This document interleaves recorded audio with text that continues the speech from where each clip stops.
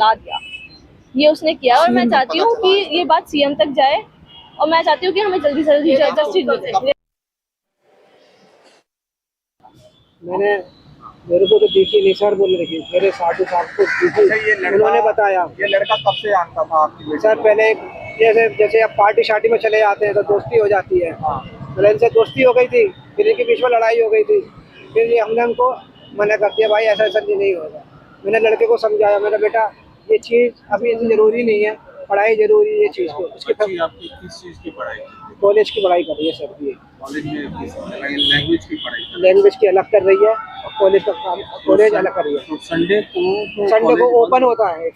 हाँ, ये विवेकानंद है, शादरे के पास ही आसपास है। अब आप क्या चाहते हैं? आप मैं सर उसको चाहता हूँ कि उसको सजा, कड़ी से सजा मिले, फांसी मिले उसको। मेरी लड़के का नाम है अस्करी। ये कहाँ रहता है ये लड़का? ये रानी बाग में रहता है।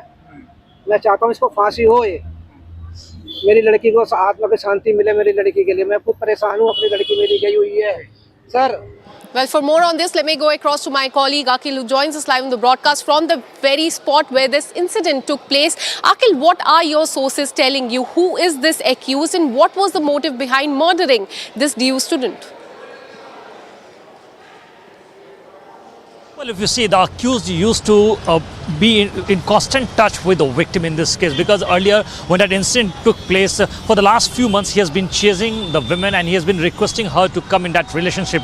And what we have been learning from the victim's close aides that she was resisting it and she refused to be in relationship with that person. So the jilted lover basically requested her to come for the last time and meet for the last time in Mehroli's Sanjay 1 area. And after that, when she arrived over there, and she then again requested him to leave from that point, from that place. And after that, he took her to a nearby forest area and tried to strangulate her. When she resisted, then and after that, he stabbed her multiple times, in which she got badly injured. And then after that, he put a kerosene oil on the body of the victim. And after that, the he left the charred body and started to cook up another story. From that point in time, he made another call to the victim's family members, saying that there was someone else who basically attacked both of us, and in that attack both of us got injured, and I was taken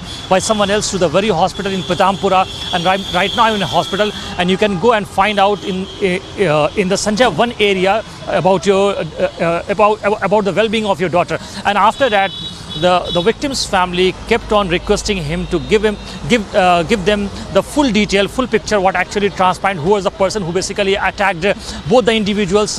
He stopped taking calls, and after that, what has happened, that the victim's family have reached to the Mehroli police station and they have filed a complaint. And after that, by late evening, what we have seen, that a team from the South District Police team, which is led by DCP Ankit Chauhan. Right, so very concerning news coming in from the national capital. A stalker has murdered this 18-year-old student from the Delhi University. Now shifting our focus to Congress versus Congress as far as the Operation Sindoor is concerned. On one hand, the Congress party has issued an advisory asking the leaders not to give any statements that deviate from the party line. On the other hand, what we're learning is that a statement has come from Congress leader Salman Khurshid. He has hit back at the Congress party of the comments made on his participation as far as the delegation that went across the world. Khurshid has said, and I quote, "I am doing what is required for the nation, and it is distressing that people at home are calculating political allegiances," is what he has said. Listen in.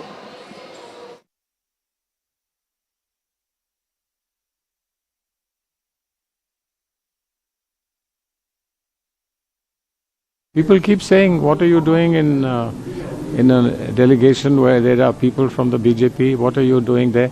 Now, what are we doing here? We are doing here is what is needed for the country. No matter which party you're from, today what is needed is a single voice to speak in favor of the nation. And that's what we are doing here. And I think when I say, is it so difficult to be a patriot? That's the question that understand carries with it a certain structured legal connotation. Talking to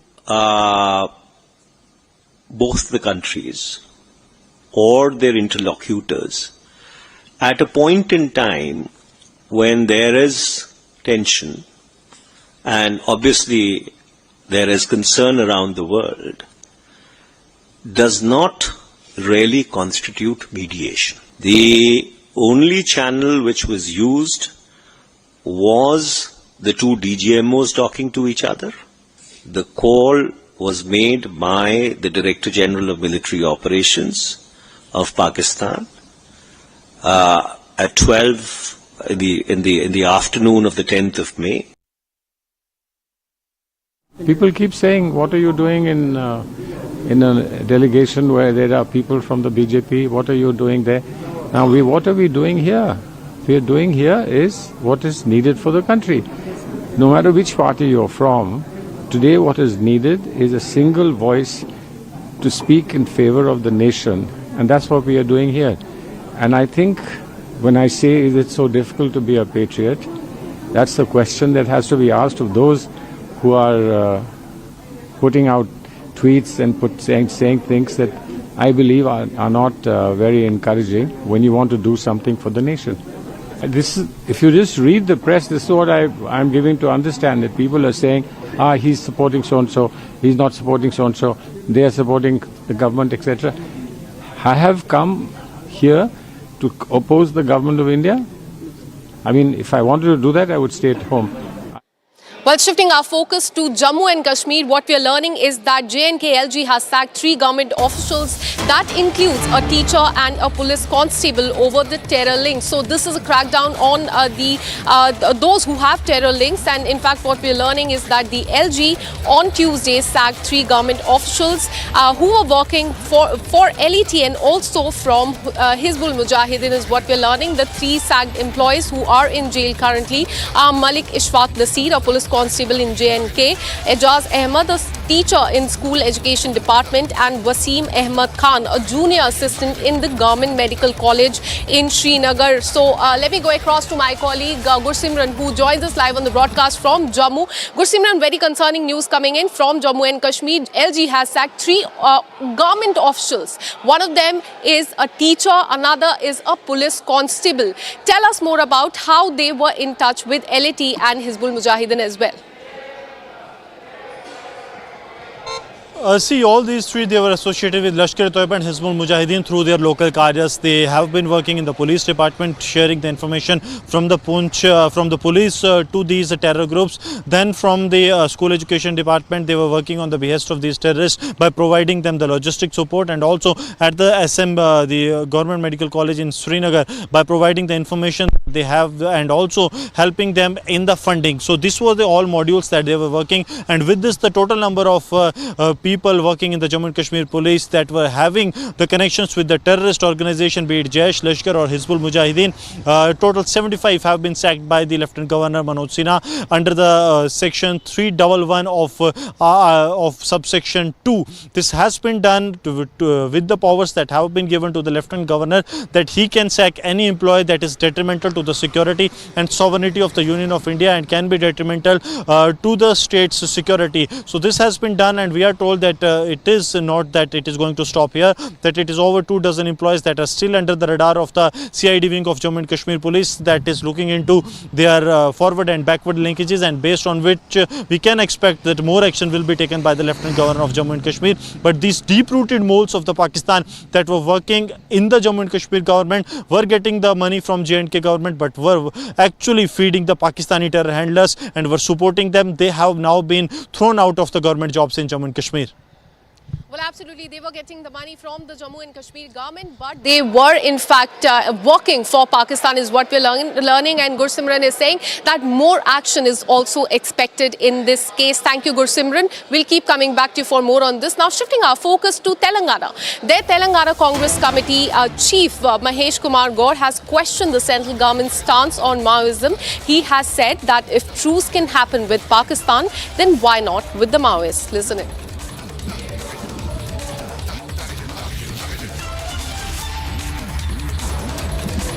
All right, so this in fact statement has come from Telangana Pradesh Congress Committee Chief Mahesh Kumar Gaur. He has drawn comparison between the truce with Pakistan with that of with the Maoist, that is Red Terror. He has said that if there can be a truce with Pakistan, a ceasefire between the two countries, then there should also be talks with Maoist, is what he wants to say. Listen in.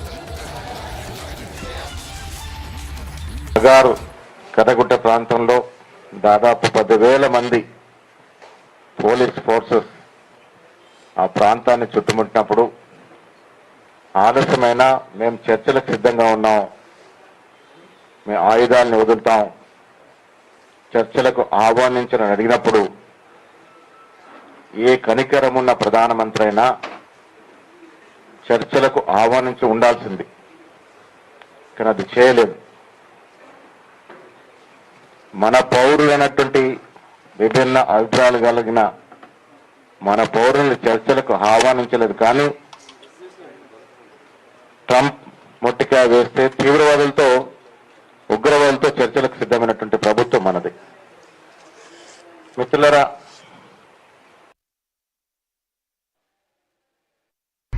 Pakistani आतंकवादी हो या नक्सली हो, Congress party हमेशा vote bank नीति को राष्ट्र सुरक्षा नीति के ऊपर रखती है, परिवार और दल हित को देश हित के ऊपर रखती है, वोट हित देखती है. देखिए ना, पहलगाम में पाकिस्तानी आतंकवादियों को क्लीन चिट इनके नेताओं ने दिया, याद होगा विजयवड़त्तीवार थे मैया जी. अब तेलंगाना कांग्रेस के अध्यक्ष कहते हैं कि नक्सलियों के साथ सीज फायर हो जाना चाहिए. वैसे तो सीज फायर पाकिस्तान के विषय में करते रहते हैं, सीज फायर कौन चाहता है ये देख लीजिए. आज जब नक्सलिज्म पर एक करारा प्रहार हुआ है और 125 डिस्ट्रिक्ट से गिरकर 85% नक्सलिज्म भारत में कम हुआ है, मात्र कुछ डिस्ट्रिक्ट्स में बाकी है और वो भी 2026 आते आते समाप्त हो जाएगा. बसवराजू जैसे बड़े नक्सली कमांडर मारे गए हैं, तो कांग्रेस पार्टी नक्सलियों के लिए अब आंसू बहा रही है. For more on this, let me go across to my colleague Aneri, who joins us from Hyderabad. Aneri, now this Congress leader, the Congress chief in Telangana, in fact, is seeking truce with the Maoist as well. But on the other hand, we are witnessing sharp reaction coming from the Bharatiya Janata Party. They are saying that Congress is crying for Maoists. Give us more details as to how the war of words between the two parties are proceeding.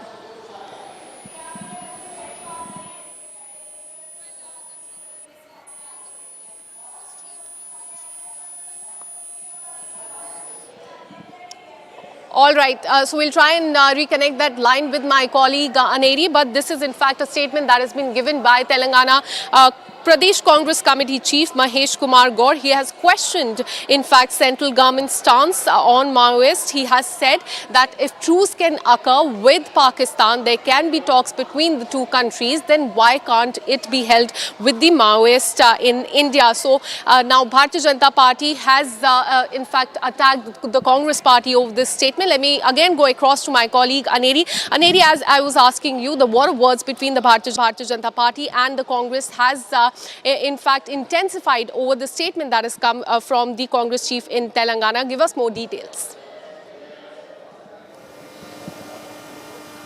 Well, that's right. What we see is that the Telangana Congress chief, Mahesh Kumar Gaur, has now come out with a statement while he was addressing a roundtable conference regarding the Maoist issues. And now where we see that on one side he has hit it out at the central government, saying that when they can have talks with the enemy states and put a ceasefire, then why not have talks with Maoist? Where we see that he has also gone on to question the Operation Kagar that was recently taken place at the bordering states. And also now we see that the BJP has hit it out at the Congress leaders for making such comments. And not only that, Mahesh Kumar Gaur is not the first leader to talk about the ceasefire which has been announced by the government of India with Pakistan, whereas earlier also we had seen that how Chief Minister Revanth Reddy and other leaders also had went on to question the central government over Trump announcing the ceasefire and why not the central government. And now we see Mahesh Kumar Gaur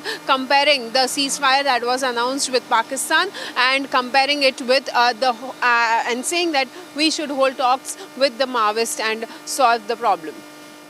Absolutely, and BJP has reacted strongly to this, saying that Congress party is crying for Naxals there. Aneri, thank you for all details. We'll keep coming back to you for more on this. Now, shifting our focus to the northeastern state, let's now talk about Imphal, which continues to reel under the flood-like situation in several areas after the heavy rainfall which has been going on in the last few days. What we're learning is that the low-lying areas in Imphal, in and around the city, are the worst affected as the storm water drainage system has failed to cope up with the excess water that is coming in. Now, Indian Army has also been pushed into action. The operation there continues. Here is a quick report. Have a look. Torrential rains over the past few days have led to a massive breach of the Imphal River's embankment at 4 points, causing extensive flooding in the Imphal East. Evacuations and rescue operations are underway in full swing. Manipur Fire Service, Assam Rifles, SDRF, NDRF and Indian Army are conducting joint evacuation operations to rescue stranded people. Videos coming in from capital Imphal showed civilians being evacuated on boats while the houses remained submerged. Rescue officials are reaching flood-affected areas and assisting the elderly and children to get into rescue boats. Since Sunday, extensive rescue operations are being conducted in flood-affected areas. More than 1,500 people across various districts have been rescued so far.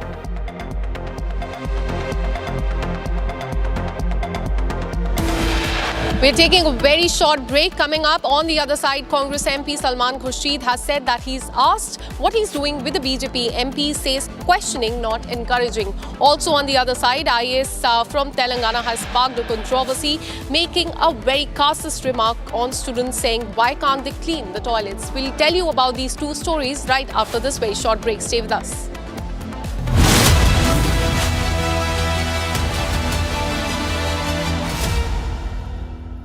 आधे bowl दही में 4 चम्मच MDH चटनी पुदीना मसाला डाला, stir करो, पुदीना चटनी तैयार। MDH चटनी पुदीना मसाला। विमल में गुलिस्तां की ये कुछ लजीज फरिश्ते जब साथ घुले तो जी ललचाए और दिल कहे कि स्वाद की इस जुबान में खुद को ऐसा डुबाऊं कि निकल ना पाऊं। विमल की जुबान कुछ है ही ऐसी, मानते हैं ना? विमल, बोलो जुबान केसरी। अब छोलिया हो या लोबिया, सफेद चने या काले चने, सब कुछ मजेदार बने।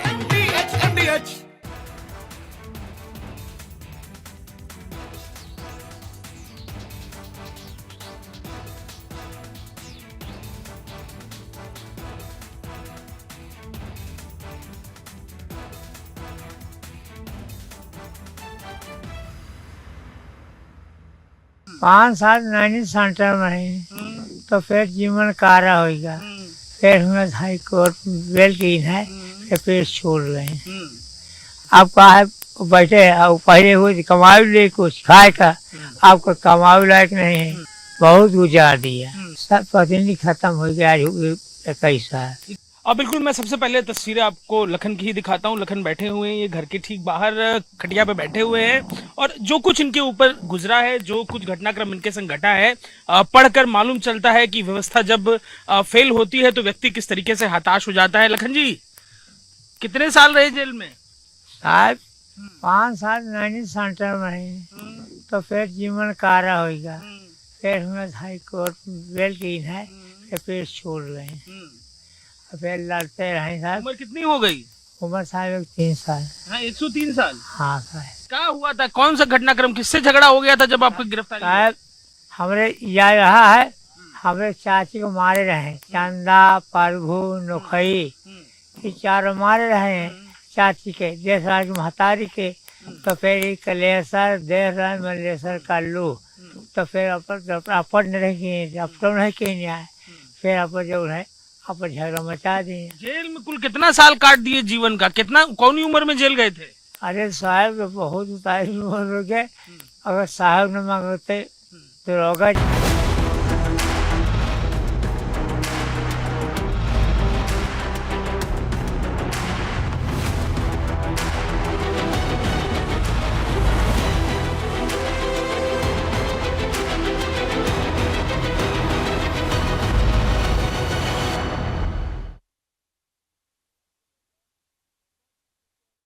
QS and THE, the world's foremost university rankings organizations, have ranked Amity amongst the top 3% universities globally, making it among the very few Indian universities to be included in both rankings. Yet another top ranking for Amity University. दादी के हाथों का जादू और खुशबू से महकता घर, माँ की मुस्कुराहट और खाने की सुगंध, MDH गरम मसाला, क्योंकि हर रिश्ता है स्वाद से जुड़ा। विमल में गुलिस्तां के ये कुछ लजीज फरिश्ते जब साथ घुले तो जी ललचाए और दिल कहे कि स्वाद की जुबां में खुद को ऐसे डुबाऊं कि निकल ना पाऊं। विमल की जुबां कुछ है ही ऐसी, मानते हैं? विमल बोलो जुबां कैसी? 5 साल नैनी सेंटर में रही तो फिर जीवन कारा होगा, फिर हमें हाई कोर्ट बेल की है, फिर छोड़ गए। अब कहा है बैठे पहले हुए कमाई ले कुछ खाए का, आपको कमाई लायक नहीं है, बहुत गुजार दिया, सब प्रतिनिधि खत्म हो गया 21 साल। अब बिल्कुल मैं सबसे पहले तस्वीरें आपको लखन की ही दिखाता हूँ। लखन बैठे हुए हैं, ये घर के ठीक बाहर खटिया पे बैठे हुए हैं और जो कुछ इनके ऊपर गुजरा है, जो कुछ घटनाक्रम इनके संग घटा है, पढ़कर मालूम चलता है कि व्यवस्था जब फेल होती है तो व्यक्ति किस तरीके से हताश हो जाता है। लखन जी, कितने साल रहे जेल में? साहब 5 साल नैनी सेंटर में रही तो फिर जीवन कारा होगा, फिर हमें हाई कोर्ट बेल की है, फिर छोड़ गए। फिर लड़ते रहे साहब। उम्र कितनी हो गई? उम्र साहब 3 साल। हाँ, 103 साल। हाँ साहब। क्या हुआ था? कौन सा घटनाक्रम, किससे झगड़ा हो गया था जब आपको गिरफ्तारी? साहब हमरे यह रहा है, हमारे चाची को मारे रहे, चंदा, प्रभु, नुखई, ये चारों मारे रहे। We don't just get you the headlines, we report on them. We get information from the highest level of sources. We get you news from the men in uniform, from those on the front. At Republic School of Journalism, you will learn how real reporting is done on the ground and in real time. The RSG Diploma course begins on June 30th. If you want to lead the story, start here.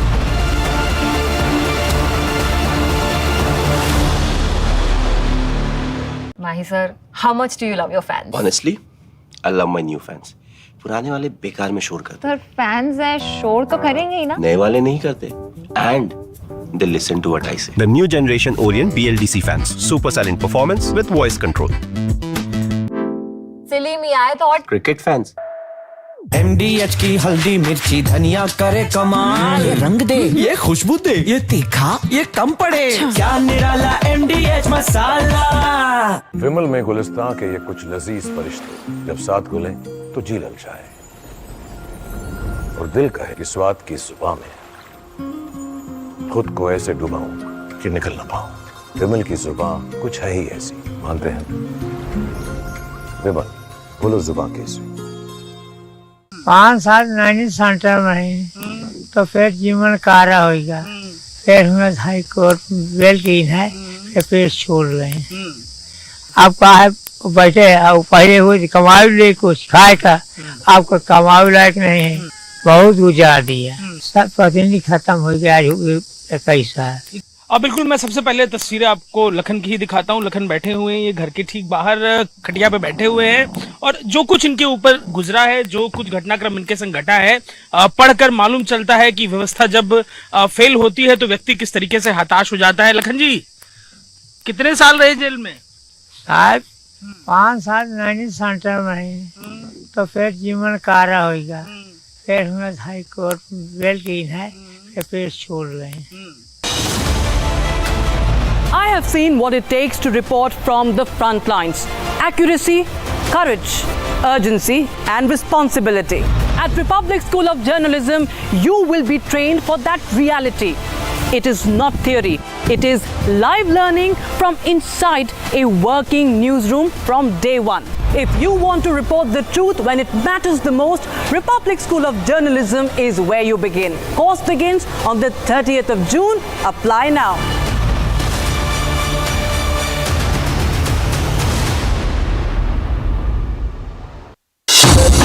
Summer is here. Is your home ready for the heat? Keep your roof cool and your home comfortable all summer with Roof Cool and Seal.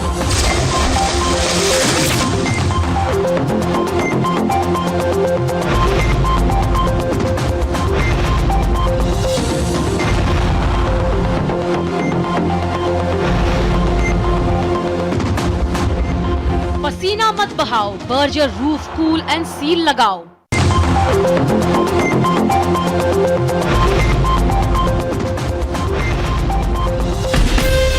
From Asia's largest news headquarters, setting the agenda for Bharat.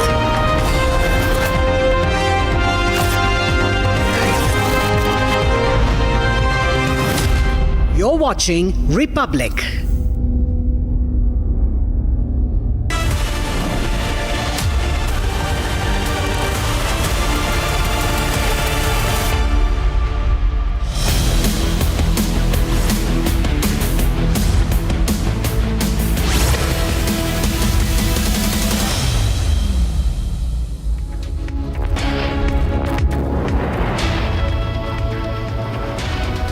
Very good afternoon, ladies and gentlemen. Thank you for staying with Republic TV. You're watching Live and Breaking this Tuesday with me, Oyana Mitra. The Karnataka High Court viewers has come down heavily on actor Kamal Haasan after he refused to apologize for his controversial remarks on the language row. Tracking that story and a lot more for you, but first the headlines at 1 p.m.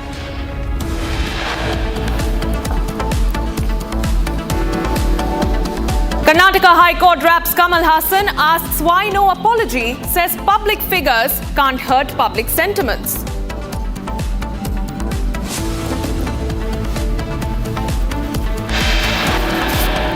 Telangana Congress chief sympathizes with Maoists, questions why no talks with Maoists.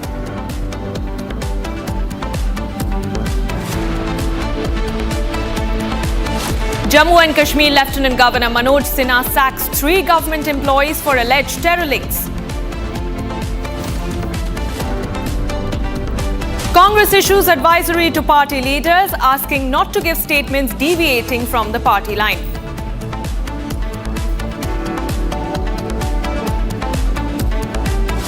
People keep saying, what are you doing in a delegation where there are people from the BJP? What are you doing there? Now, what are we doing here? We are doing here is what is needed for the country. No matter which party you're from, today what is needed is a single voice to speak in favor of the nation. Congress MP Salman Khurshid says he's asked what he's doing with BJP MPs, says questioning is not encouraging. Pakistan's Punjab Assembly Speaker admits ties with Hafiz Saeed, says his father and Saeed were like brothers.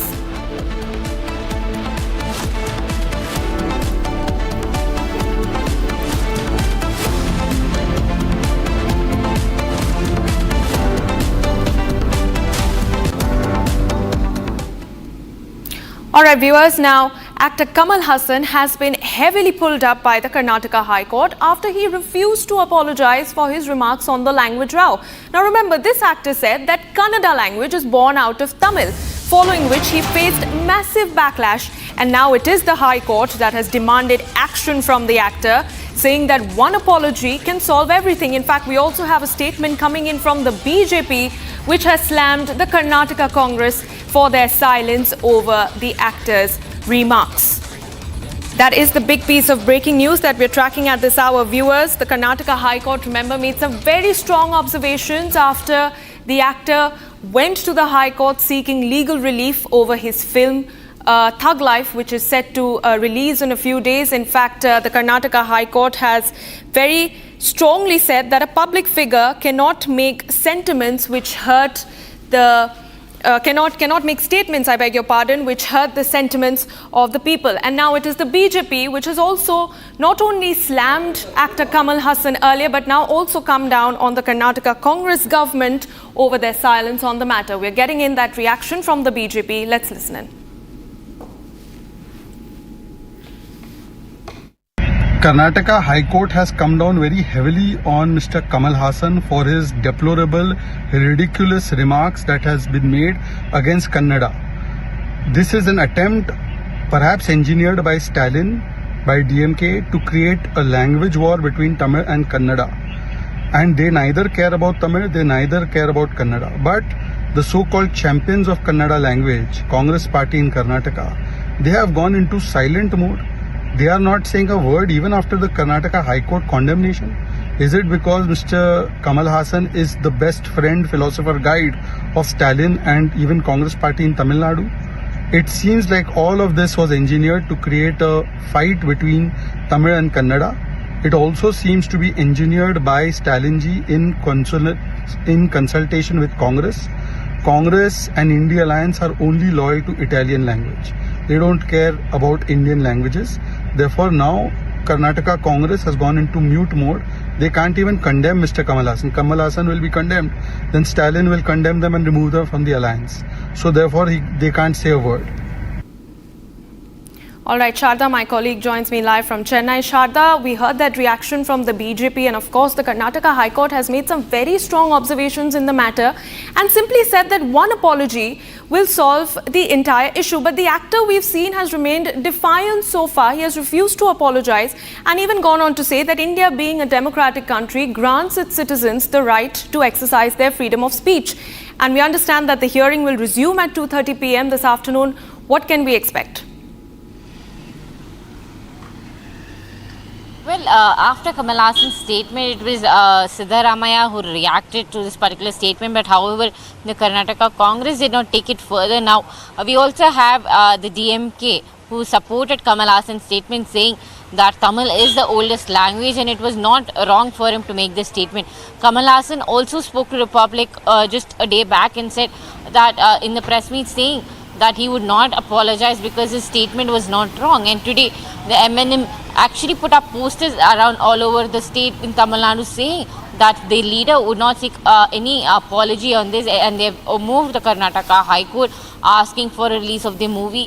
The Makkal Nidhi Mayam told us today morning that this is not the first time that Kamal Haasan's film has come under the scrutiny, and that they have multiple times approached the High Court for release of a film, and that they'll still fight it out, and their ideology and their stance on this particular issue won't change is what the latest update is. So we have to wait and see if the High Court, the Karnataka High Court, which is given them time till 2:30, would accept the apology if given by Kamal Haasan or not, or if Kamal Haasan continues to stay in the stance. We have to see what the Makkal Nidhi Mayam would be doing to make sure that Kamal Haasan's film Thug Life would be released in Canada. Yes. Absolutely, Sharda. Thank you so much for giving us those inputs. All eyes now remain on that High Court hearing, which is set to resume at 2:30 p.m. in the afternoon. This afternoon, viewers. All right, now we shift focus to what's been happening in the northeast, viewers. Now, helicopters have been deployed by the NDRF teams to North Sikkim for relief operations in the aftermath of massive floods and landslides. Now, in response to the ongoing disaster in North Sikkim, one V5 helicopter has landed at Pakyong Greenfield Airport, deploying teams from the National Disaster Response Force. Now, these NDRF units are equipped with satellite phones and essential emergency equipment, and the first sortie of the day, comprising 23 NDRF personnel equipped with essential supplies, has now successfully proceeded towards Chatham. Those are the visuals on your screen of the choppers that have been deployed by the National Disaster Response Force, viewers. In fact, the situation in Sikkim and across many states in the northeast has been pretty grim in the aftermath of continuous rains and floods.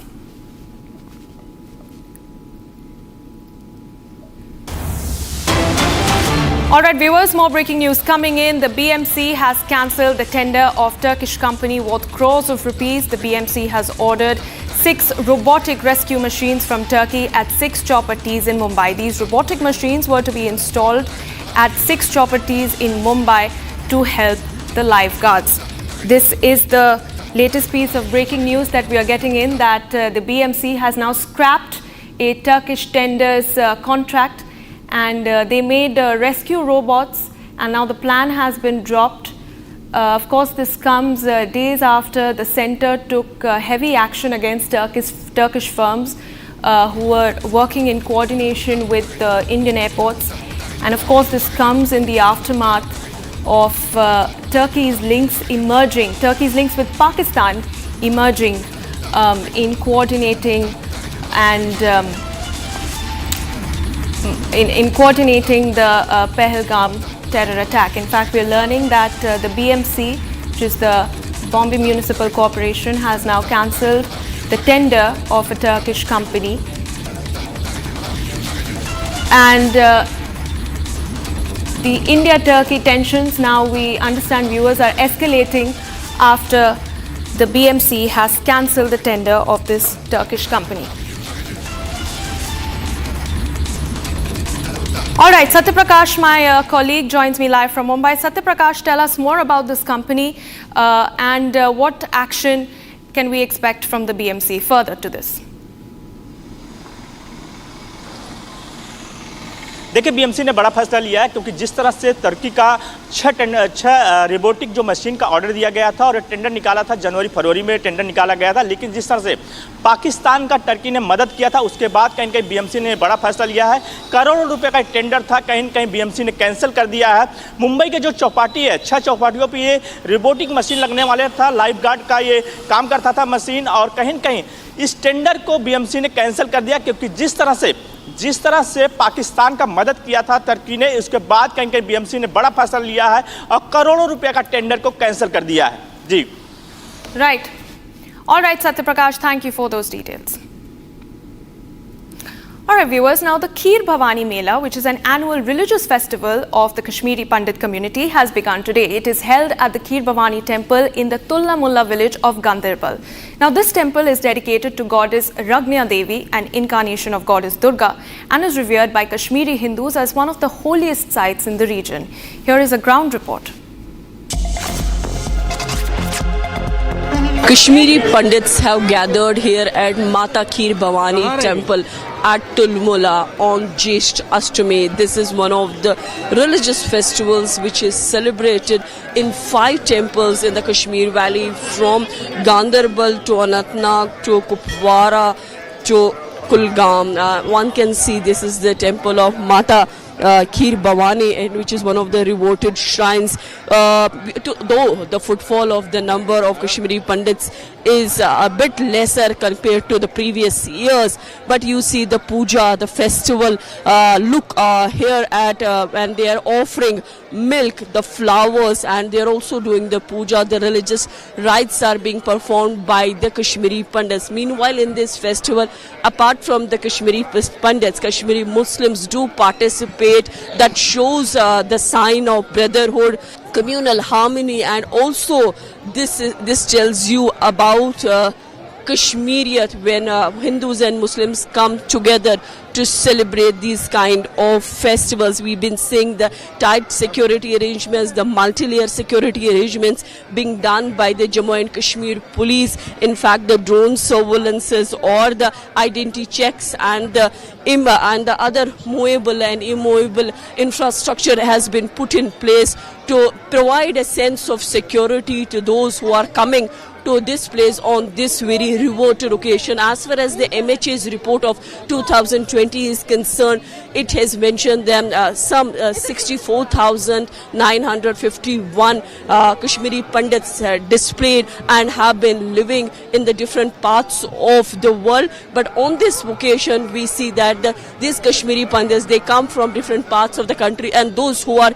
still settled here, they come here to offer, to do the rituals. All right, shifting focus to more breaking news coming in. Tensions grip parts of Karachi post midnight after prisoners launched a sudden and organized assault on the police within the jail premises. In fact, there's been a massive jailbreak in Karachi, viewers, as the situation spiraled out of control. The police responded with heavy aerial firing in an attempt to regain order and prevent the mass jailbreak. Those are the visuals on your screen of a violent clash between the prisoners and the police. And dozens, we are learning, have escaped this jail in the aftermath of I beg your pardon, following in the aftermath of earthquake tremors. Akansha, my colleague, joins me for more from the newsroom. Akansha, very dramatic visuals coming in from Karachi. You have the details. Please take us through it. Well, absolutely. You see, a jail in Karachi turned into a battlefield after what we're learning so far is that several prisoners were shifted out of their cells after there was an earthquake there. Then there was a wall collapse and then a commotion started. In fact, we are getting the dramatic visuals from Karachi in Pakistan. And as you can see in the visuals, what the locals have told the reporters there is that there was fighting between police and the prisoners there. They attempted to break away from the jail, and all this after, in fact, they were shifted out from their cell. They were made to, in fact, wait there. There was an earthquake and then there was a wall collapse, after which they tried to flee away. So a jail in Karachi completely turned into a battlefield after the police tried to control the situation. But what we're learning so far is that many prisoners have fled from this particular jail. Yes. All right, Akansha, many thanks for those details. We'll keep coming back to you for more. For now, for the moment, viewers, we shift focus to more breaking news coming in. Actor Kamal Haasan now has issued a letter stating that his words were misunderstood. And he has also gone on to say that the Kannada language has proud literacy and cultural tradition, which he has always admired. So just moments after the High Court, the Karnataka High Court, pulled up the actor over refusing to apologize for his earlier remarks on the language row, the actor has now issued a statement offering, saying that his statements were misunderstood. In fact, this is a letter that he has issued, viewers, and he has said, and I quote, that my words were intended only to convey that we are all one and from the same family, and not to diminish Kannada in any way. There is no dispute or debate on the rich legacy of the Kannada language. Sharda, my colleague, joins me from Chennai. Sharda, is this damage control by the actor? Because we've seen very strong observations made by the Karnataka High Court, and now he's not really apologized, but now he's actually gone on to say that his words were misunderstood. Well, it is true that this letter comes in right between the time the court has given him to us to seek an apology and immediately ask for forgiveness from the Karnataka Film Chamber for the statements that he's made against that language. However, Kamal Haasan continues to say that his love for the language, especially calling Karnataka the extended family, and M&M also continues to support the actor, saying that his statements were made out of love for the language of Kannada and the people in Karnataka. This letter comes in right in time when the court has sought an apology openly from him. However, the actor continues not to say a sorry. However, we have to wait and watch if the 230 case verdict pronounced by the Karnataka court will accept this particular letter of Kamal Haasan to be taken in the eye of whether the actor is seeking an apology or not. However, it's made very clear that Kamal Haasan is not using the word sorry in this letter. Yes.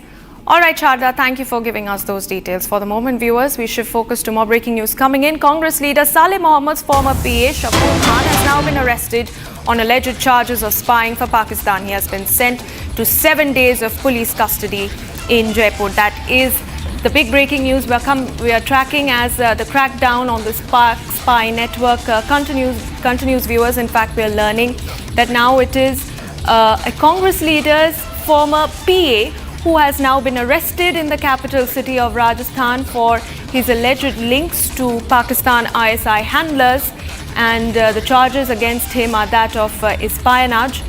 And this is the action that has been taken by the Rajasthan police after they got intel that this man, who goes by the name of Shakur Khan, had links to Pakistan.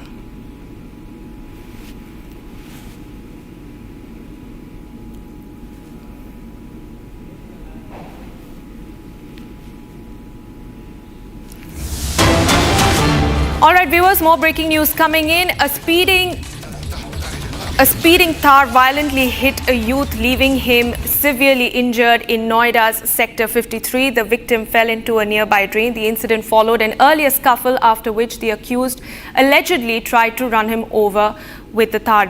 A video of the incident has now gone viral on social media. The police have taken cognizance of this video.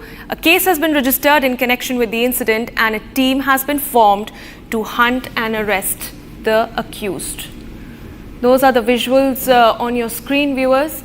This dramatic visuals coming in from Noida, where a speeding Thar has hit a youth in Noida sector 53, and we are learning that this Thar run over the youth after a brawl between the duo, after which he escaped, and now a team has been formed by the Noida police to identify and hunt down the accused.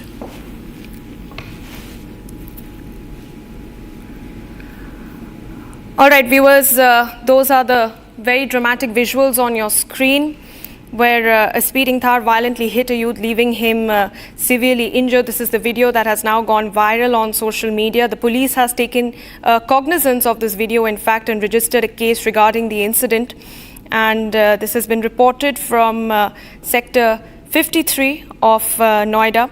And we're learning that first there was a fight between the driver and this youth, after which a brawl was reported, following which this man, the accused, run over his high-speed Thar over the youth, causing him serious injuries. A case has been registered as this video has gone viral.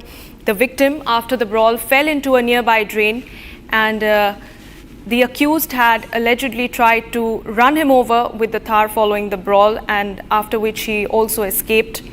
And we're also learning that a team has been formed to arrest the accused, and a case has been registered in the incident.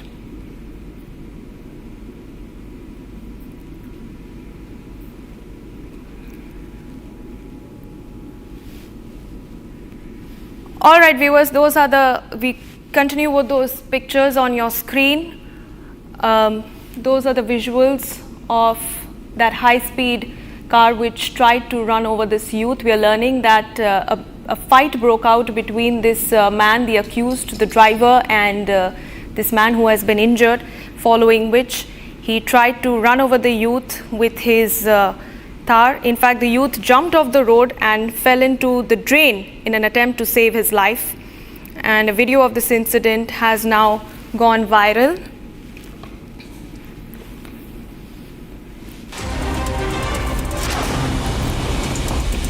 ISRO has successfully conducted the third hot test of semi-cryogenic engine. ISRO started a series of performance evaluation tests in March regarding the semi-cryogenic engine power head test article. It comprises all the engine systems except the thrust chamber. Ranchi police have arrested the auto driver and his associate accused of gang raping a minor. Police said that on May 31st, a girl was gang raped in the Ratu police station area. After that, the police took immediate action. Under the direction of the Ranchi Superintendent of Police, the girl was brought to the police station.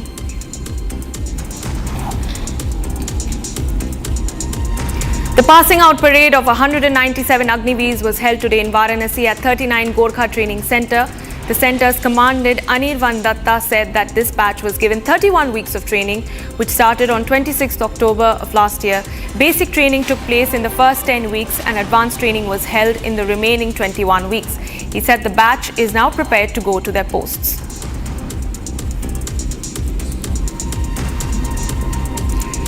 AIMIM MP Asaduddin Owaisi arrived at the Hyderabad airport after concluding the all-party delegation meeting abroad. He visited many countries over the last few days with other members of the all-party delegation led by BJP MP Vijayapura Panda. The delegation conducted meetings in Algeria, Saudi Arabia, Kuwait and Bahrain. Rituals of Pran Pratishtha of Ram Darbar have started on the first floor of the Sri Ram Janmabhoomi temple in Ayodhya. This marks the second phase of the Pran Pratishtha ceremony at the temple. The rituals of fire offerings, accompanied by the chanting of 1,975 mantras, recitation of devotional hymns such as the Ram Raksha Shrotra and the Hanuman Chalisa, will be held on June 3rd and 4th from 6:30 a.m. and 6:30 p.m. Mahamandaleshwar Vishnudas shared that lakhs of devotees are visiting the Sri Ram Janmabhoomi temple after taking dip in the Sarayu river. People are seen chanting and offering their prayers. An official statement has revealed new stats regarding the ongoing waterlogging situation in the Imphal area of Manipur. Officials shared that a fresh breach of embankment was reported at Bashikong in Imphal East District yesterday. after the Kongba River breached its embankments. Several localities in Imphal have been flooded due to a swollen river breaching embankments and overflowing in Kurai and Chekon areas. During the Manipur floods, a total of 10,000 houses have been damaged and more than 56,000 people have been affected.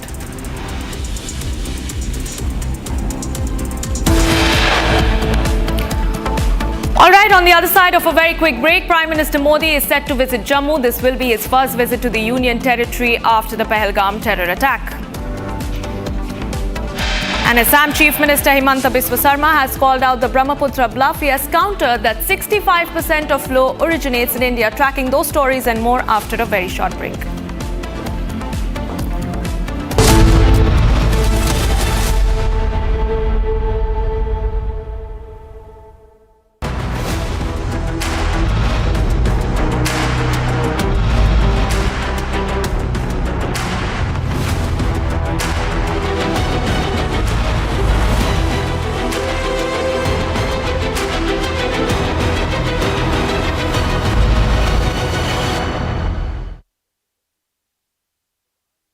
Namaste. I am Arpit Tiwari, a student from Mumbai. Our nation stands at a powerful turning point, a time of great possibility.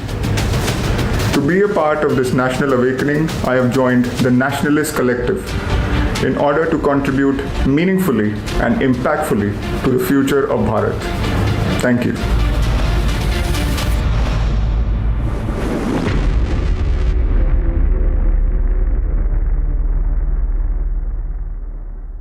Secret recipe MDH का जीरा SIP jaljeera मसाला। SIP SIP जीरा SIP MDH का jaljeera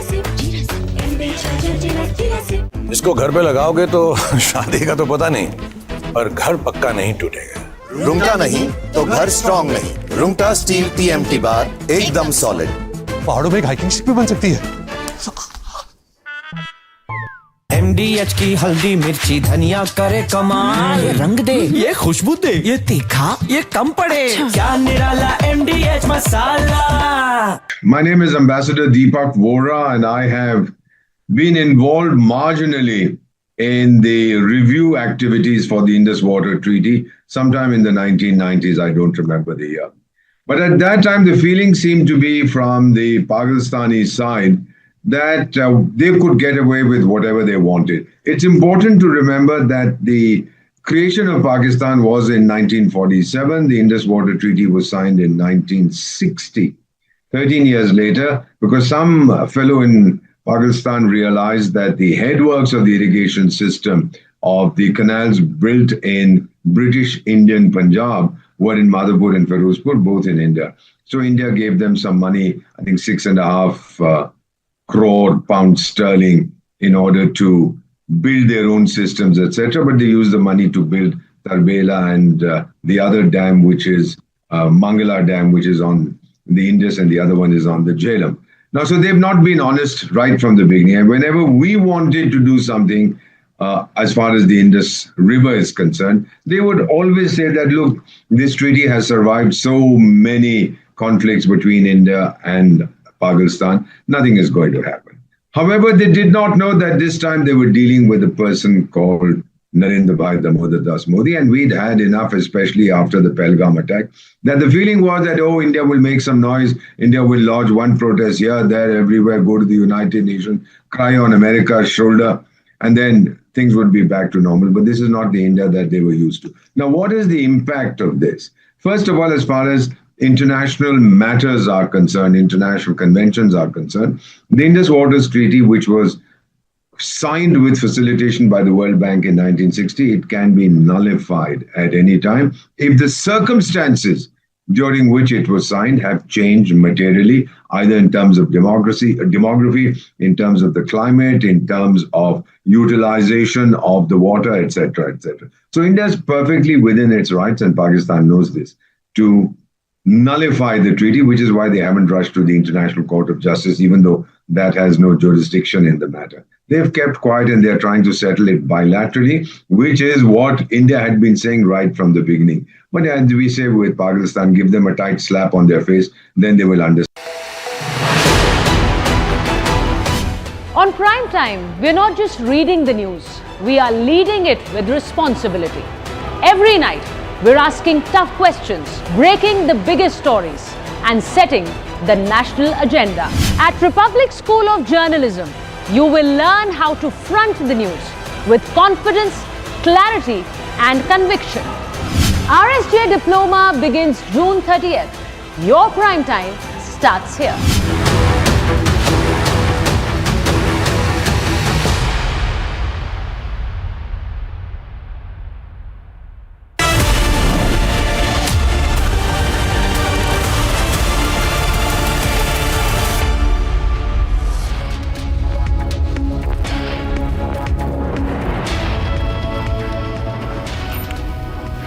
A very good afternoon, viewers. It's 1:30 p.m. and you're watching Live and Breaking with me, Antara Gupta. We are tracking a lot of big stories for you in this edition, but first, as always, a quick check of the headlines.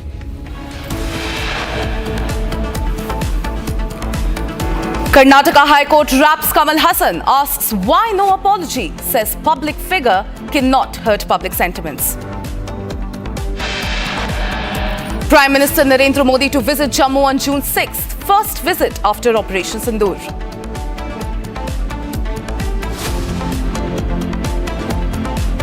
Telangana Congress chief sympathizes with Maoists, questions why no talks with Maoists.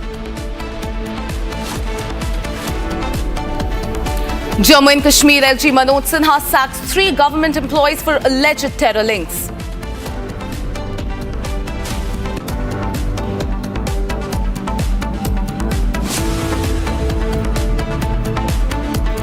Congress issues advisory to party leaders asking to not give statements deviating from party line. मेरा एक रिश्ता है हाफिज सईद साहब के साथ, मेरे वालिद मरहूम के साथ उनका बहुत गहरा तल्लुक था। मलिक रशीद साहब के साथ उनका भाइयों जैसा रिश्ता है। Pakistan's Punjab Assembly Speaker admits ties with Hafiz Saeed, says his father and Saeed were like brothers.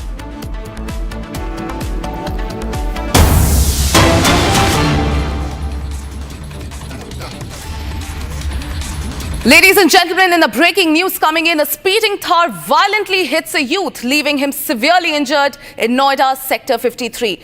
The victim, as you can see on your screens, fell into a nearby drain. The incident followed an earlier scuffle, after which the accused allegedly tried to run him over with the Thar. A video of the incident has now gone viral on social media.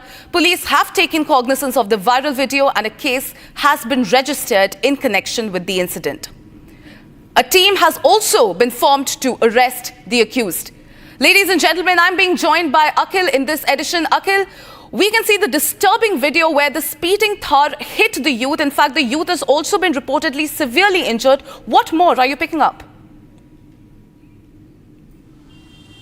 Well, absolutely. If you see the latest breaking that we are getting from Noida Sector 24 area, that there was a scuffle which broke out between 2 persons who were known to each other for a very long time. They were very good friends, and the basically incident took place after a brawl took place. If you see, due to a social media post regarding some another friend, and after that, what we have seen that that the first person attacked the second person physically, and after that, when he attacked him, then the second person entered into his Thar car, and then he just moved from that car and then pushed the second person who was just walking on that bylane. So, and in that video, you can see the video.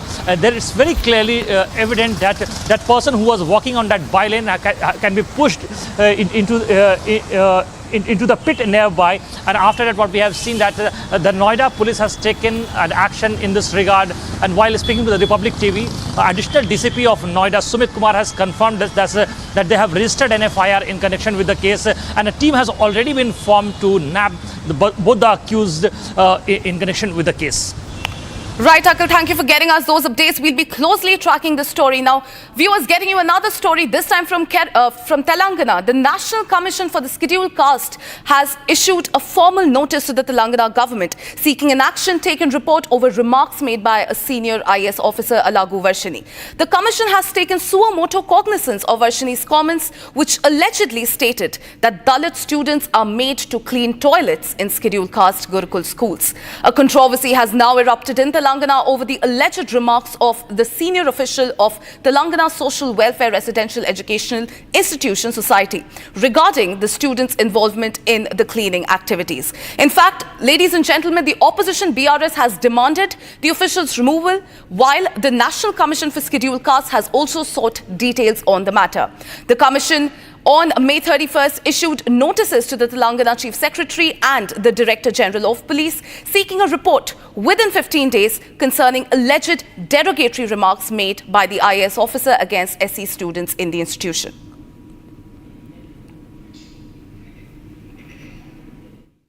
So I think this way students ki enta pedda nashtamautundi vallaki ante oka samvasaram mottham kalipi chuste aa nellaki aa pillagadu ఒక నెలకి ఒక 20 గంటలు పని చేసి ఉంటాడు.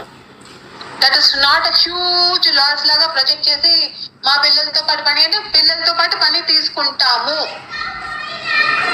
మన ఈ పిల్లలు they are not from too much posh society where వాళ్ళు వెళ్ళి కూర్చున్న వెంటనే టేబుల్ మీద భోజనం వచ్చేస్తుంది, వాళ్ళ ఇంట్లో ఇలా కొడితే క్లీనింగ్ మనుషులు ఉంటారు, అలాంటి పిల్లలు కాదు. మన పిల్లలు అందరూ 2 లక్షల కంటే తక్కువ ఉన్న ఫ్యామిలీ నుంచి వస్తున్నారు. చదువు నేర్చుకోవాలి, ఆ బాధ్యతలో మనం ఉన్నాము. సో ఎవరైనా మిమ్మల్ని పని చెప్పించుకుంటున్నారని బదిలిస్తే ఇట్ ఇస్ బై ఆర్డర్ అని. They have to do roti making, they will do roti making. Somebody called from Jammikunta sending me photographs. పిల్లలతో పాటు రోటీ చేపిస్తున్నారు. అయితే మంచిది, నేను అది ఫోటోగ్రాఫ్ మా ప్రిన్సిపల్స్ అందరూ గ్రూప్ లో పెడతాను. చాలా మంచిది. పిల్లలతో పాటు రూమ్ క్లీనింగ్ చేపించుకుంటున్నారు. They must do the room cleaning. Who will clean their rooms? Okay, once sweeper వెళ్ళి క్లీన్ చేస్తారు, 4సారి పిల్లలు ఎందుకు క్లీన్ చేసుకోరు? పిల్లలతో పాటు టాయిలెట్ కడిపిస్తున్నారు. Why can't they clean their own toilets? Let's cut straight across to Aneri, who joins me from Hyderabad. Aneri, this is indeed an extremely disturbing comment that has been made by the IAS officer against the SC students. What more details are you picking up on this, Aneri? Well, what we are seeing is that now the National SC Commission has issued notice to the state government over the statement that the remarks that were made by the IAS officer Varshini, where we see that she happens to be the secretary of the Telangana Welfare Residential Schools, and also at the same time where she went on to state that why not the students can clean their own rooms and also toilets at least once is what she has been stating. Well, now this has sparked a massive controversy, and that's the reason why we see that the National SC Commission has issued notice to the government to take action. Well, the government is yet to respond on this matter, but yes, we see that a massive controversy that has erupted, where on one side we see that this IAS officer seems to be stating that they are not posh children, that once they come on the table and sit and they will be immediately served food. They have to do their own work, they have to work in kitchen, they have to clean their room, they have to also clean the toilets, is what this IAS officer seems to be making a controversial remark now. Well, thank you, Aneri. Thank you for getting us those updates. We'll be closely tracking the story. Ladies and gentlemen, getting you another breaking news from Telangana. Now, the Telangana Pradesh Congress Committee Chief Mahesh Kumar Gaud has questioned Centre's stance on Maoism. He has said that if truce can happen with Pakistan, then why not with the Maoists? He even accused the union government of using anti-Maoist operations as a means to displace the tribal population. And not just this, viewers, he even criticized the Modi government for not accepting the offer of talks that were made by the Maoists. This is the big breaking news that we are tracking in. Telangana Pradesh Congress Committee Chief Mahesh Kumar Gaud is blatantly sympathizing with the Maoist terrorist.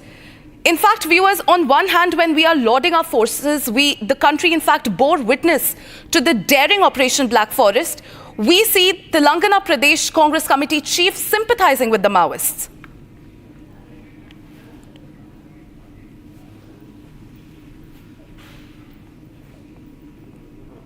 కరగుట్ట ప్రాంతంలో దాదాపు 10,000 మంది police forces ఆ ప్రాంతాన్ని చుట్టుముట్టినప్పుడు ఆలస్యమైన మేము చర్చలకు సిద్ధంగా ఉన్నాం, మేము ఆయుధాలను వదులుతాం, చర్చలకు ఆహ్వానించని అడిగినప్పుడు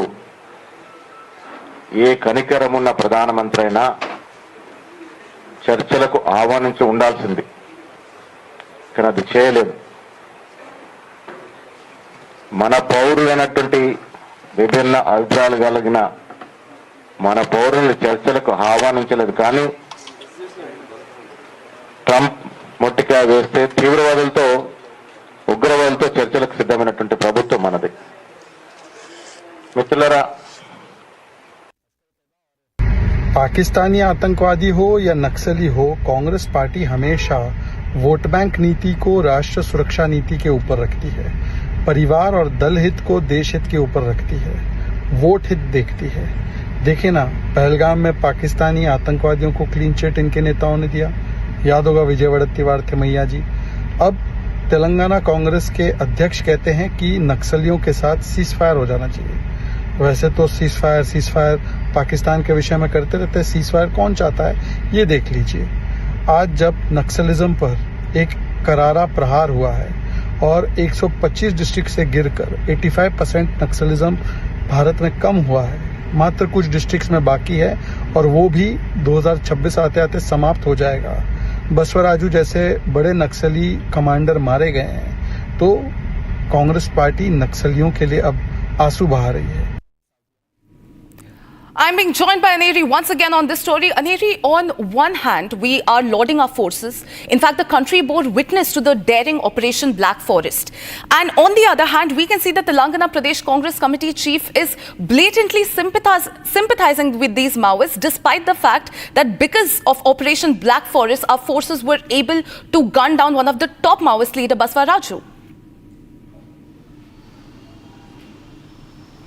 Well, that's right. What we see is that yet another controversial statement coming in from the Congress leader, and he happens to be the Congress Telangana chief, where he is stating that on one hand, when we can see that the central government, central government can hold ceasefire with Pakistan when there was Operation Sindoor that was carried out, but then why not hold talks with the Maoist is what Mahesh Kumar Gaud has stated. Well, we have been seeing that how the Congress leaders time and again have been questioning that why and under what pressure did the central government come that they had to announce ceasefire, and why did Trump announce ceasefire is what the question the Congress leaders have been asking. And now we see that Mahesh Kumar Gaud has stated that when holding talks and announcing ceasefire can happen with Pakistan, then why not hold talks with the Maoist. And also remember, the Congress leaders continue to question the central government over the Operation Kagar that was also taken place, where we see that many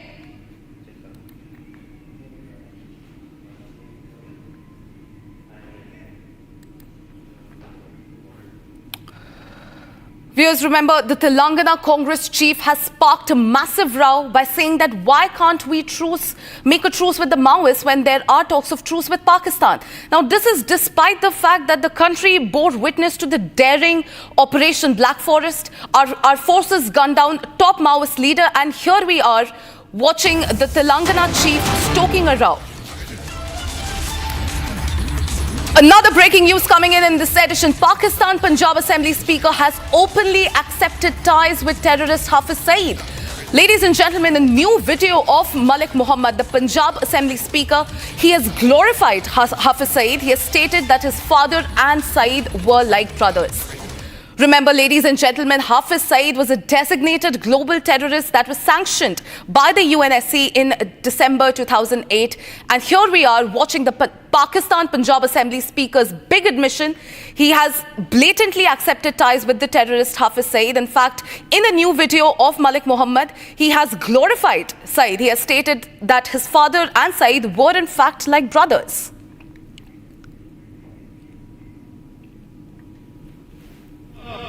Saifullah कसूरी साहब की निस्बत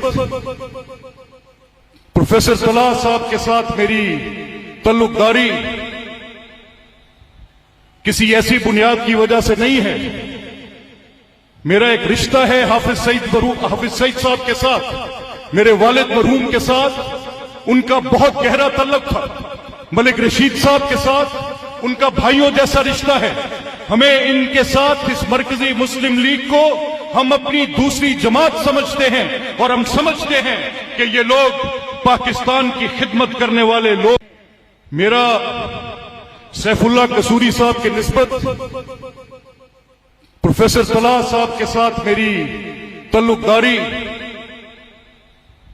किसी ऐसी बुनियाद की वजह से नहीं है। मेरा एक रिश्ता है हाफिज सईद साहब के साथ, मेरे वालिद मरहूम के साथ उनका बहुत गहरा तल्लुक था। मलिक रशीद साहब के साथ उनका भाइयों जैसा रिश्ता है। हमें इनके साथ इस मरकजी मुस्लिम लीग को हम अपनी दूसरी जमात समझते हैं और हम समझते हैं कि ये लोग पाकिस्तान की खिदमत करने वाले लोग हैं।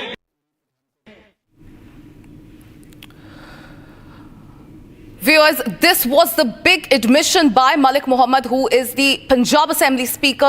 He has glorified Hafiz Saeed. In fact, he has also stated that his father and Saeed were like brothers. Remember, ladies and gentlemen, Hafiz Saeed was a designated global terrorist who was sanctioned by the UNSC in December 2008. And now we can see Malik Ahmed Khan, who is the Speaker of Punjab Assembly in Pakistan. He is openly admitting ties to the terrorist group and Hafiz Saeed. One thing is clear, ladies and gentlemen, the gap between the Pakistani government and the terrorist group seems to be getting smaller by the second. Viewers, I'm being joined by Akanksha from the newsroom. Akanksha, this is atrocious to say at the very least. At this point, they are not even pretending to hide the links. In fact, he's blatantly has admitted that his father, in fact, had ties with Hafiz Saeed. Well, as you also mentioned, the thin line between the Pakistan government and the terrorists is fast disappearing. Now, Pakistan's Punjab Assembly Speaker has come out in support of Hafiz Saeed. He said that his father and Hafiz Saeed were, in fact, brothers. A big statement that has come from him. In fact, last week is what we're learning. He also attended a function with the most wanted terrorists that also include Tala Saeed, who's the son of Hafiz Saeed. He was present at that rally. Also present in that rally was Saifulla Kasuri, who is one of the key figures behind the Pahalgam terror attack. They all were present in this event, but most importantly, Pakistan's Punjab Assembly Speaker, who has now come in support of Hafiz Saeed, calling that he and his father were actually very close. They were brothers. He was also part of this rally. So definitely now they're not pretending anymore that they have connection with the terrorists. Clearly they are attending the events with them. They are coming in support with them. So the line between them and the terrorists in Pakistan is clearly diminishing. Well, absolutely, Akanksha. Thank you for getting us those updates. Ladies and gentlemen, moving on to another big story that we are tracking now. An 18-year-old woman was allegedly murdered by a man who had been stalking her for months, and he then set her body on fire in Sanjay van after she repeatedly rejected his advances. The accused, who has been now arrested, is a first-year student of Delhi University School of Open Learning, or the SOL, as was the victim. This is the big story that we are tracking. An 18-year-old woman was mercilessly killed after being stalked for months. Despite the fact that she had rejected the accused's advances, she met the terrible fate. While the accused, Arshkrit Singh, has been arrested, the brutal murder is now coming to fore. We also have the father's reaction on this. Viewers, take a listen in.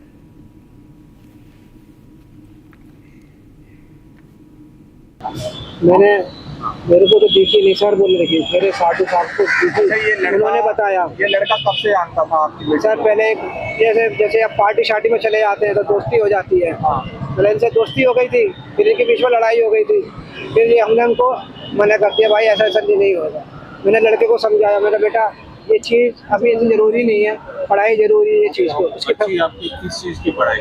College की पढ़ाई कर रही है sir, ये college में language की पढ़ाई? Language की अलग कर रही है और कॉलेज का काम, कॉलेज अलग कर रही है। तो संडे को ओपन होता है। हाँ, ये विवेकानंद है, शादर के पास ही आसपास है। अब आप क्या चाहते हैं आप लोग? मैं सर उसको चाहता हूँ कि उसको सजा, कड़ी से सजा मिले, फांसी मिले उसको। मेरी लड़के का नाम है अस्क्रित। ये कहाँ रहता है ये लड़का? ये रानी बाग में रहता है। मैं चाहता हूँ इसको फांसी हो, ये मेरी लड़की को आत्मा की शांति मिले। मेरी लड़की के लिए मैं खूब परेशान हूँ, अपनी लड़की मेरी गई हुई है सर। जिसके साथ ही गलत हुआ है मेरी सिस्टर थी, छोटी सिस्टर थी। कल जब उसका कॉल आया अक्षित का, तो वो 3 बजे हॉस्पिटल में था। उसने मुझे बोला हम हॉस्पिटल में हैं। उसने मुझे कॉल करके मैंने पूछा कि कहाँ है महक, तो उसने बोला कि मेरे को चाकू मरवाए हैं, महक नहीं। और मैं हॉस्पिटल में, पर महक कहीं नहीं है। मैं उससे पूरा दिन पूछती रही कॉल करके कि महक कहाँ है, महक कहाँ है, आप बताओ कैसी भी हालत में मुझे बता दो। वो झूठ बोलता रहा, साफ झूठ बोलता रहा कि मुझे नहीं पता, महक नहीं पता।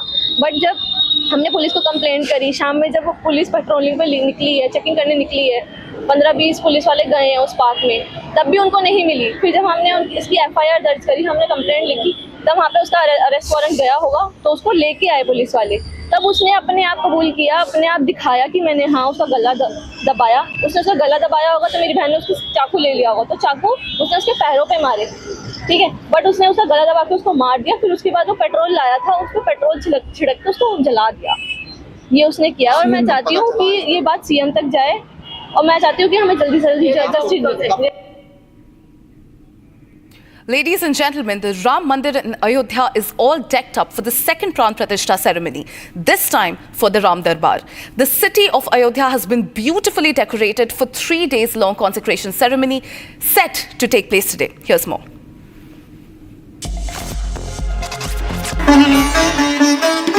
The temple town of Ayodhya is once again reverberating with the chants of devotion as it prepares for Pran Pratishtha 2.0. 3-day-long ceremony starts today and concludes on June 5.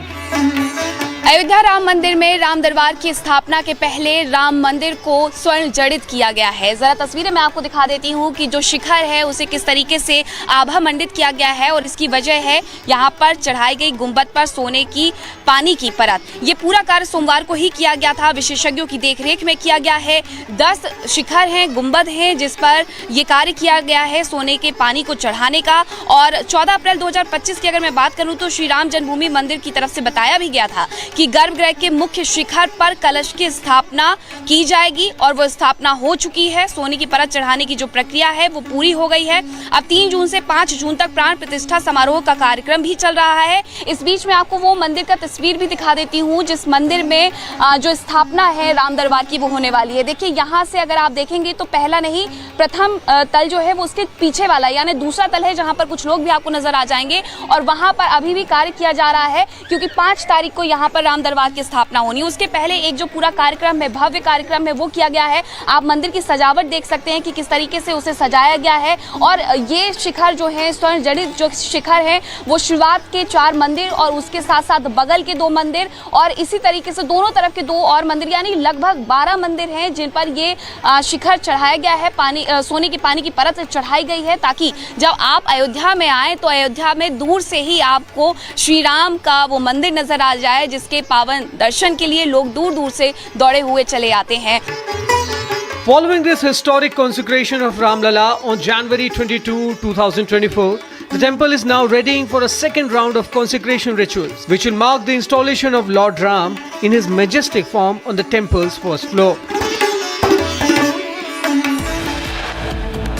Viewers, it's time to slip into a very, very short break. On the other side, Prime Minister Narendra Modi to visit Jammu on June 6th, first visit after the Operation Sindoor. Jammu and Kashmir LG Manoj Sinha sacks 3 government employees for alleged terror links. We'll be getting you that and a lot more. Don't go anywhere. Stay tuned. We'll be right back.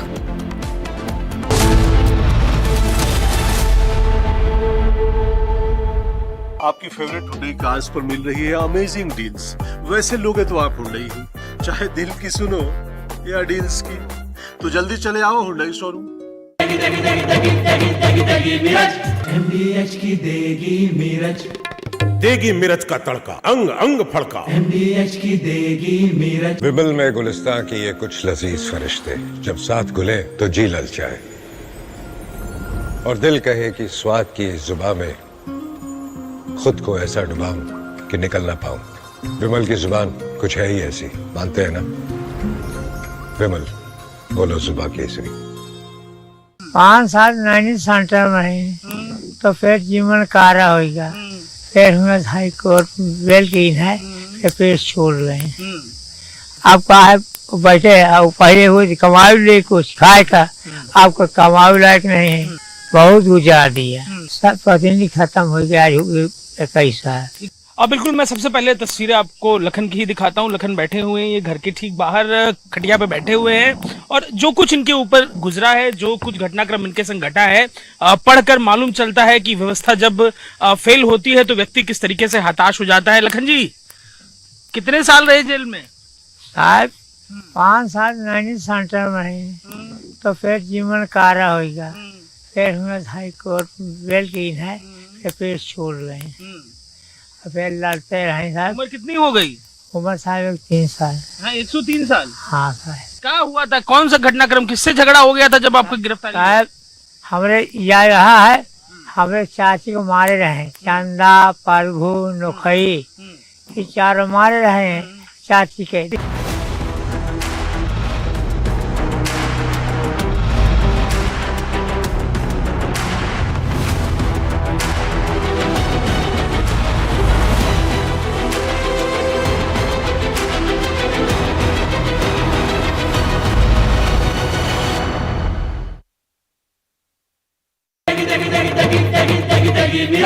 MDH की देगी मिर्च। देगी मिर्च का तड़का, अंग अंग फड़का। MDH की देगी मिर्च। विमल में गुलिस्तान के ये कुछ लजीज फरिश्ते जब साथ घुले तो जी ललचाए और दिल कहे कि स्वाद की जुबान में खुद को ऐसे डुबाऊं कि निकल ना पाऊं। विमल की जुबान कुछ है ही ऐसी, मानते हैं? विमल बोलो जुबान कैसी।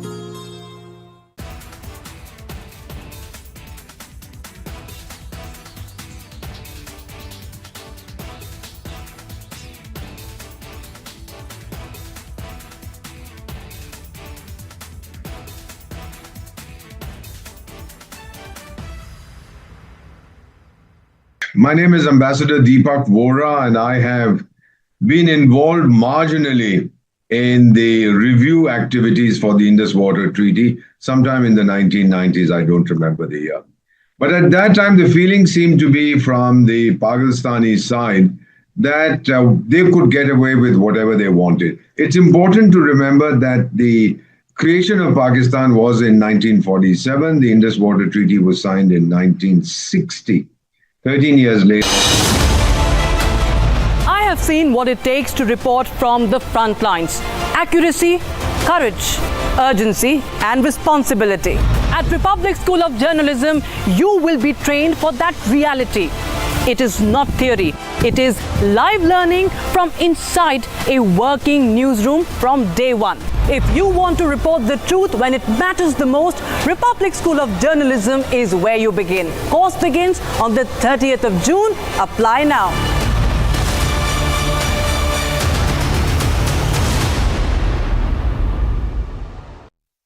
Mahi sir, how much do you love your fans? Honestly, I love my new fans. पुराने वाले बेकार में शोर करते सर फैंस हैं, शोर तो करेंगे ही ना। नए वाले नहीं करते and they listen to what I say. The new generation Orient BLDC fans, super silent performance with voice control. सिली मियाँ थॉट Cricket fans. ये है सीक्रेट रेसिपी MDH का जीरा सिप जल जीरा मसाला। सिप सिप जीरा सिप जीरा सिप MDH का जल जीरा सिप MDH का जल जीरा सिप। विमल में गुलिस्तान के ये कुछ लजीज फरिश्ते जब साथ घुले तो जी ललचाए और दिल कहे कि स्वाद की जुबान में खुद को ऐसे डुबाऊं कि निकल ना पाऊं। विमल की जुबान कुछ है ही ऐसी, मानते हैं? विमल बोलो जुबान कैसी। 5 साल नैनी सेंटर में तो फिर जीवन कारा होगा, फिर हमें हाई कोर्ट बेल की है, फिर छोड़ रहे हैं। आप कहा बैठे और पहले हुए कमाई ले कुछ खाए का, आपको कमाई लायक नहीं है, बहुत गुजार दिया, सब प्रतिनिधि खत्म हो गया 21 साल। अब बिल्कुल मैं सबसे पहले तस्वीरें आपको लखन की ही दिखाता हूँ। लखन बैठे हुए हैं, ये घर के ठीक बाहर खटिया पे बैठे हुए हैं और जो कुछ इनके ऊपर गुजरा है, जो कुछ घटनाक्रम इनके संग घटा है, पढ़कर मालूम चलता है कि व्यवस्था जब फेल होती है तो व्यक्ति किस तरीके से हताश हो जाता है। लखन जी कितने साल रहे जेल में? साहब 5 साल 19 सेंटर में है, तो फिर जीवन कारा होगा, फिर हमें हाई कोर्ट बेल की है, फिर छोड़ रहे हैं, फिर लड़ते रहे साहब। उम्र कितनी हो गई? उम्र साहब 3 साल। हाँ 103 साल। हाँ साहब। क्या हुआ था, कौन सा घटनाक्रम, किससे झगड़ा हो गया था जब आपको गिरफ्तारी? साहब हमरे यह रहा है, हमारे चाची को मारे रहे, चंदा प्रभु नोखई, ये 4 मारे रहे हैं चाची के, देसराज महतारी के, तो फिर कलेसर देसराज मलेसर कल्लू, तो फिर अपन नहीं किए, अब तो नहीं किए, फिर अपन जो है। I have seen it, what it takes to report from the front lines. Accuracy, urgency, courage, responsibilities. At Republic School of Journalism, you'll be trained for that reality. It's not theory, it's live learning inside a working newsroom from the day one. If you want to report the truth when it matters the most, RSJ is where you begin. Course begins on June 30th. Apply now.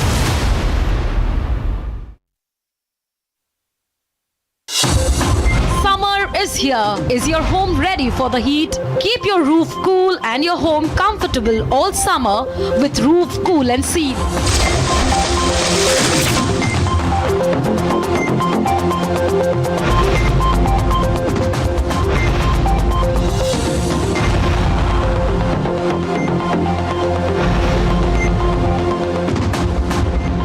पसीना मत बहाओ, Berger roof cool and seal लगाओ।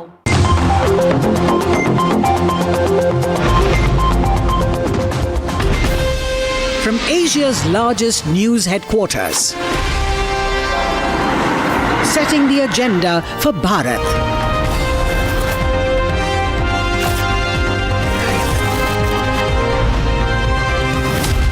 You're watching Republic.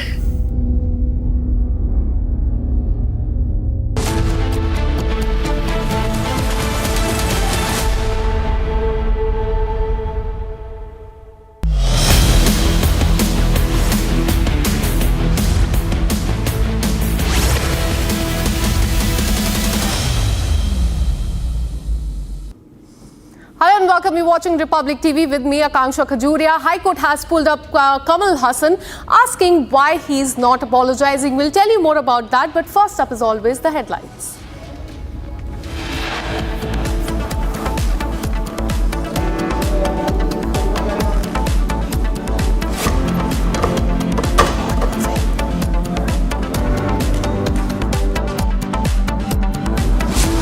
Well, High Court has questioned Kamal Haasan, asking why he is not apologizing for his remarks.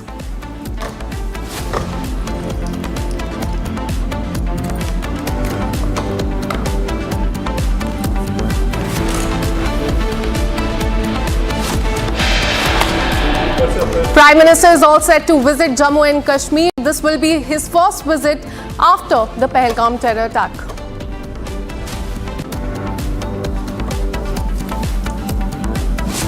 Telangana Congress chief has sympathized with Maoist, asking why no talk with them.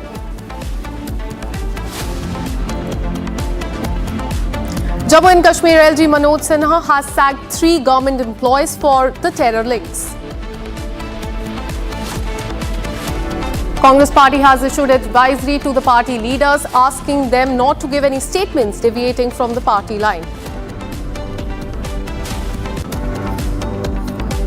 मेरा एक रिश्ता है हाफिज सईद साहब के साथ, मेरे वालिद मरहूम के साथ उनका बहुत गहरा तल्लुक था। मलिक रशीद साहब के साथ उनका भाइयों जैसा रिश्ता है।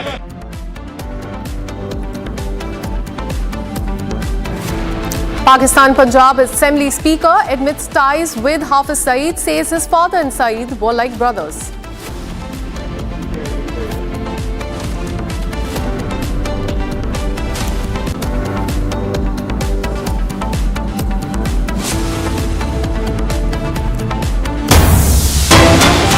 Well, we have a big breaking news coming in. A video of prisoners partying, smoking ganja and talking on mobile phones inside one of the sub-jails in Patna has gone viral on social media. The administration has ordered an investigation, but in the videos right there, you can see those are the prisoners enjoying their time inside the jail. In fact, what we can also see right there, that they can be partying, they are talking on mobile phones as well.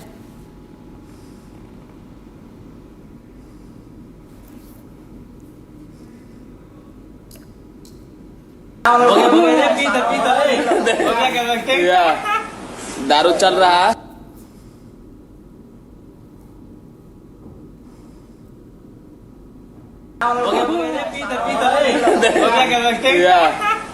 दारू चल रहा है Well, this is a video that we have got for you from Patna. As you can see, these are the prisoners which can be seen partying in the jail there, drinking alcohol, singing songs, laughing around, and this is what is happening inside the jail in India. In fact, this is one of the sub-jails in Patna is what we are learning. Very shocking. What we are learning so far is that the administration has ordered an investigation in this matter, but definitely not the first time that such videos have come to fore from different jails across the country. Very shocking news that we are getting in from Patna. Prisoners can be seen partying in jail. Now, who's responsible for this? Who is behind this and making sure that they get the liquor inside the jail? It remains to be seen, because now what we're learning is that an inquiry has been initiated in this matter. Look at this video on your screens. Those are the prisoners who are serving their term in the jail for different crimes that they may have done. But there they can be seen enjoying, they are partying, in fact having alcohol. And what also we are learning, they were also consuming drugs there in the jail, sub-jail in Patna. An investigation in this case has been ordered. Let me go across to my colleague Prakash, who joins us from Bihar. Prakash, this is very shocking. These are the prisoners who are serving their jail term, but they're in jail. They can be seen partying, they can be seen having liquor, drugs as well. Tell us about the investigation. Well, these are not the first visuals. Earlier also we have reported such kind of visuals on television sets with criminals and prisoners drinking alcohol, as consuming alcohol, banned products and other liquor inside the jail premises, which is against the rules and regulations of the jail manual. Now, how did it enter the jail premises, these liquor and banned products? So that is a $1 million question, and investigation should be ordered into it. And yes, like in the past, investigation has been ordered, and which raises questions on the jail authorities as well as the security system in Bihar, because we have seen in the past how inmates enter into the jail premises, and also shooting has taken place inside the jail premises, with the incident of murder as well as physical assault happening inside the jail. So these are not the first visuals, but yes, it's a shame that jail premises, which is supposed to be provided with a very large number of security cordon as well as police personnel, but despite that, no action has been taken as yet. But we expect that some kind of action would be taken with against the prisoners as well as the jail superintendent in Bihar. Back to you. Well, absolutely, and this is in fact not possible without the involvement of any officials there. Thank you for all the details. We'll keep coming back to you for more on this story.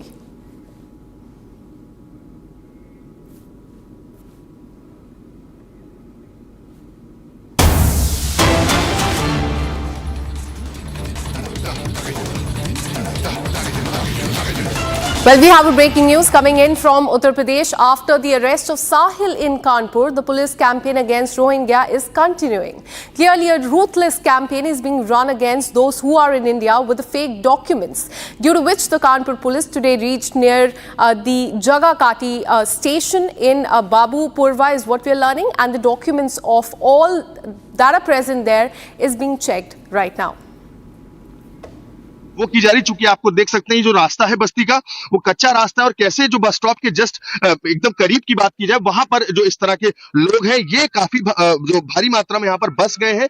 बस्ती है वो देखने को मिल रही है। तमाम लोगों के जो आधार कार्ड है वो चेक किए जा रहे हैं। लोगों से जो पूछताछ है वो जारी है कि यहाँ पर क्या काम कर रहे हैं और कितने लंबे समय से जो यहाँ पर ये लोग हैं रह रहे हैं, जिसके चलते जो ड्राइव है कानपुर में लगातार जारी है।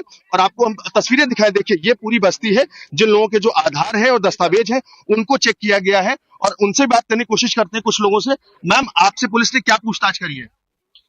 यही पूछताछ कर रही है कि कहीं बाहर से मनी नहीं आए ना आदमी जी। हाँ, कोई नहीं आया। क्या क्या दस्तावेज आपसे मांगे पुलिस ने? अरे वो आधार कार्ड देखी ना और पूछी ना कि जिला को, हमने बता दिया सुल्तानपुर।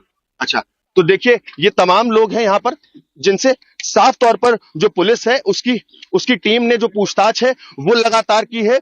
कुछ देखिए परिवार यहाँ पर मौजूद है। मैम, आपसे किस तरह की पूछताछ की गई, क्या दस्तावेज मांगे गए? ये आधार कार्ड मांगी, देखी ने ये पूछ रहे कि आतंकवादी तो बाहर से कोई नहीं आया, तो यहाँ पे तो कोई नहीं आया। हम लोग आज 20-25 साल से यहीं पे रह रहे हैं कानीपुर में। तो देखिए साफ तौर पर इन लोगों से भी पूछताछ की गई, कितने लंबे समय से ये लोग यहाँ पर रह रहे हैं और इनके जो आधार हैं वो चेक किए गए हैं, किसके सत्यापन पर ये आधार कार्ड बने हैं और कैसे यहाँ पर ये लोग बसे हुए, क्या काम कर रहे हैं, इसको लेकर के लगातार जो ड्राइव है वो चल रही है। अपने विजय से बोलूंगा आपको पीछे की तस्वीरें दिखाएं जहां पर जो लगातार जो पुलिस की टीमें हैं वो यहाँ पर मौजूद है और जो लोगों से पूछताछ है वो भी यहाँ पर जो अधिकारी है उनकी जारी है कि साफ तौर पर ये लोग कैसे यहाँ पर रह रहे हैं लंबे समय से। ये देखिए जो इंस्पेक्टर है ये यहाँ पर मौजूद है और देखिए किस तरह से जो पूछताछ है वो लोगों से की जा रही है। लोग क्या करते हैं और कैसे अपना जो जीवन यापन है वो कर रहे हैं, इनके आधार क्या है, कैसे सत्यापन हुआ, कितने लंबे समय से यहाँ पर रह रहे हैं, इन सभी बिंदुओं पर जांच की जा रही है। चूंकि जिस तरह से एडिशनल डीसीपी महेश कुमार ने बताया कि लंबे समय से यहाँ पर जो इनपुट्स है वो मिल रहे हैं कि भारी मात्रा में जो बाहर के लोग हैं वो यहाँ पर आए हैं कुछ ही समय पूर्व और उसके बाद यहाँ पर लगातार जो बसने का प्रयास कर रहे हैं, जिसके चलते एलआईयू की रिपोर्ट मिली थी। उसके बाद से कानपुर कमिश्नर के आदेश के बाद जो ड्राइव है वो लगातार की गई और इसी के तहत आपको बता दें कुछ दिन पूर्व ही कोतवाली में साहिल को पकड़ा गया था, जिसके बाद से जो पुलिस का एक्शन है वो लगातार जारी है। तमाम जो ऐसी बस्तियां हैं और उन पे जो एक्शन है पुलिस का वो जारी है। देखिए किस तरह से जो परिवार है इससे पूछताछ जो है पुलिस की टीम वो कर रही है और लगातार जो एडिशनल डीसीपी है वो भी यहाँ पर मौजूद है। जो पूरी टीम्स है वो सभी के आधार और दस्तावेज सब चेक किए जा रहे हैं कि किस तरह से कितने लंबे समय से ये लोग यहाँ पर रह रहे हैं और किस तरह से ये लोग अपना जो जीवन यापन है वो कर रहे हैं, इनका सत्यापन किसने किया, कैसे इनका जो आधार है वो बना है, इन सभी बिंदुओं पर जो जांच है वो की जा रही। देखिए भारी पुलिस बल के साथ इस बस्ती में आज पहुंचे और लगातार इस तरह की जो ड्राइव है वो तमाम बस्तियों में जारी है। और आपको बता दें कानपुर के अलग अलग हिस्सों में जो कि स्टेशन के पास है, बस स्टॉप के पास है, वहां पर इस तरह की ड्राइव चलाई जा रही है। चूंकि संभावनाएं हैं, एलआईयू की रिपोर्ट जो पुलिस को मिली है इंटेलिजेंस की, उसके साफ तौर पर यह बताया गया है कि भारी मात्रा में लोग हैं जो कानपुर में आकर के बसने हैं, उनकी संभावना के तहत इस तरह की जो ड्राइव है वो चलाई जा रही है। मैं अपने विजुअल्स में आपको दिखा सकता हूँ साफ तौर पर यही पुलिस की वो टीम है जो लगातार बस्तियों में जाकर के जो अभियान है रोहिंग्या के अगेंस्ट वो चला रही है। Well, in Kanpur in Uttar Pradesh, Operation Pushback is in action. This is a crackdown on those living in India without any documentation and living illegally in the country. Now you can see in the visuals, police right there in Kanpur in Uttar Pradesh checking the documents and verifying whether they have the Aadhaar card, PAN card in place for them to live in India. So this is a crackdown on Rohingyas going on in Uttar Pradesh.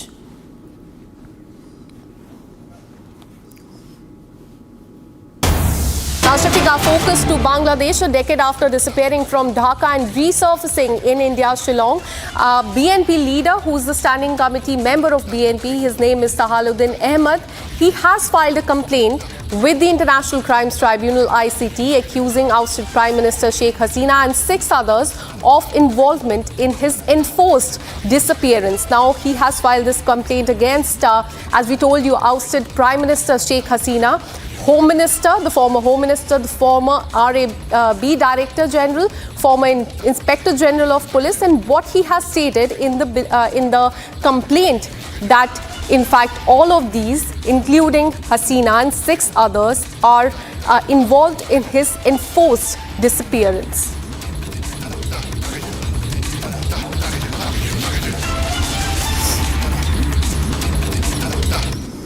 Now, shifting our focus to Pakistan, terror in Pakistan has the full backing of both the government as well as army, and it was proved yet again this week.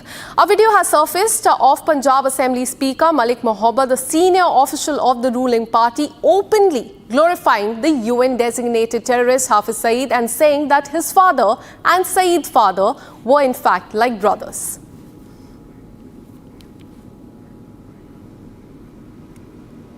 Malik मेरा सैफुल्ला कसूरी साहब की निस्बत professor सलाह साहब के साथ मेरी तल्लुकदारी किसी ऐसी बुनियाद की वजह से नहीं है। मेरा एक रिश्ता है हाफिज सईद साहब के साथ, मेरे वालिद मरहूम के साथ उनका बहुत गहरा तल्लुक था। मलिक रशीद साहब के साथ उनका भाइयों जैसा रिश्ता है। हमें इनके साथ इस मरकजी मुस्लिम लीग को हम अपनी दूसरी जमात समझते हैं और हम समझते हैं कि ये लोग पाकिस्तान की खिदमत करने वाले लोग हैं। I'm joined by defense expert, retired Major General P.K. Sehgal. Thank you, sir, for speaking to Republic TV. I want to ask you, there's a thin line between the Pakistan government and the terrorists there. Now, that line is also disappearing. What do you have to say on this? India has always been aware of this aspect. We've been reiterating again and again in every international fora of the very strong nexus that exists between the Pakistani army, the ISI, the politician and the terrorists. It is for this reason that Prime Minister has said there has been a paradigm shift. Hereafter, if there is any terrorist activity carried out against India, the terrorists and those who are sponsoring them, and who are the ones who are sponsoring them, the politicians, the Pakistani dispensation, the IS and the army, they will all be considered on the same page and all of them will be equally taken to task. This is a very, very important change that we have signified not only to Pakistan but to the world at large, that we will hit Pakistan army, the ISI, because they are absolute and totally hand in glove. They are the ones who are funding them, they are the ones who are giving them training, they are the ones who helps them in radicalizing the youth, and they are involved in each and every act of theirs. It is for this reason that when we got Rana extradited, the Pakistani army and the Pakistani dispensation is already saying that we got nothing to do with him. He has not even renewed his documents for the last 20 years because he too will expose the nexus that existed between the Pakistani army, the ISI and the terrorists. And if you recall what happened on 7th of May, when we knocked out 9 of the terrorist hubs, on their funeral you could see the senior army officers firstly on the route. They were saluting the army was lined up, they were saluting the terrorist dead bodies, and at the funeral there was a lieutenant general and the several brigadiers and colonels present there, which clearly showcased to the world the very, very close relationship that exists and continues to exist between the terrorists and the Pakistani politician, the Pakistani civil dispensation and the army and the ISI. And it is for this reason that we have absolutely no option hereafter but to go after the Pakistani army and the ISI as well. Unfortunately, in the present 4-day standoff that we had with the Pakistanis, we did not strike the Pakistani army. The Pakistani army continues to remain absolutely intact. On hindsight, we should have degraded the Pakistan army also in a very major way because they are absolutely and totally the backbone of these terrorists. But for them, if they don't give them the money, if they don't give them the arms, if they don't give them the training, if they don't give them the backup, they do a lot of firing, and it is because of the firing only, covering fire, that they can infiltrate. At more often than not, army officers also infiltrated. In the Pahalgam incident, two of the terrorists were part and parcel of the Pakistani army. They were commandos of the Pakistani army. So under these circumstances, India ought to tell this to the world very, very clearly that hereafter we will not differentiate between the Pakistani army, the ISI and the terrorists. So the nexus between the Pakistan government and the terrorists there is on clear display. Thank you for speaking to Republic TV. Now, keeping our focus on Pakistan, Maulana Abdul Aziz, a senior Jaish-e-Mohammed terrorist who recently threatened India with balkanization, has been found dead under mysterious circumstances in Bahawalpur in Pakistan. Intelligence agency tracking JEM activities reported that the exact cause of his death is being concealed by the group's commander. Multiple JEM affiliated social media accounts have confirmed his killing, although official details remain sparse at this very moment. Let me go across to my colleague Gursimran, who joins us live in the broadcast with more details. Gursimran, this terrorist has been found dead, but what we are learning that the circumstances under which he has been killed or he has died, it remains to be hidden. Tell us more about this. See, what it seems for the agencies that have been tracking the movement of Jaish-e-Mohammed in Pakistan, that this is deliberately being kept under the carpet, that under which circumstances Abdul Aziz has been found dead, that whether he was killed with a bullet wound or he was the one who got injured after the India's precision strikes in the Bahawalpur. Reason being that he was killed in Bahawalpur, his body was found in Bahawalpur, and all the namaz-e-janaza, everything was performed in the Bahawalpur, which is the headquarters of Jaish-e-Mohammed, that has been one of the targets of the India's precision strikes on Pakistan on 6th and 7th, and then followed by it was the India's military strikes. So whether he was injured in those strikes and died now, that is not being certain yet. But yes, Abdul Aziz, who is one of the radicalizer of the youth in Pakistan, especially in the Rawalpindi and the Bahawalpur, and the recruiter for Jaish-e-Mohammed, he has been found dead, and his last rites were performed yesterday as per the many of the social media handles that are being operated on behalf of Jaish-e-Mohammed in Pakistan. But the agencies say that this could be put under the carpet for the reasons that they do not want the exact reason to come out, whether it could be that they have lost their senior commander to the precision strikes, or probably this is the supremacy fight of the terror groups that used to happen when the unknown gunman from one terror group kills the terrorist from other group. So this could also be the reason. But yes, one thing is very clear, that one of the dreaded names, the recruiters and the radicalizer of the youth into terror ranks in Pakistan, that has been found dead. That is what is the confirmation. Absolutely, Gursimran. Keep tracking those details. We'll keep coming back to you for more on this. Now, shifting our focus as crackdown on red terror intensifies, the security forces have recovered over 2.5 ton of explosives looted by Maoists in Odisha's Sundargarh district. Here's a full report.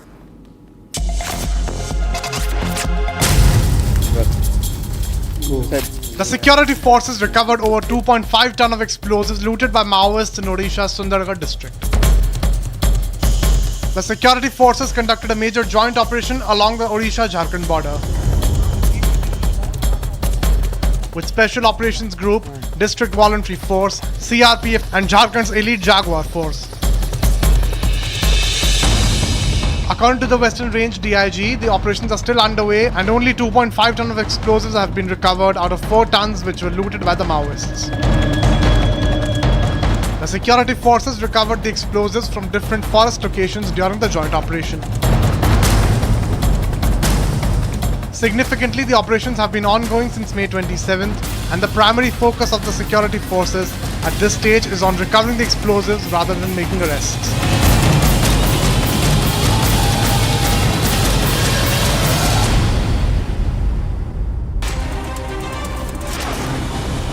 Well, according to the CS Rao, the additional Chief Secretary of the Tourism and Civil Aviation Department, a significant progress has been made in evacuating tourists affected by heavy rains in Sikkim. He says that so far, 1,670 tourists have been safely evacuated from the area, and additional 30 people were rescued from Chatin today. In response to the ongoing disaster in North Sikkim, one V5 helicopter has landed in the Greenfield Airport, deploying teams from the National Disaster Response Force, that is NDRF. These units are equipped with satellite phones and essential emergency equipments. The first sortie of the day, comprising 23 NDRF personnel equipped with essential supplies, has successfully proceeded towards the Chatin from Greenfield Airport. Lok Sabha MP Gaurav Gogoi has assumed the presidency of Assam Pradesh Congress Committee, succeeding Bhupen Kumar Bora. As the party prepares for the assembly polls next year, Gogoi's leadership will be very crucial in shaping its strategy and the campaign. The transfer of change occurred at the Congress headquarters in Guwahati, and Gogoi now at the helm of the state main opposition party. BJP leader Dilip Ghosh criticized Digvijay Singh's reported statement on Operation Sindoor, questioning the Congress party's stance on terrorism. Ghosh pointed out that during the terms of former Prime Minister P.V. Narasimha Rao and Manmohan Singh, Pakistan's attack and shelling did not evoke a strong response from the Congress government. BMC has cancelled a tender worth crores for robotic rescue machines from a Turkish company. The machines were intended to be installed at 6 Chowpatty beaches in Mumbai to aid the lifeguards there. The decision comes in response to Turkey's stance on supporting Pakistan following the Pahalgam terror attack. We're taking a very short break. Coming up on the other side, Karnataka High Court has wrapped Kamal Haasan, asking why no apology from his side and saying that public figures cannot hurt public sentiments. We'll also tell you about Jammu and Kashmir and how LG Manoj Sinha has sacked 3 government officials for the terror links. We'll be right back. Stay with us.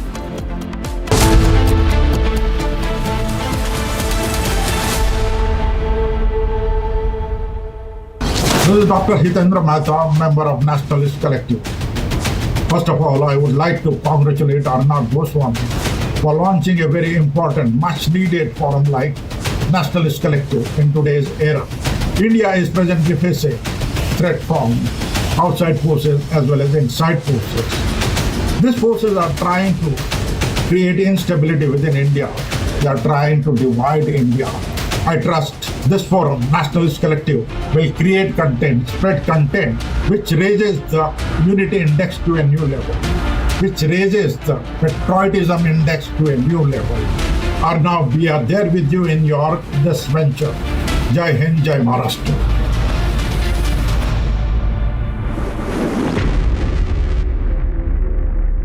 QS&THE, the world's foremost university rankings organizations, have ranked Amity amongst the top 3% universities globally, making it among the very few Indian universities to be included in both rankings.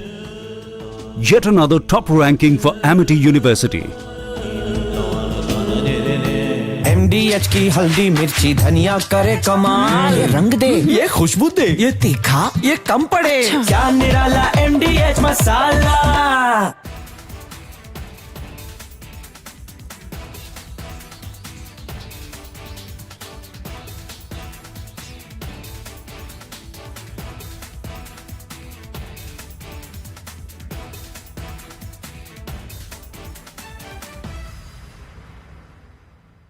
My name is Ambassador Deepak Vora, and I have been involved marginally in the review activities for the.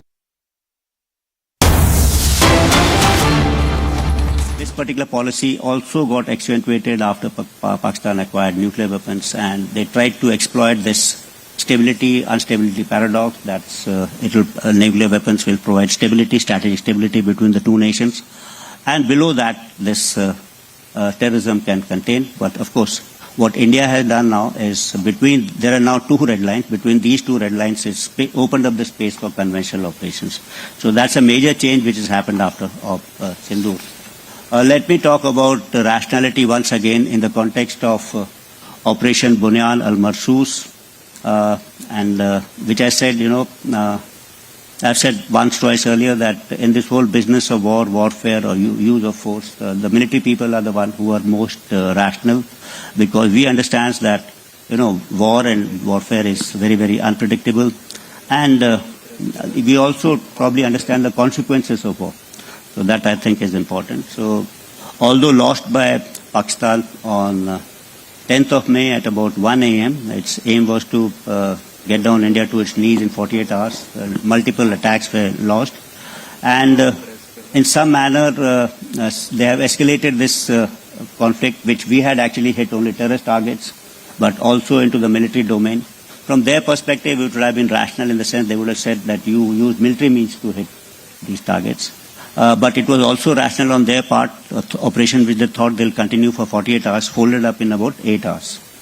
and on 10th, when they picked up the telephone and said they wanted to talk. And I think that the rationale behind this the realization coming in stem from two facts. That one is they must have assumed that if they continued this mode, they're likely to lose much more. So hence they picked up the telephone. And second thing, since they had struck us at multiple fronts, they still did not have the benefit of understanding what they had struck. So they must have thought they must have struck, and hence there's time to talk now. And if they don't, they'll tend to lose both.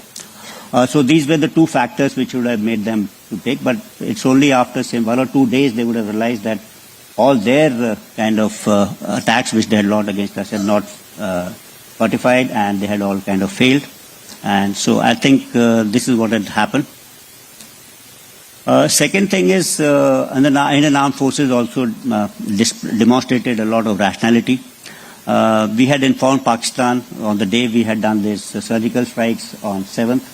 We had done it till from 11:05, that's at about 1 o'clock to about 1:30, and at 5 minutes later we had rigged up the Director General of Military Operations to say that we have done this, and we have hit only terror targets. Military establishments have been out of the purview of the strikes, and we have ensured that there are no collateral damage, especially civilians, and we need to talk to each other. So that was, I think, a rational decision. And subsequently, when there was a rhetoric from Pak side, we also said that in case Pakistan hits us, hits military establishments, we are going to hit them back, we'll hit them harder, and if they stop, we are going to stop. So when Pakistan did ask for talks and de-escalation, we also at some point of time, not immediately, at some point of time, I would say, did accept what they were saying. So this is what I thought was the political part of war. And now I'll talk about the combat part of war. That's the second part, which I said it had 4 constituents. That's the combatant, Yodha, the battlefield, combat zone, where the fight takes place. It talks about technology, and 4th is about tactics. So these are the 4 things, I think, important part of warfare. Combatants actually today, earlier we all thought people in uniform, organized military forces are part of combat, but today we have paramilitary forces, mercenaries, contractors, terrorists, jihadis, private companies, big technology. So we had heard about long back about Wagner Group, similarly Blackwater groups. So a lot of security companies provide armed security, mission support and risk management services not only to corporate houses but also governments. So it's not that combatants are only uniformed people paid for by the government. It's different. And today combatants may also include citizens, neutral citizens or nations or netizens rather. And they can take part independently or otherwise based on their support to any ideology in cyber warfare, psychological operations, media outreach, etc. So the concept of this war will be only conducted by combatants which are paid for the government is getting diluted slowly. There are other players who are coming into fray. And second thing is this combat zone. This has expanded phenomenally. So what we see that not only we have land, air, traditional domains and maritime, but we also now have space, cyber, electromagnetic domain. Because a lot of activities took place actually between both of us over 4 days on the electromagnetic domain. Activities also took place in cyber domain. We also had a lot of activities in the domain of perception management, information war, or maybe you can call it cognitive warfare, in which the mindscape shaping the mind of the people is more important than the landscape, what happens on land, etc. We also saw the expansion of battle space on the traditional domains. So initially you could see war and warfare, contact warfare, within 5 or 10 kilometers. Today we expanded that battle space phenomenally. When we see the whole length and breadth of Pakistan could be under coverage of India's weapon systems, not for any other ranges, but very, very deliberate precision strikes. Some strikes could be as narrow as 2 meters or 3 meters square, at ranges greater than, say, 300 kilometers. That's what has been demonstrated. So when I said combatants, combat zone, these are the kind of changes which are taking place in future. And I'll dwell upon now the more important part on technology, which I think is becoming very, very important. And the warfare today is at the cusp of, if I could say, a third revolution in military affairs.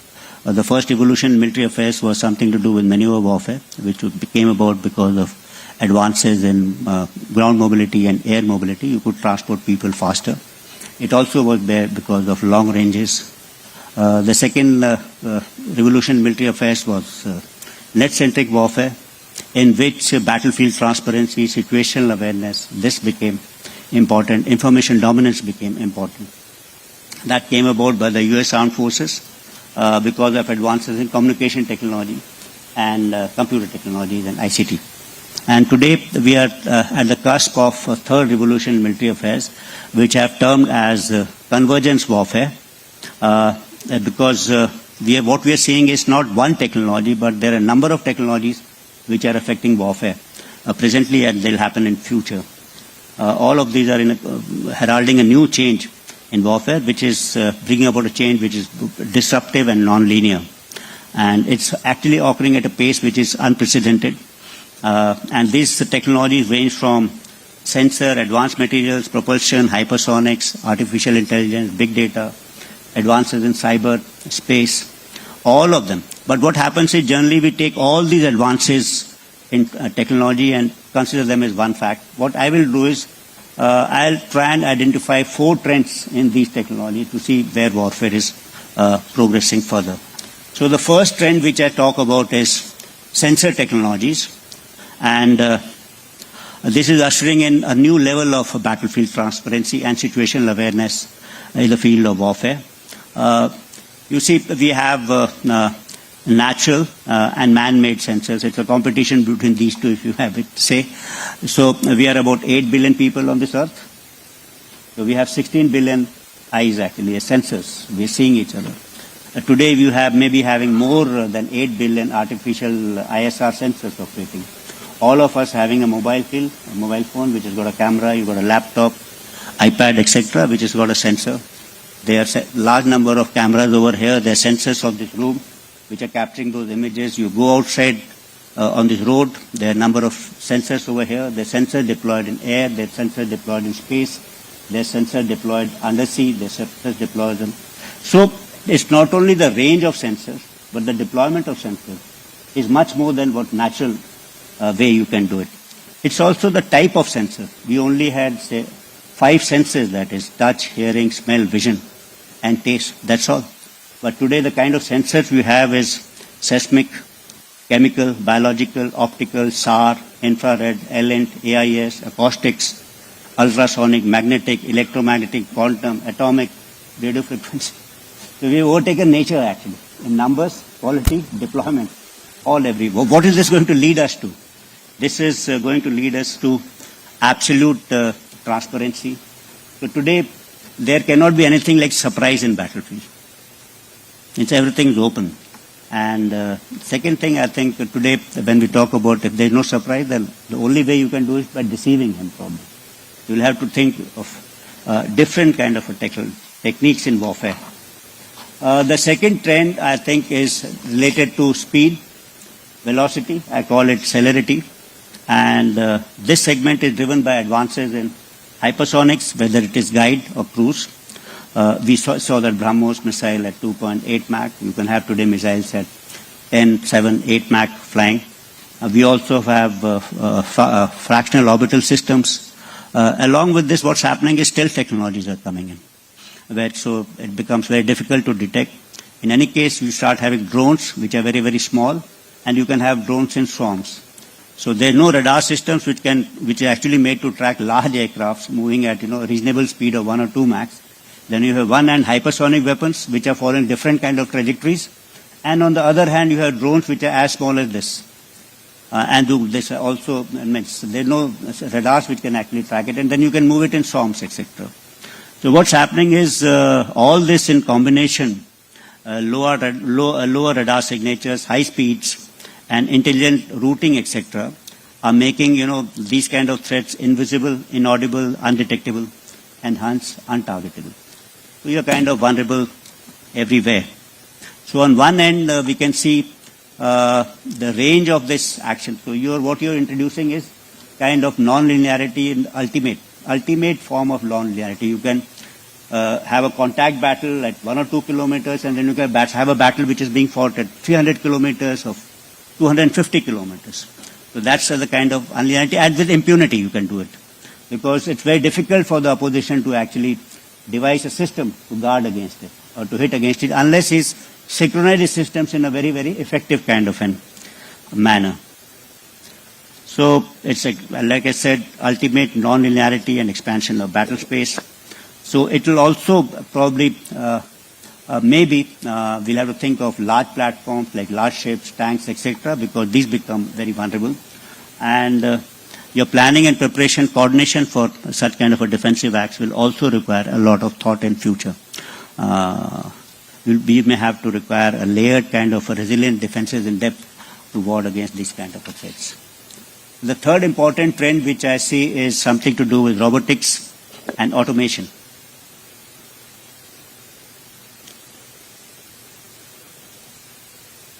And this includes unmanned systems, autonomous systems, along with, now you have manned and unmanned only. You'll have one manned aircraft with operating 2 or 3 unmanned aircrafts along with it. One manned tank with 2 or 3 unmanned kind of thing, operating in a collaborative kind of an environment. So you also will have exoskeleton systems that enhance human performance today. So you can lift up 1 ton of weight because you're having an exoskeletal system. You can run faster than any other human being. So tomorrow you'll have systems like this.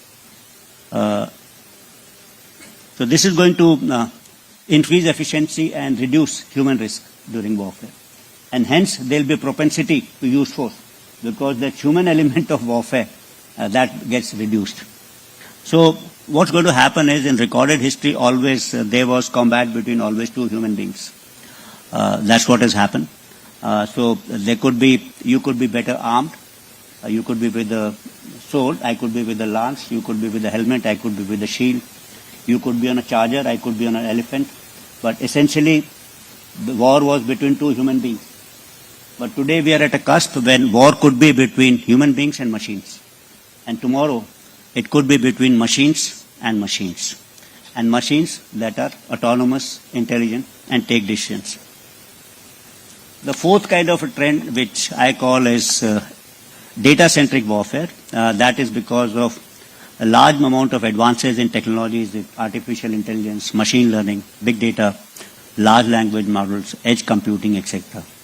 So this is going to large amount of data and their data analytics. So what we are going to happen is, when we said, you know, in the second generation warfare, there was net-centric warfare, in which we relied on information superiority over the enemy. Today you are relying on decision superiority. So in a war engagement, if there were 10 decisions to be taken for application of force one after the other, in each and every engagement or decision of mine, I'll be better than yours because this is based on better and better data and decisions. So hence I'll beat every cycle of decision from the adversary. So this would lead to digitization of the battlefield and intelligentization of the battlefield in some manner. And this is going to affect the other 3 elements which I said earlier. Sensors, so that the data from that can be analyzed. Robotics, so that automated kind of a kill chains can be reduced. Celerity, speed, because unless things are networked, you will not be able to pick up things faster. So this is going to produce another kind of a revolution in warfare, which I said will lead to cognitive or decision superiority. So something similar. Green shoots of that were visible in Operation Sindoor. So, of course, there are many other technologies which are impacting warfare. They may be in space, cyber, quantum, many other. But I have just tried to outline 4 important trends in technology. In each of them, there could be hundreds of technologies, and that is going to affect warfare in future. So, I said this third revolution in military affairs is known as convergence, because a number of things are converging together to revolutionize warfare. So because it's a convergence of data-centric warfare, celerity, and remote-centric warfare. It's a convergence of kinetic and non-kinetic, including cognitive, into one domain. It's a convergence of first revolution in military affairs with second and third. So we're not fighting only war which is in the third revolution, but there's a warfare which is maneuver warfare and net centering also taking place at the same time. It's a convergence of tactics, operation, art and strategy because of the extreme non-linearity I've spoken about. Said all type of elements this is being done, elements is being fought. So it's going to converge old and new domains of warfare. When I say new domains in cyber, space, electromagnetic spectrum, cognitive with old domains like land, sea and maritime domain. Going to converge time and space, both of them. So these are the kind of changes which may foresee in the future. And along with it, so what did we see? Did we see elements of this or green shoots of this in Operation Sindoor? Yes, and to us, I would say that this was the kind of first non-contact warfare which we fought. We didn't see each other. We saw each other either at radars or at different ranges, except for what was happening on the line of control. And it was a mix of kinetic and non-kinetic. When I say non-kinetic, that happened in the information domain, that happened in the cyber domain, and of course there was a kinetic operation where destruction was being caused to each other. It was also non-linear in nature. So there's something happening on the line of control and something happening as far back as Noor Khan or Sargodha. So at huge distances from the border, simultaneously, non-linearity. It was networked, means at least the defensive part of it. You must have read about it, that we had networked our air defense architecture of the Air Force and the Army and the maritime air defense architecture, Trigun, Akash Tir and IACCS into, so that they could give one comprehensive kind of a picture. So you can provide a layered kind of a drone. So better information, faster information available to our side. We had also tried to kind of network our counter-US system, which we were countering drones. Not so much, but some kind of, in this 7, 10, 15 days, we were able to do that. So that I think, it was also multi-domain. The first time means we were using warfare was in maritime, land, air, cyber, space. All right, breaking news coming in.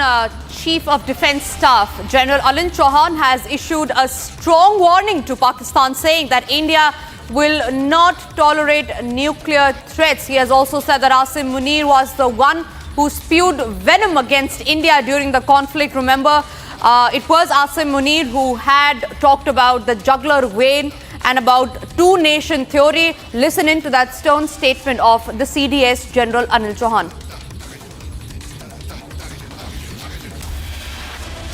In 1965, Zulfikar Ali Bhutto declared a 1,000-year war against India when he addressed the United Nations Security Council. And probably Ziaul Haq gave form to this particular doctrine of 1,000 years war. And someone added that, add this 1,000 touch into it. And similar kind of venom was spewed by General Asim Munir against India and Hindus. Speak just 2 days or weeks before what happened in Pahalgam.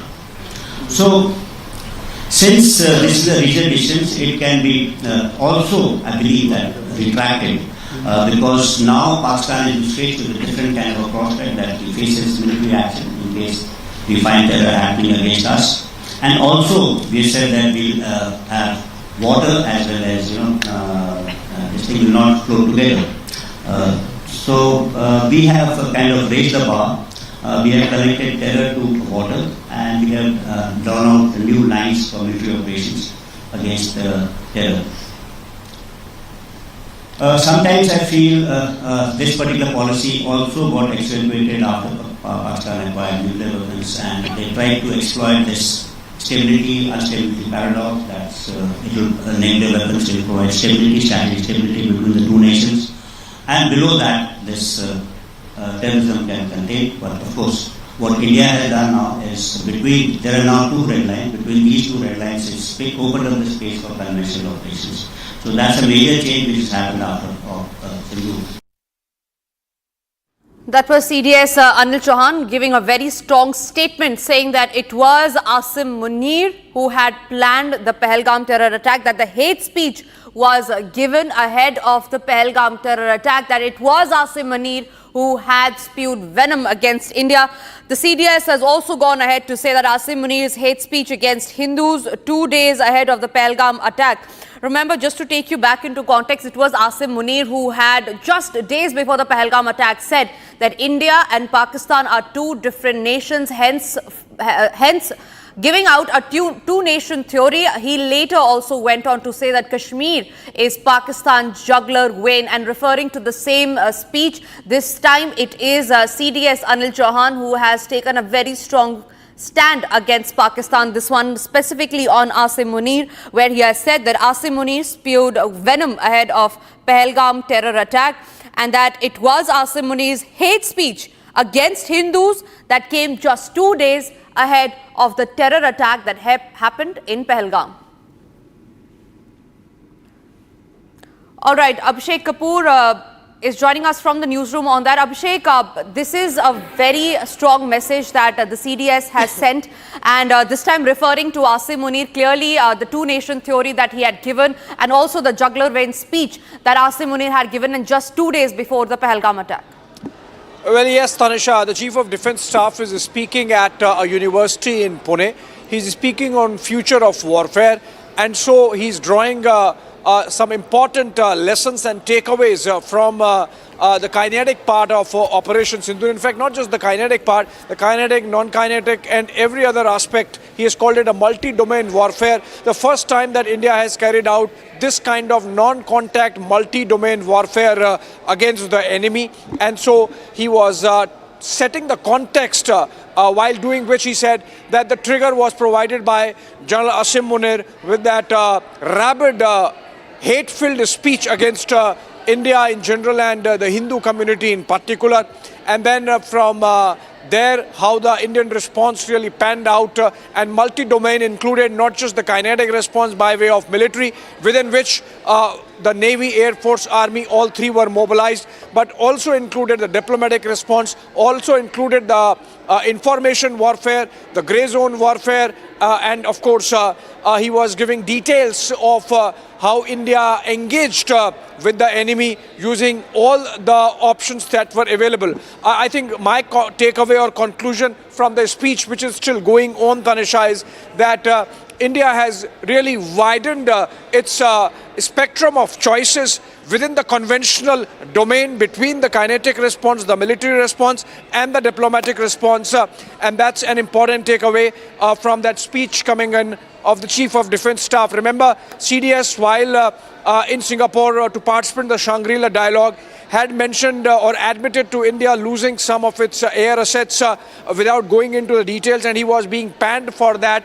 But it is clear that all this is being done as part of a larger transparency framework that's also, I think, getting embedded in India's military response to any threat that emerges in future. And that's why this thought that while speaking, giving this special lecture on the future of warfare, he's underscoring all the takeaways and the lessons that India has drawn, its military leadership has drawn from Operation Sindoor. Absolutely, Abhishek. Thank you very much for getting us those details. We'll keep a track on that story very closely. But for now, it's time for us to slip into a short break. And after the break, we'll get you details of how the Karnataka High Court has wrapped Kamal Haasan after they asked why has there been no apology. Also after the break is Jammu and Kashmir LG Manoj Sinha sacking 3 government employees for alleged terror links. All that and much more after a break.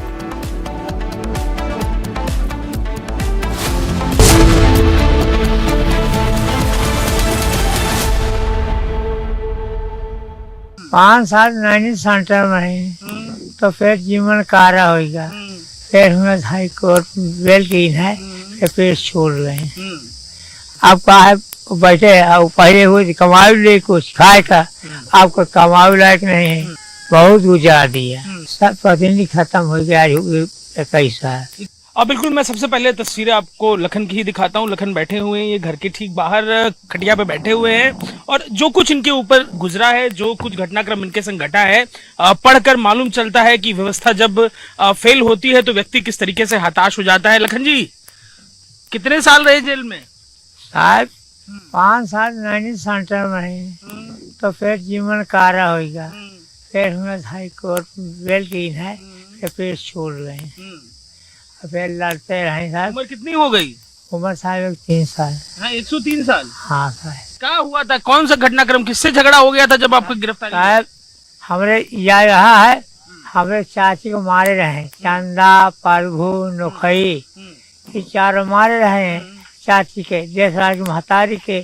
तो फिर कलेसर देसराज मलेसर कल्लू, तो फिर अपन नहीं किए, अब तो नहीं किए आए, फिर अपन जो है अपन झगड़ा मचा दिए। जेल में कुल कितना साल काट दिए जीवन का, कितना कौन उम्र में जेल गए थे? अरे साहब बहुत उतारी उम्र हो गए, अगर साहब न मांगते तो रोगा जी को स्वामी का, तो हम कहा जाए कि कई साल का है, अपना उधार ले आओ, तो उधार ले आओ तो देखें का और नैनी सटर हुआ हिया को स्वामी भेज और देवबंदी मार के बेल मिल गई। इतना साल जीवन का जेल में गुजार दिए, अब पीछे देखते हो किससे शिकायत है? हाँ कितनी शिकायत साहब, किससे शिकायत है? हाँ अब उन्हें से जब हम सो रही नहीं तो कहीं लाठी चल गए, तो हमारे बेटो भैरा जगाई, तो उठ के साहब देखा दुआरे केमार खोल के, तो सब खून खून खर्चा रहा, केमार बंद के भीतर घुस गए कि हम लोग ने फंसा दिए, पेपर घुस कर नहीं निकला, फिर साहब पर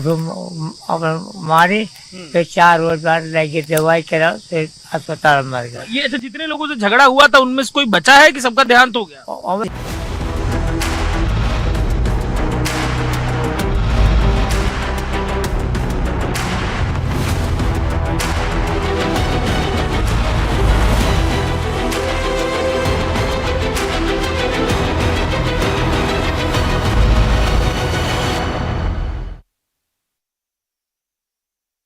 दादी के हाथों का जादू और खुशबू से महकता घर, माँ की मुस्कुराहट और खाने की सुगंध। MDH गरम मसाला, क्योंकि हर रिश्ता है स्वाद से जुड़ा।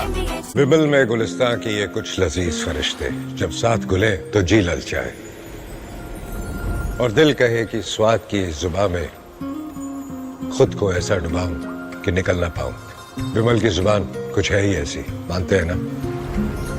विमल बोलो जुबा केसरी। 5 साल नैनी सेंटर में है, तो फिर जीवन कारा होगा, फिर हमें हाई कोर्ट बेल की है, फिर छोड़ गए। अब कहा बैठे पहले हुए कमाई ले कुछ खाए का, आपको कमाई लायक नहीं है, बहुत गुजार दिया, सब प्रतिनिधि खत्म हो गया 21 साल। अब बिल्कुल मैं सबसे पहले तस्वीरें आपको लखन की ही दिखाता हूँ। लखन बैठे हुए हैं, ये घर के ठीक बाहर खटिया पे बैठे हुए हैं और जो कुछ इनके ऊपर गुजरा है, जो कुछ घटनाक्रम इनके संग घटा है, पढ़कर मालूम चलता है कि व्यवस्था जब फेल होती है तो व्यक्ति किस तरीके से हताश हो जाता है। लखन जी कितने साल रहे जेल में? साहब 5 साल नैनी सेंटर में है, तो फिर जीवन कारा होगा, फिर हमें हाई कोर्ट बेल की है, फिर छोड़ गए, फिर लड़ते रहे साहब। उम्र कितनी हो गई? उम्र साहब 3 साल। हाँ 103 साल। हाँ साहब। क्या हुआ था, कौन सा घटनाक्रम, किससे झगड़ा हो गया था जब आपको गिरफ्तारी? साहब हमरे यह रहा है, हमारे चाची को मारे रहे, चंदा, प्रभु, नोखई, ये चारों मारे रहे हैं चाची के, देसराज की महतारी के। तो फिर कलेसर देसराज मलेसर कल्लू, तो फिर अपन नहीं किए, अब तो नहीं किए आए, फिर अपन जो है अपन झगड़ा मचा दिए। जेल में कुल कितना साल काट दिए जीवन का, कितना कौन उम्र में जेल गए थे? अरे साहब बहुत उतारी उम्र हो गए, अगर साहब न मांगते तो रोगा जी को स्वामी का, तो हम कहा जाए कि कई साल का है, अपना उधार ले आओ, तो उधार ले आओ तो देखें का और नैनी सटर हुआ हिया को स्वामी भेज और देवबंदी मार के बेल मिल गई। इतना साल जीवन का जेल में गुजार दिए, अब पीछे देखते हो किससे शिकायत है? हाँ कितनी शिकायत साहब, किससे शिकायत है? हाँ अब उन्हें से जब हम सो रही नहीं तो कहीं लाठी चल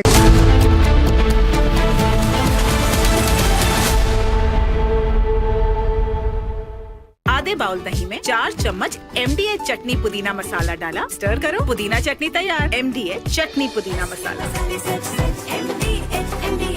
विमल में गुलिस्तां के ये कुछ लजीज फरिश्ते, जब साथ घुले तो जी ललचाए और दिल कहे कि स्वाद की जुबान में खुद को ऐसे डुबाऊं कि निकल ना पाऊं। विमल की जुबान कुछ है ही ऐसी, मानते हैं?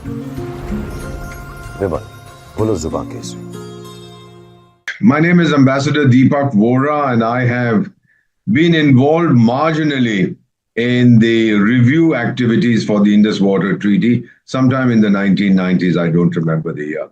But at that time, the feeling seemed to be from the Pakistani side that they could get away with whatever they wanted. It's important to remember that the creation of Pakistan was in 1947. The Indus Water Treaty was signed in 1960, 13 years later, because some fellow in Pakistan realized that the headworks of the irrigation system of the canals built in British Indian Punjab were in Madhapur and Ferozpur, both in India.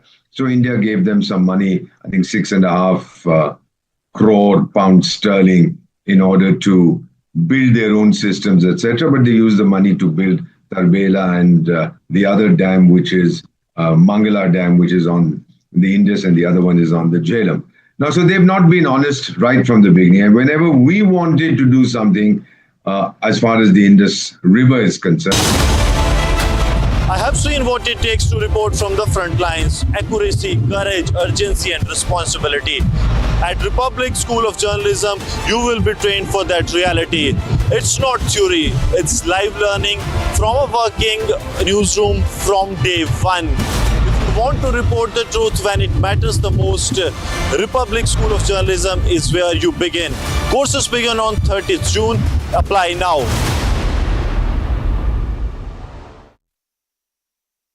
QS and THE, the world's foremost university rankings organizations, have ranked Amity amongst the top 3% universities globally, making it among the very few Indian universities to be included in both rankings. Yet another top ranking for Amity University. Mahi sir, how much do you love your fans? Honestly, I love my new fans. पुराने वाले बेकार में शोर करते sir fans हैं, शोर तो करेंगे ही ना? नए वाले नहीं करते. And they listen to what I say. The new generation Orient BLDC fans. Super silent performance with voice control. Silly me, I thought. Cricket fans. मेरी नई हुंडई एक्स्टर. अरे तुमने भी तो कल नई कार ली है ना?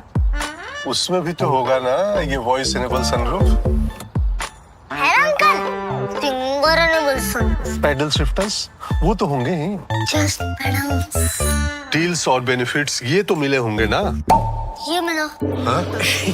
इन्होंने तो लॉलीपॉप ले लिया. क्या आप भी लेना चाहोगे? बिल्कुल नहीं. तो जल्दी चले आओ हुंडई शोरूम. आपकी फेवरेट हुंडई कार्स पर मिल रही है अमेजिंग डील्स. वैसे लोगे तो आप हुंडई ही, चाहे दिल की सुनो या डील्स की.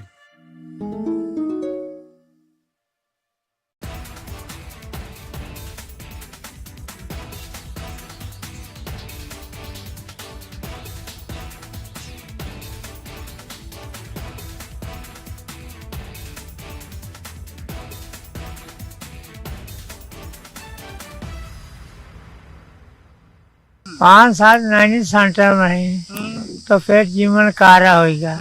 फिर हम हाई कोर्ट बेल की है फिर छोड़ रहे हैं. आप कहा बैठे अब पहले हुए कमाई ले कुछ खाए का, आपको कमाई लायक नहीं है, बहुत गुजार दिया. From Asia's largest news headquarters, setting the agenda for Bharat.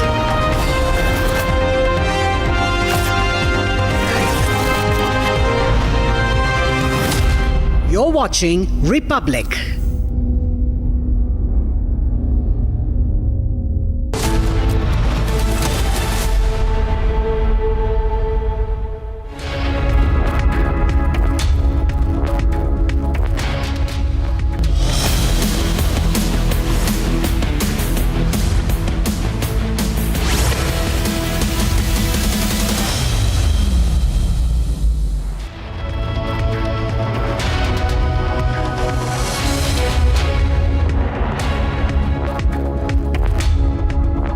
Welcome. You're watching live and breaking at 2:30 p.m. I am Tanisha Awasthi.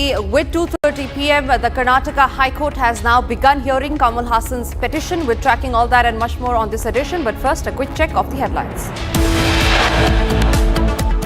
In 1965, Zulfikar Ali Bhutto declared a 1,000-year war against India when he addressed the United Nations Security Council. A similar kind of venom was spewed by General Asim Munir against India and Hindus.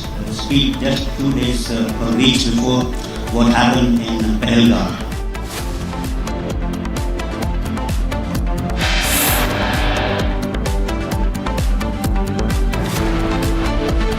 Karnataka High Court traps Kamal Haasan, asks why no apology, says public figure cannot hurt public sentiments.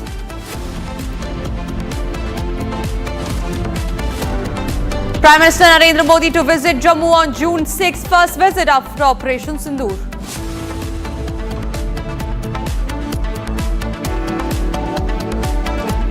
Telangana Congress chief sympathizes with Maoist, questions no talks. Why no talks with Maoist? Jammu and Kashmir LG Manoj Sinha sacks 3 government employees for alleged terror links. Congress issues advisory to party leaders asking to not give statements deviating from party line.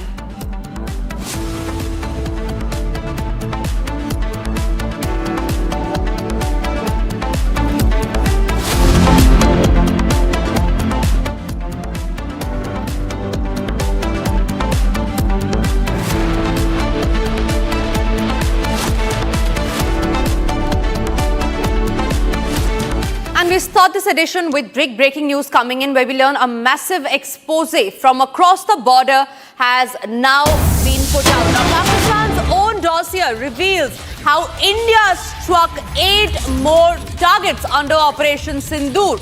Now, this is far deeper than officially acknowledged. Meanwhile, chaos in Karachi has already taken place. Prisoners are breaking out of Malir jail in midnight uprising, shaking Pakistan's security apparatus.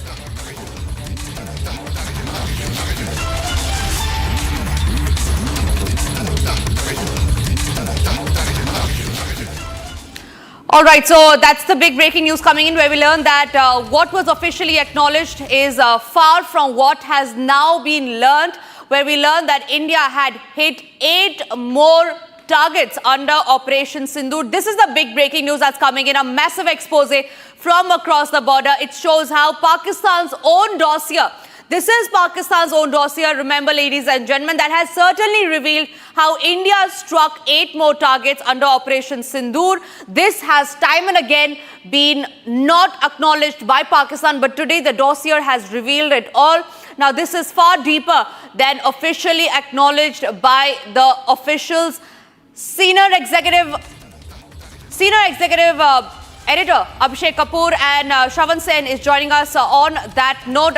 Shravan and Abhishek, what is this dossier all about? Give us all the details. Well, it's typical to the Pakistani style, because they believed that this was going to be part of the propaganda machine. In fact, there is a dossier that the Pakistanis have actually revealed, and they basically say that there are a number of targets that were actually hit. Some targets that were not revealed so far. In fact, let me just take our viewers through what really happened on the 9th and the 10th itself. If you see in a sequential manner what India has done. First, you are looking at only the terror infrastructure that was struck on the 7th of May. Thereafter, what India had done was a measured response to what the Pakistanis had actually done. The Pakistanis started hitting out at the civilian areas. So if you remember, the very next day, a swarm of drones that came in, and they were basically targeting all our civilian areas, particularly around Punj. And not to forget, there are cities that were being targeted, like, for instance, Pathankot being one such, and Amritsar being the other. Thereafter, India said that if you have hit us, we are going to respond. That was a measured response. It is important to point out here. What India did thereafter was clearly a response, but this was also planned. Remember, as a contingency plan that India already had, they had the coordinates as far as these bases are concerned. So even before the military bases were actually targeted, the AWACS were basically hit, rendering some of the areas in Pakistan being completely vulnerable. And then came the Brahmastra, if I may say so, that the military bases were basically targeted. They were deep inside, and these military bases were targeted. Now let's come to the news point here, and therein I'm going to bring in Abhishek right now. Abhishek, they have revealed much more than what we had said this far, and I would say this is a clear Pakistani admission. Well, absolutely, Shravan. And I think as I have gone through this dossier, this is essentially Pakistani propaganda material. They perhaps were making this for international audience and to try to impress upon them the fact that maybe India was irresponsible in its military response. But what is important is, and in fact, they go on to give a lot of information which otherwise might not have come in public domain. So what we have to understand is sift through it and see that they are acknowledging damage to their military infrastructure much beyond what India initially, came out with. Now the reason is because our first military objective out of this entire exercise of Operation Sindoor was to make sure that the terror targets are taken down, eliminated, which we did. And whatever else happened subsequently, as has been just underscored a while back in a special lecture by the Chief of Defence Staff himself from Pune, was that we were only calibrating our response so that we deter Pakistan from escalating. So in that escalatory metrics, when we realized that the Pakistanis are not really stopping at, they should not have in fact retaliated at all post May 7, but then because on May 8 and May 9 they continued, we hit them back with some decisive show of force, which took down 8 of their military bases. And because this time the targeting was of wider military infrastructure, the Pakistanis had more hits than going beyond from where, for example, the 8 military bases were targeted in a manner that their capacity to escalate further is taken down. So if they cannot fly out from Noor Khan base, from Rahim Yar Khan base, from Bolari Air Base, then obviously the escalation stops there. But apart from those places, now as can be seen from this dossier, there were other military targets that were hit. We did not mention it because those were not our prime, that was not our prime objective. But at least Pakistan is admitting that they were hit so badly. In fact, let's just quickly go back to that image that we have prepared for our audience right now. In fact, in that image, on your screens right now, what Abhishek we are going to do right now, take our viewers through all the list. We had basically spoken about 8 such targets. What the Pakistanis are saying on the 9th and 10th, in fact, Abhishek, they made 2 new mention. One is Jiang. Yeah, Jang. Jang, I beg your pardon, Jang, and the other happens to be, if I'm not wrong, you've already had all of them. Rawalpindi, we had already said. Yes. Lahore, we had Yes. said. Jang, we had said. Yes. Shokat, I'm not too sure. If you remember Shokat. Shortcut is the new one. The Jang is the new one. Hyderabad is new one. And Sukur. if I can see, Sukur we had already. Sukur we had. Peshawar is the new one. Okay. Peshawar we did not mention. That's pretty far. It's the capital of the northwest frontier. Now the Khyber Pakhtunkhwa, as it is called now. Yes. So I think what is important is that for the Pakistanis to, Shravan, really admit, even by default, because remember this is their propaganda material, that these places were hit, clearly shows that India's military strikes were far and deep and decisive. Because remember, if you look at the chronology of events, which was again underscored by the Chief of Defence Staff just a while back, basically Pakistan cried uncle within 8 hours of India's retaliatory strikes. So in a way they had thought that their operation Banyan, whatever, would go on for 48 hours and would sort of create a situation where India would surrender, which obviously India turned the tables on within the first 8 hours of the strikes. So this is essentially an underscoring of the scale of India's punitive strikes that happened on the night of May 9 and 10, May 10. And that's what brought Pakistan to the negotiation table with their DGMO really calling his Indian counterpart and then calling for truce. Can I also just reveal one more aspect of it? And in fact, to all our viewers, in a short while from now, in the next 20 minutes, we are going to reveal something more. Yeah. A man who was part of the advisory committee, in fact, has revealed much more. And just to take it forward from there, what really happened on the night of 10th of May, actually, when you have the bases that were basically targeted, what did the Pakistanis really do? The answer to this question perhaps in the next 20 minutes. But the reality is this, ladies and gentlemen, the Pakistanis themselves have now admitted that it is way beyond that what they had themselves imagined. It is not just a few of the military bases that were targeted. India did actually achieve much more than that. And as far as India is concerned, and as Abhishek has also been underscoring the point, this is a calibrated response. This is a measured response. And that is the reason why what India has been maintaining. First, it was the terror infrastructure. And as a response to the civilian areas that were basically targeted from these military bases were targeted so that you incapacitate their next move. And that's exactly what Abhishek has also highlighted at this point in time, Tanisha. Absolutely, Abhishek and Shravan, that's a huge breaking news coming in. Also, the other point that I would like to raise here is these are the, like you were saying, that these are the places that were not officially given out, but this has come out in the dossier. That too, that has been given out by Pakistan. Let's go into the specifics now. We learned that few of these places that have been hit, the extra places that have been hit by India under Operation Sindoor, specifically 7 of them, are very close to the line of control as well. So what are those places? Well, I'm not getting into the details of the questions or the pictures right now because this is part of the propaganda material of the Pakistanis. In fact, the Pakistanis believe that this is a counter strike that they are basically carrying, a counter view to what we have actually told the world. I can speak on this, Shravan, a bit. We are right, we are not going to show those pictures, but I am going through those pictures. You have seen these pictures. And remember, if you look at the global narrative, and nobody owes anything to us, yet none of these military experts who are known names in their own domain have picked up these this propaganda material of Pakistan. They have not spoken at all about this as any kind of evidence. And the Pakistanis can be so foolish that in one of those pictures that they have presented, they are themselves saying that these are altered images. So in a way, they do not have the courage to show the real picture themselves to their own people, or for putting in their own propaganda material. They have to admit that these are doctored images, and that I can read it exactly those words if I can find that page, because this is a long 20-minute dossier, a 20-page dossier.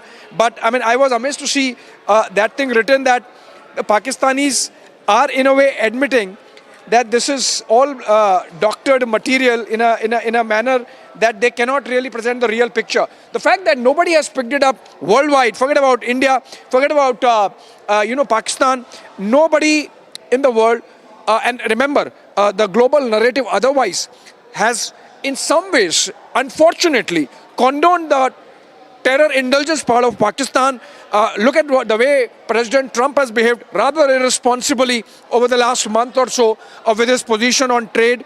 But the fact of the matter is that this Pakistani material has been debunked, not shown interest to by the world experts, and now they're shooting in their own feet with, as they say, shooting themselves in their own foot with giving away more targets that were taken down. Clearly shows that India's strikes were deep and hard.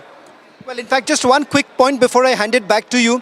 As far as India's evidence is concerned, it was very well strategized. In fact, remember, the military all this while was never taught that you need to bring back evidence. And we have also learned over a period of time that the evidence that we are going to now present to the world. Today, remember, all these images that you see of the military bases in Pakistan, they cannot be doctored because these are images that have been procured from global satellite companies. These are commercially available images for everyone to actually take a look. And that is the reason why each of these military air bases, be it Jacobabad, be it Bholari, or for that matter, Nourian Khan, these are military bases which have sustained heavy damages.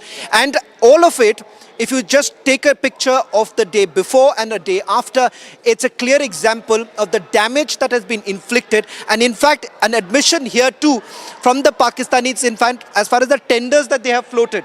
Just one quick point, because this is another point that Abhishek has picked up, is about the tenders that they are floating. Of course, we knew about the fact that they are now already repairing the airstrips, but it turns out that they are accepting the fact that they've lost their aircraft.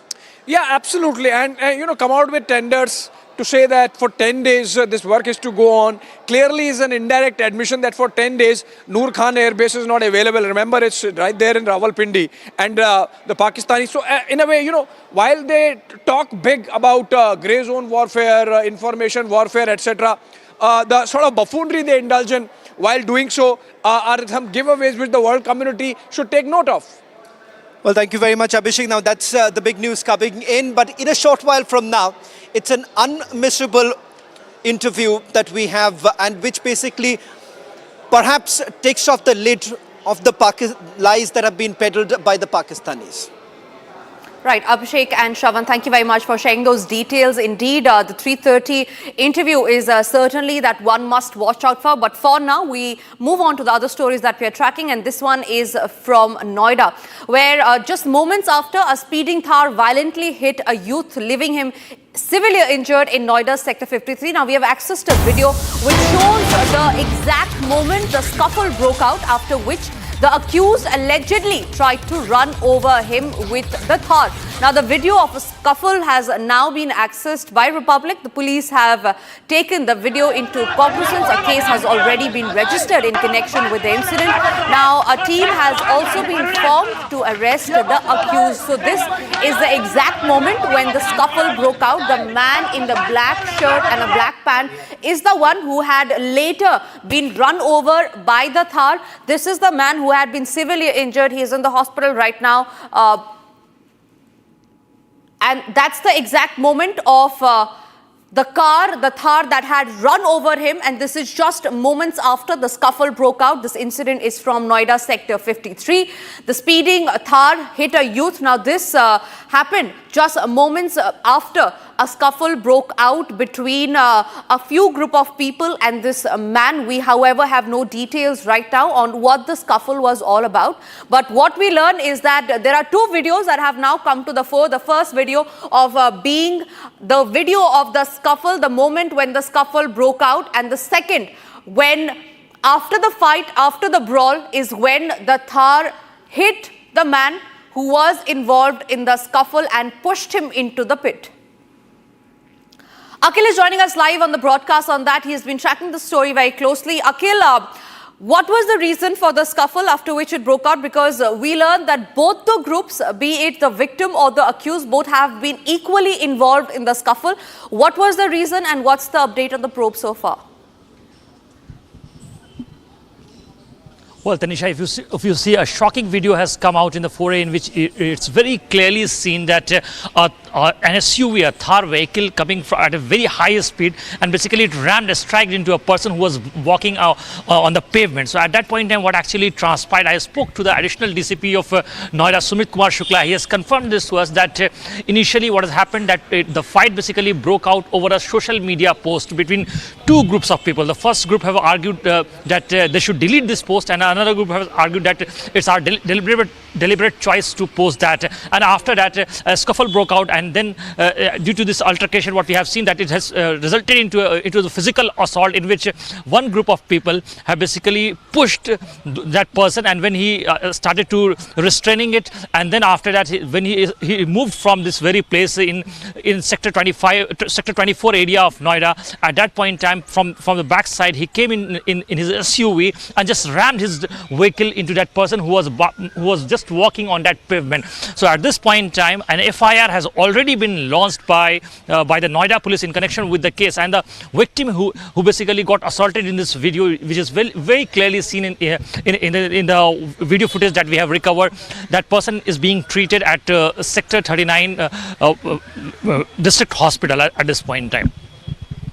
Akhil, thank you very much for sharing all those details. So that's the latest that's coming in as far as the hit and run case is concerned in Noida.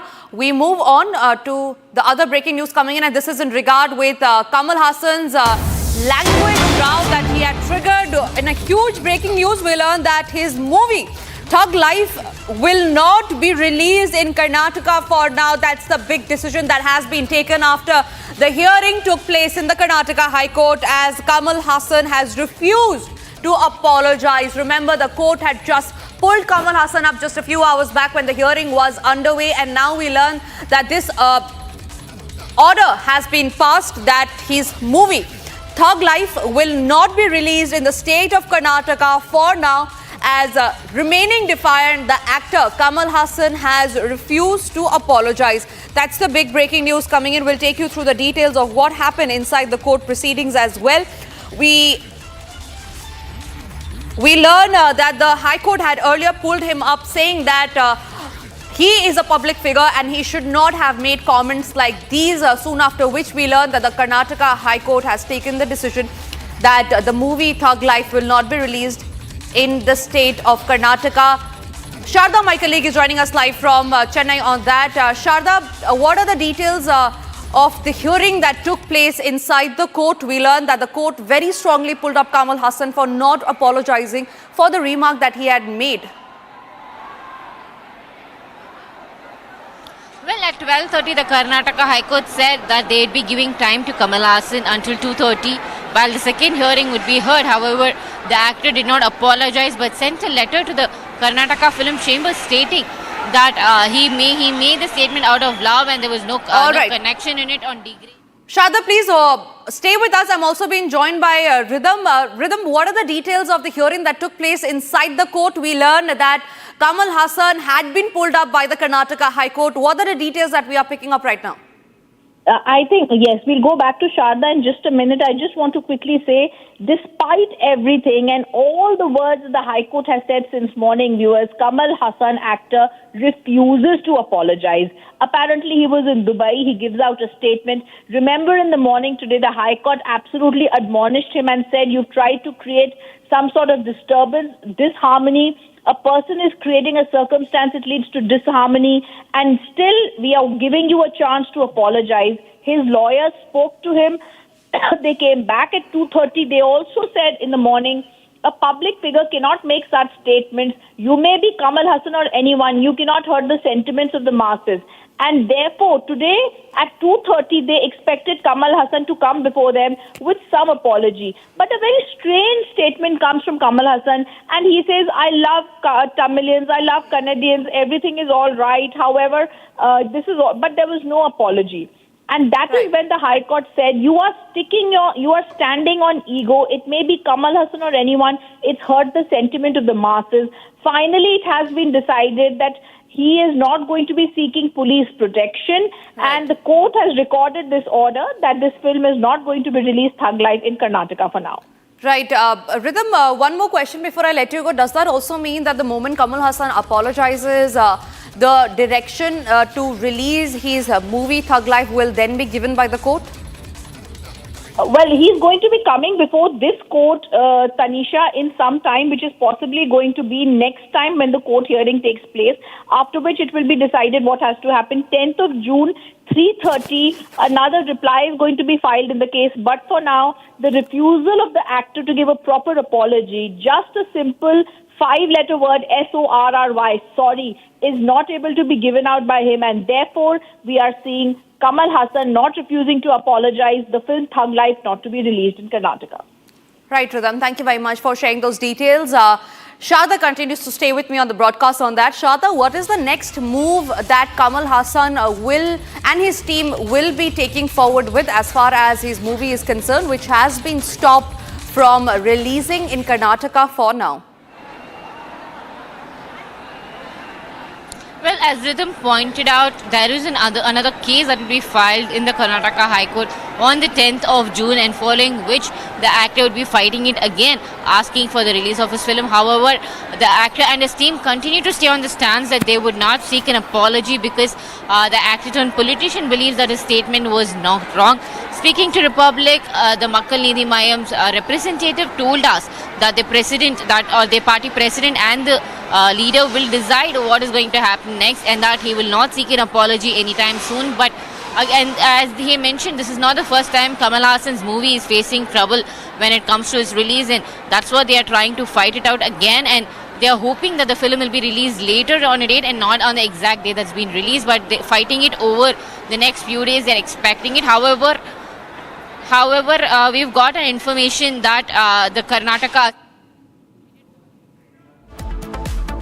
to be released in theatres as the distributors had promised. There would be prominent protests outside theatres that would be releasing Kamal Haasan's Thug Life.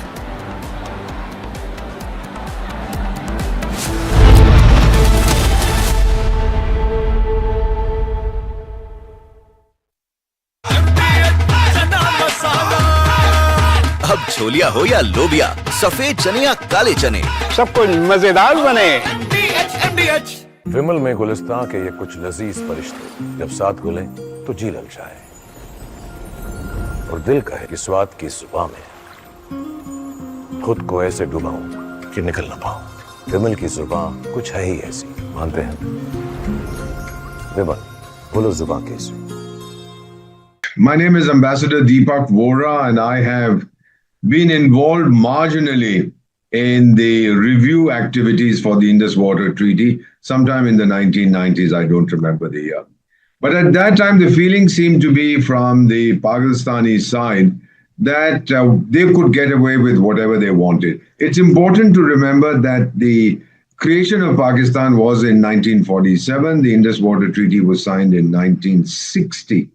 13 years later, because some fellow in Pakistan realized that the headworks of the irrigation system of the canals built in British Indian Punjab were in Madhapur and Ferozpur, both in India. So India gave them some money, I think 6.5 crore pounds sterling, in order to build their own systems, etc. But they used the money to build Tarbela and the other dam, which is Mangala Dam, which is on the Indus, and the other one is on the Jhelum. Now, so they've not been honest right from the beginning. And whenever we wanted to do something as far as the Indus River is concerned, they would always say that, look, this treaty has survived so many conflicts between India and Pakistan, nothing is going to happen. However, they did not know that this time they were dealing with a person called Narendra Bhai Damodar Das Modi, and we'd had enough, especially after the Pahalgam attack, that the feeling was that, oh, India will make some noise, India will lodge one protest here, there, everywhere, go to the United Nations, cry on America's shoulder, and then things would be back to normal. But this is not the India that they were used to. Now, what is the impact of this? First of all, as far as international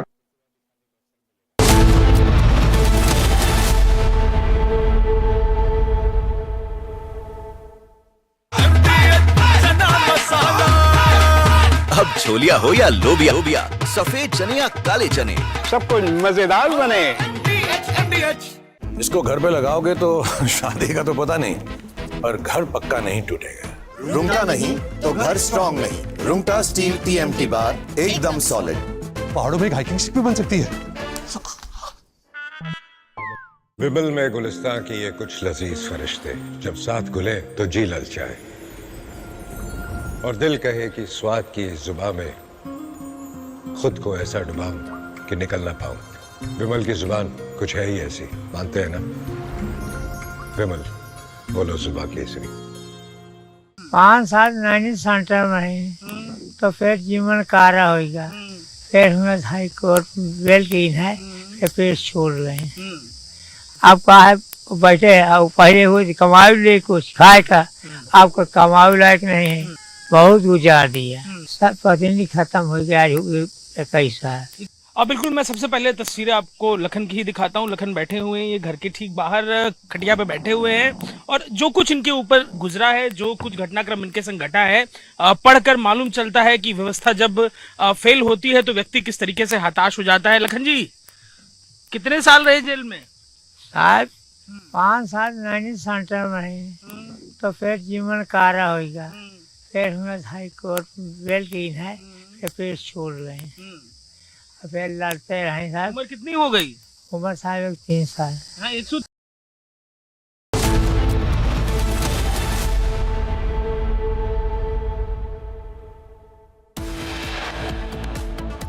Officially, we know in 1965, Zulfikar Ali Bhutto declared a 1,000-year war against India when he addressed the United Nations Security Council. A similar kind of venom was spewed by General Asim Munir against India and Hindus. Speak just 2 days or weeks before what happened in Pahalgam. Chief of Defence Staff Anil Chauhan, while speaking on Operation Sindoor, hits out at Pakistan Army Chief Asim Munir, saying that venom was spewed by Munir against India just 2 days ahead of the Pahalgam attack.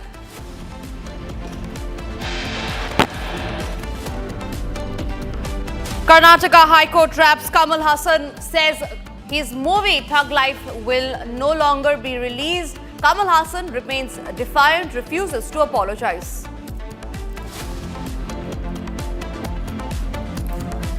Prime Minister Narendra Modi to visit Jammu on June 6th. First visit after Operation Sindoor.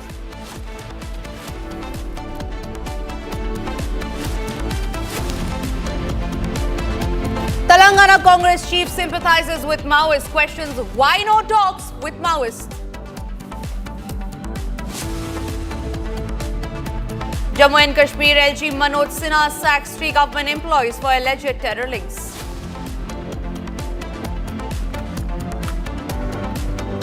Congress issues advisory to party leaders asking to not give statements deviating from party line.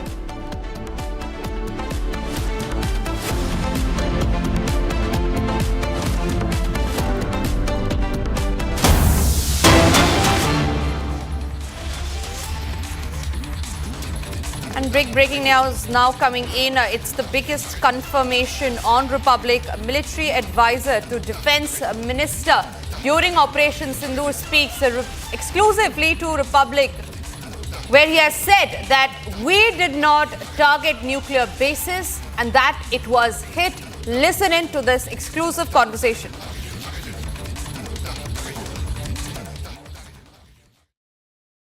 I want to then perhaps also take it a little further, because there was a lot of talk happening that the nuclear sites were also being targeted. Was that true? Did we actually manage to at least come very close or somewhere close? Okay, you remember what the DG Air Ops mentioned. In fact, a media person asked him that, did you target? And he said, you tell me. So obviously at the international level, are you going to say that you targeted? Obviously you didn't target. It got hit, and it put a lot of fear and apprehension in the mind of the people there as to what is Was the that the condition. turning point?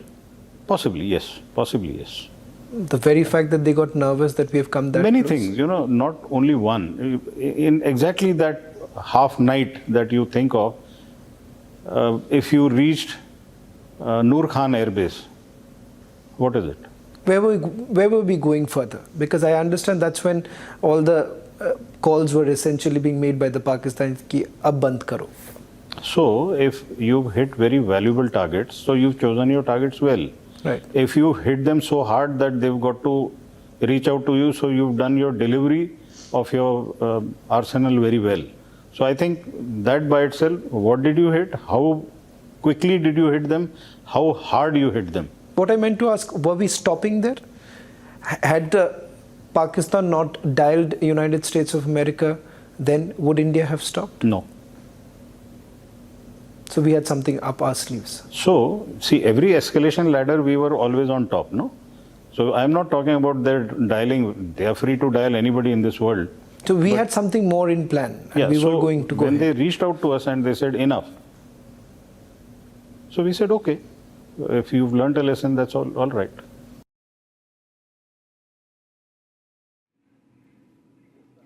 All right, the huge exclusive news break that Shravan Sen has got there. Shravan and Abhishek joining me on the newsroom, from the newsroom on that.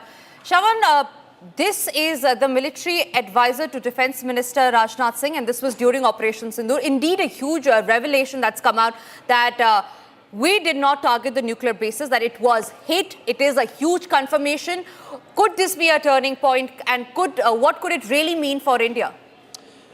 Well, I'll let Abhishek answer that, but let me first put this into perspective, who this person is and why this is a significant comment. For all our viewers, we are talking to a man called Lieutenant General Khandare, who happened to be the military advisor to the Raksha Mantri till about the 16th of May. This is the very period when Operation Sindoor was still going on. So the time that Operation Sindoor was going on, Lieutenant General Khandare was very much part of the Ministry of Defence. In fact, he was the principal advisor. He is also the man who is served along with National Security Advisor Ajit Doval, considered to be one of the strategic minds of our country. And for the first time ever, there was a lot of speculation about what was the turning point in Operation Sindoor, and did India really plan to stop? This comes from the very person who was monitoring all of this, was part of various discussions. Now, there is an in-depth, chronological events that have been put out by General Khandare. But before that, Abhishek, this is for the first time very cleverly, very smartly put by General Khandare, where he's saying that, look here, we did not target them. Nuclear command centers were not targeted by India, and we maintain that. Yeah. In the process, if it has got hit. Now, we were always thinking if it got hit. Today, General Khandare is saying it got hit. It got hit, and that's a big one, I think. So both ways, we did not target it, but it got hit. Now, you know, the nuances that, as it happens, Shravan, in the fog of war, the Pakistanis realized that when it comes to the escalation metrics, India is controlling the escalation. India is controlling where it would go, which means, you know, for a general, the biggest nightmare is not having control over the situation. And the Pakistanis, all the generals in Rawalpindi realized, because they were hit right there where they were sitting. Noor Khan Air Base is in Rawalpindi. And their special projects or plans division, which is essentially the command and control nerve center for their nuclear arsenal, warhead, etc. That is there just barely few hundred meters, or maybe less than 100, 200 meters from where this Noor Khan Air Base strike happened. So I think what General Khandare, and by the way, General Khandare is also someone who was Deputy National Security Advisor, who was there in the National Security Council for a long period of time. For him to be saying this from a position of responsibility that he occupied till just about a week or 10 days back, I think this is the clearest enunciation of how India really controlled the events during Operation Sindoor leading up to May 10, when Pakistan really cried uncle. So I think this is yet another evidence, if one more at all was needed really, of how meticulous our planning was, that we will have deniability, we will have careful choice of targets, we will hit them where we want, we will go hard and deep as the instruction was from the Prime Minister, and we will make sure that all through this process, from planning to execution, we control the situation, we control the escalation, and not Pakistan. Well, in fact, we're going to take this further. In fact, in a short while from now, we'll try and explain it for all our viewers, which is that particular location that we were talking about. When did this actually happen? And what really changed by the 10th? And why exactly did the Pakistanis suddenly retreat? And was India really planning to go ahead? This is something that was revealed by General Khandare in this exhaustive interview that we have done with him. But I want to once again go back to that very moment when we questioned him about what really happened, because there was a lot of speculation that was doing the rounds as far as the Pakistan nuclear command centers are concerned. And in fact, that very morning after this incident actually took place, it turns out Shehbaz Sharif had already called for a meeting. And I'm going to get into the details of it. What was that meeting all about? Why did Shehbaz Sharif call it? Why did the defense minister in Pakistan suddenly get so very jittery about this meeting that was called by the Pakistani Prime Minister? And how exactly, General Asif Munir really responded? Because this is where we had got very, very close. And perhaps this is the reason why they had to dial United States of America. Let's listen in once again. I want to then perhaps also take it a little further, because there was a lot of talk happening that the nuclear sites were also being targeted. Was that true? Did we actually manage to at least come very close or somewhere close? Okay, you remember what the DG Air Ops mentioned. In fact, a media person asked him that, did you target? And he said, you tell me. So obviously at the international level, are you going to say that you targeted? Obviously you didn't target. It got hit, and it put a lot of fear and apprehension in the mind of the people there as to what is Was the that condition. the turning point? Possibly, yes. Possibly, yes. The very fact that they got nervous that we have come that Many close? things, not only one. In exactly that half night that you think of, if you reached Noor Khan Air Base, what is it? Where were we going further? Because I understand that's when all the calls were essentially being made by the Pakistanis ki ab band karo. So if you've hit very valuable targets, so you've chosen your targets well. Right. If you hit them so hard that they've got to reach out to you, so you've done your delivery of your arsenal very well. So I think that by itself, what did you hit? How quickly did you hit them? How hard you hit them? What I meant to ask, were we stopping there? Had Pakistan not dialed United States of America, then would India have stopped? No. So we had something up our sleeves. So, see, every escalation ladder, we were always on top, no? So I'm not talking about their dialing. They are free to dial anybody in this world. So we had something more in plan. And yeah, we so were going to go when ahead. they reached out to us and they said, enough. So we said, okay, if you've learned a lesson, that's all right.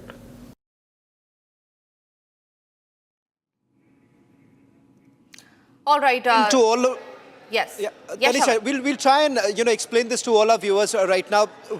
Which was the facility that got actually hit and not targeted? Now the key word here is that we did not target. It got hit. Now to decipher this, Abhishek is already there. Abhishek, first I want to help our viewers understand which is the area that we are talking about, and what was the turning point that General Khandare is talking about. So we are specifically talking about the Noor Khan Air Base, which is of course information already in public domain. And Noor Khan Air Base, where it is in Islamabad or Rawalpindi, a suburb of Islamabad. And this is where the Pakistani general headquarters are. Of course, some distance away, say about 10-15 kilometers away. But more specifically, Noor Khan Air Base is something which also has in its complex or just outside the Special Plans Division, which is a specific division which deals with the nuclear arsenal of Pakistan. And to have come that close, despite clearly not wanting to hit any nuclear facility, to be getting that close, I think the Pakistanis realize the message here is, Shawan, the precision with which we could pick targets. And in fact, just about before this interview that you broke with General Khandare, we had Chief of Defence Staff General Al Chauhan speaking at a university in Pune, and he mentioned, and I was listening to it, that we hit targets within a range of 3 square kilometers. That was the kind of precision with which our munition really went inside Pakistan and hit them hard. So the Pakistanis were really taken aback with this kind of scale of precision, and I think that's why they really cried and went to United States first, and then of course made that DGMO call. General Khandare very subtly indicating towards the fact that our strikes this time were so precise that the Pakistanis really realized that they do not have an answer, and if an escalation happens from here on, they would not be in control of the situation, and that's when they shoot for peace. Thank you very much, Abhishek. Now, Abhishek, putting this into perspective, Abhishek, before I bring in our guests who are going to join us in a short while from now, I want to take this a little further now. On the 10th of May, there were calls that were basically made, as you said, going to Uncle Sam. And this was actually happening. India, at that point in time, was already preparing that what next. General Khandare also says that we were not planning to stop. On the 10th, it would have continued. Is there any indication that you have got from, the top level of sources that you were in touch, that is there any indication of where we were going? Well, yes. So the escalation metrics, Shawan, of which the military planners always talk about, was ready this time, like it was ready during the Balakot air strikes also. During the Uri surgical strikes, maybe the operation in terms of scale, when you compare them, compare that with the present ones, was not much. So I think we did not really go into that thought process to think whether we would actually be escalating beyond that. But like in the case of Balakot air strikes, so in Operation Sindoor, the escalation matrix was clear. And what my takeaway from your interview with General Khandare, Shawan, is that we were at every stage, from the first air strikes which took down the terror infrastructure, to the drone swarms coming in from the Pakistani side and we retaliating, to Pakistan launching that Operation Burhan or whatever, to our response to it, scuttling it in a manner that they cried, uncle. Everything, at every stage, we were in control of the situation. And so, if Pakistan thought that they could, had the thought that they would continue with Operation Bunyan or whatever, our response would have been escalatory in a manner that we would have again controlled the initiative. And so I think at every stage, May 7, 8, 9, 10, so going forward, had Pakistan decided on any other misadventure, we would have continued to control and escalate.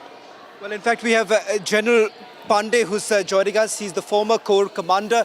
General Pandey, thank you very much for joining us. And for your benefit, General Pandey, I want to once again play out this interview. We've done this interview with the military advisor to Raksha Mantri Rajnath Singh, General Khandare, who was also the advisor during Operation Sindoor. And in an interview to us, he has now confirmed that India did not target the nuclear base. It got hit.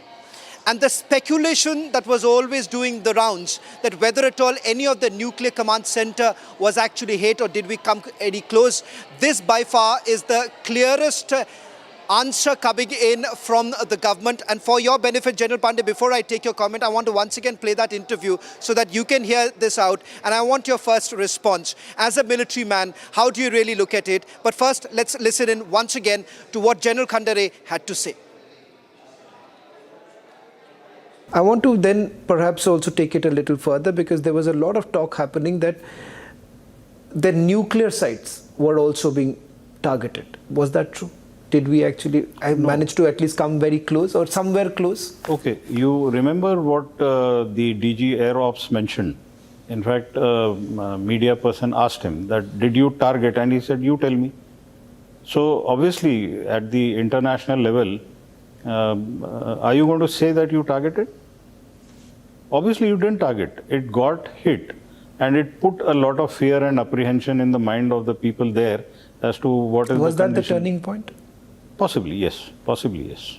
The very fact that they got nervous that we have come that Many close? things, you know, not only one. In exactly that half night that you think of, if you reached Noor Khan Air Base, what is it? Where were we going further? Because I understand that's when all the calls were essentially being made by the Pakistanis ki ab band karo.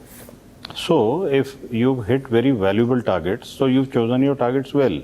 Right. If you hit them so hard that they've got to reach out to you, so you've done your delivery of your arsenal very well. So I think that by itself, what did you hit? How quickly did you hit them? How hard you hit them? What I meant to ask, were we stopping there? Had Pakistan not dialed United States of America, then would India have stopped? No. So we had something up our sleeves. So, see, every escalation ladder, we were always on top, no? So I'm not talking about their dialing. They are free to dial anybody in this world. So we had something more in plan. And yeah, we so were going to go when ahead. they reached out to us and they said, enough. So we said, okay, if you've learned a lesson, that's all right. Well, General Pandey, this perhaps is the first big confirmation coming in as far as the nuclear command facility, and now this basically explains why Shehbaz Sharif had called that meeting on 10th of May, and of course thereafter the calls that went to America. So this is the first big confirmation really coming in from a man, from an insider.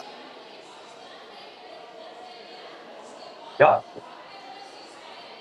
Yeah, I can hear you. General Pandey, the question that I was asking you, there was a lot of speculation that was doing the rounds with regards to whether at all any of the nuclear command center was actually hit. You have General Khandare, the Raksha Mantri's military advisor, now coming out with a big confirmation saying that we did not target, but it got hit. It can't be clearer than this. Okay, look, I will just amplify a couple of things before I come to this answer. Is that somewhere we as a nation avoid even selling and talking about our successes. And eventually it starts coming out from the outside world itself that what has happened. If you look at even the surgical strikes and what we did after Balakot, only we talk of symbols or signaling what we do. So even in this case, I will talk of what happened, I think, on 8th and 9th in Pakistan. If you remember, there's a small little news which came about and people missed out that Shehbaz Sharif has asked for the National Command Authority to assemble, essentially, which controls the nuclear assets and its launch and everything. So the second point which I want to articulate before we come to the answer per se is that a country which hits its targets, not today onwards, in the history of engagement with anyone, we hit our targets very carefully, selectively, We are not one of those people who will launch a missile and it may drop in our territory or somewhere else and go missing out on something. Even when we carry out our artillery duels and we hit enemy targets, we ensure it doesn't hit a civilian target which may be right next closed door to it. Unlike other countries, it may be China, it may be Pakistan, and there are so many others, they will fly something into the sky which will fall somewhere in the wrong place, even in their own territory or into a civilian target. So while that smile of the DGMO Air Ops was very clear that we did not hit or aap bataiye and that this thing, he somewhere let it out in a manner that yes, we know we have hit, but we can't talk about it. And oh, by the way, we should not talk about it. Let it come out on its own. So what followed through? While we may have hit by default or deliberately is matter of moot question, but I definitely feel that our Air Force, our military establishment is very, very careful in selecting targets. And it does what it wants, right? It doesn't happen by itself. One is they hit this location, which is supposed to be the storage facility. All right. And that, of course, pushed the Pakistanis to go running to somebody who was possibly made in charge or who knew the issues. And there is a lot of speculation about it, that these are assets kept by some other country in that location. It was supposed to be looked after them. They were supposed to be securing it. There were assets guarding it. And once you hit the storage facility, the possibility of using that system to be fired has got consequences. So one set, that means a weapon set, is off availability to Pakistan forever, for some time to come, till the time they actually come out and find out what has actually been lost and how much damage is it. Is it worth taking a risk to actually use that weapon system on one side? The second, what has happened is that the system which requires to fly it, launch it, that means the system which were available at Sargodha and Nur Ali Khan were also targeted very, very carefully and deliberately. So both the launch mechanism is now gone missing. There's a whole brouhaha which has been taking place in the last about 24 hours when the Ukrainians have launched, and they are saying that about 35 to 37% of strategic assets which carry the nuclear assets for Russia have been hit. It is a huge hit. You imagine what we have achieved in Sargodha and Nur Ali Khan.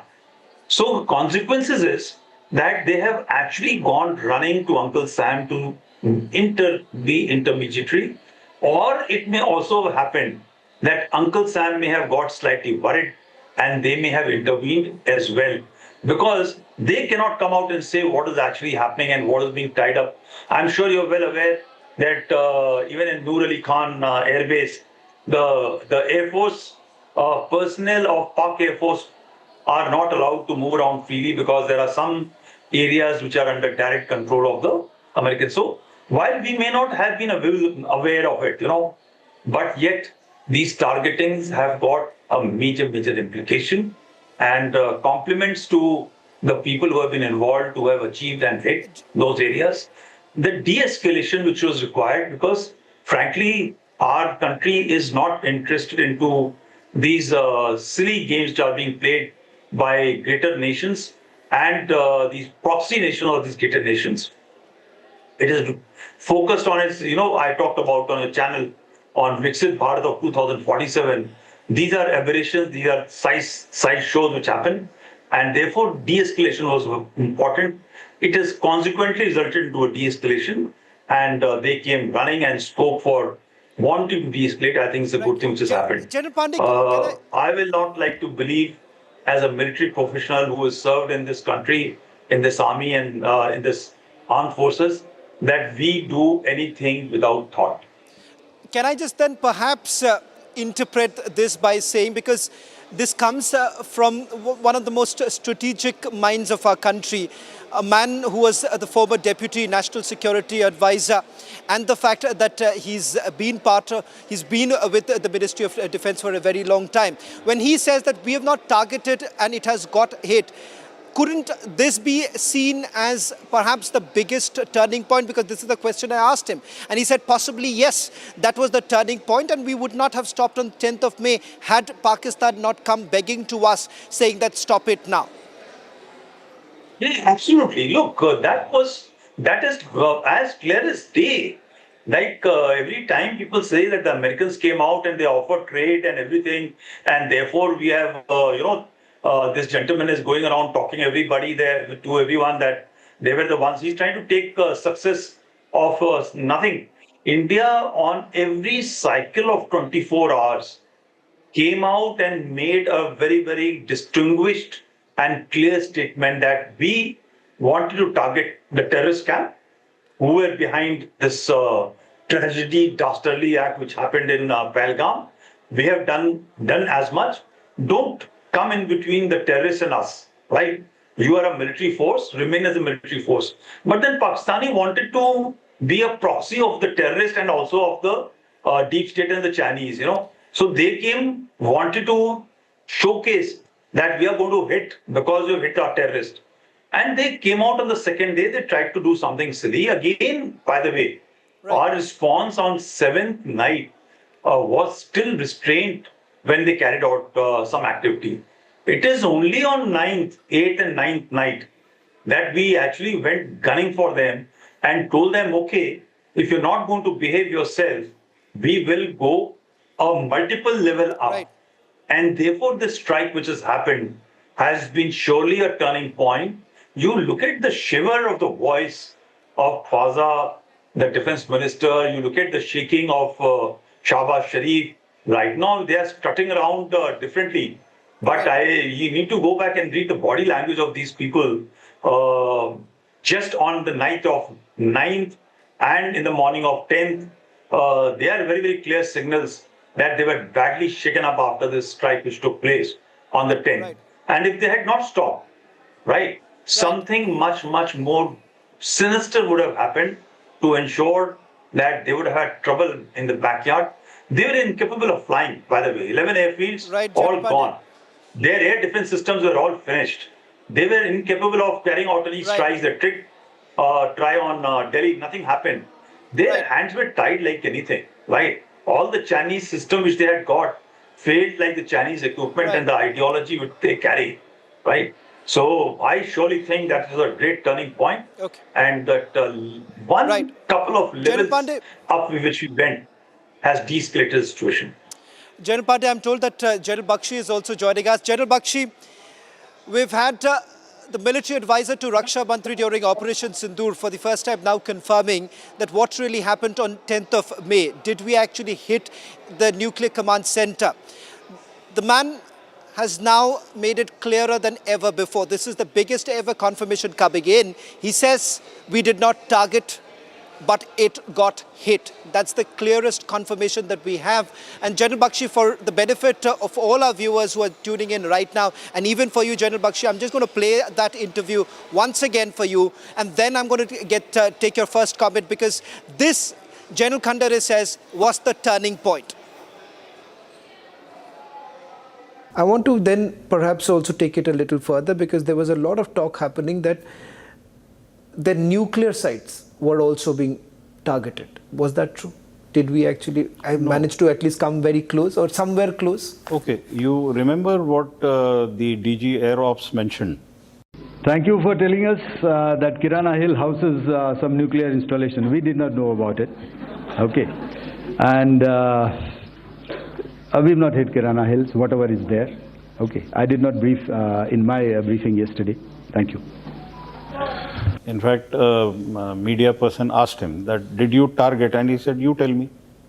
So obviously, at the international level, are you going to say that you targeted? Obviously, you didn't target. It got hit. And it put a lot of fear and apprehension in the mind of the people there as to what is Was the that condition. the turning point? Possibly, yes. Possibly, yes.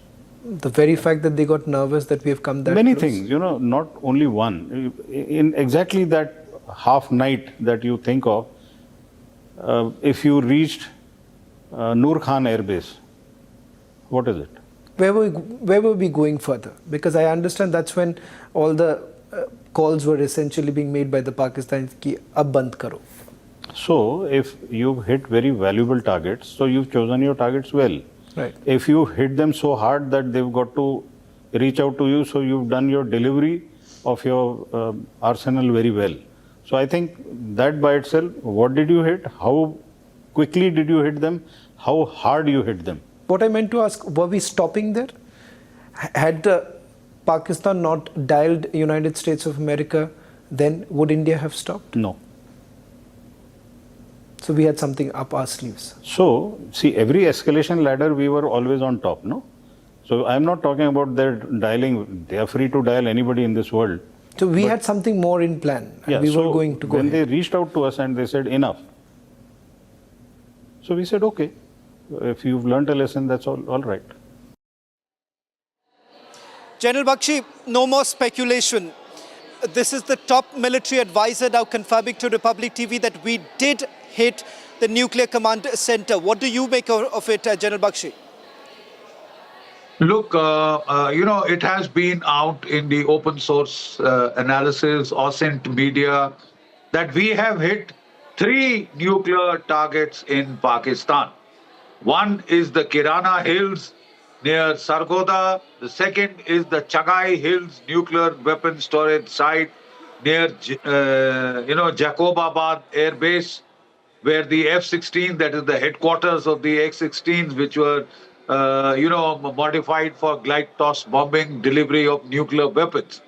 The Kirana Hills facility was to service the missiles, was to provide warheads to mate on the nuclear-tipped missiles that they were planning to fire towards us. And the third facility, which has now been confirmed by General Bhandare, is the Strategic Plans Division Nuclear Command Post, in the Noor Khan Air Base.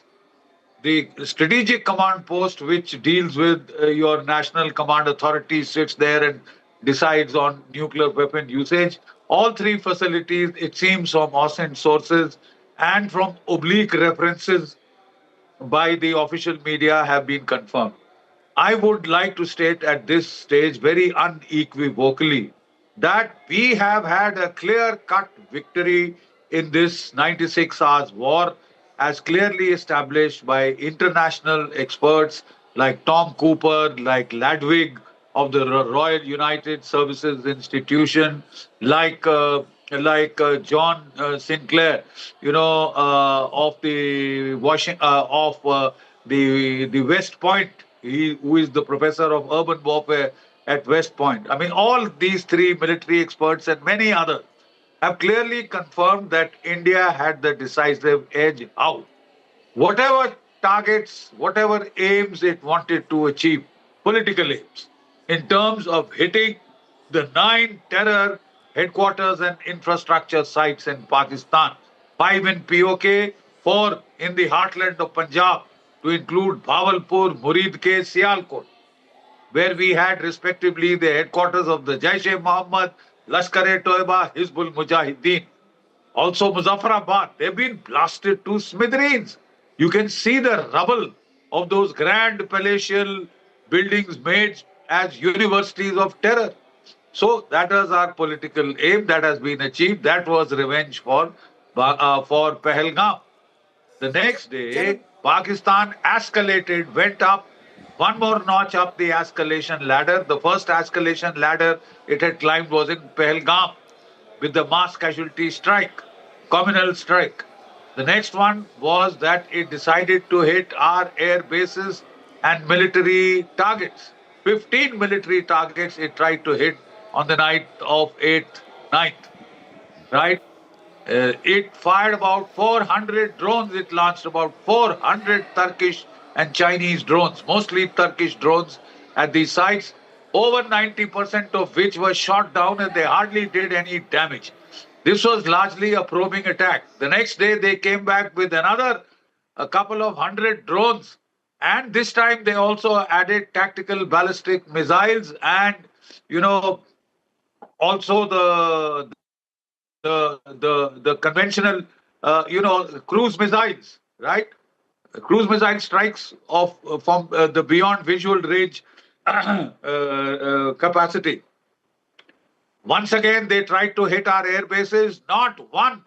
Our air defense, integrated air defense, comprising of the layers of S-400, the Barak 8, medium-range SAMs, long-range, medium-range SAMs, and then our Akashes, then the Spiders, and finally our V-Shorats and the close-in defenses, legacy defenses, upgraded, modified to include our L-70, our Zu-23, and our Shilkas.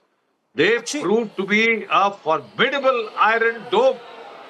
Again, not one single tactical ballistic missile got through. Not General one Bakshi, Shaheen. that's another significant point that General Khandare also makes in the interview, where he says that the nuclear bluff was called out. But another important point, General Bakshi, I want to share with you, where General Khandare says that we were not going to stop on the 10th of May. The plan was very clear. India would have continued perhaps some other targets, but he has now confirmed that India had no plans of stopping it on the 10th of May had it not been for the Pakistanis begging us and in fact taking the option of retreat. It is an option that was given by India to the Pakistanis. So it has nothing to do with the United States of America. General Khandare makes it very clear that India would have continued on 10th of May. And this would have continued had it not been for the Pakistanis taking the option that we had given them. Look, we provided off-ramps to Pakistan even after we hit the terror camps, right? On the first day itself, we had provided an off-ramp. Our DGMO had rung up their DGMO who did not take that damn call, but it was clearly conveyed to him that we have hit your terror bases and we are prepared to call it off provided you behave. Pakistan decided to escalate. And then we hit it really hard. Look, if out of 12 air bases, 11 of your air bases get hit, what does that show about your air defense capabilities of Pakistan? They were obliterated, 4 of their radars. In fact, the news is 7 radars have been destroyed and huge gaps opened in their air defense network, which we exploited to attack out of 12, 11 of their airfields, starting from Skardu, going down to Karachi. What does that say about the comprehensive nature of our victory, of our air superiority we had gained? When he tried to hit our air bases, our military targets, he tried to hit Delhi.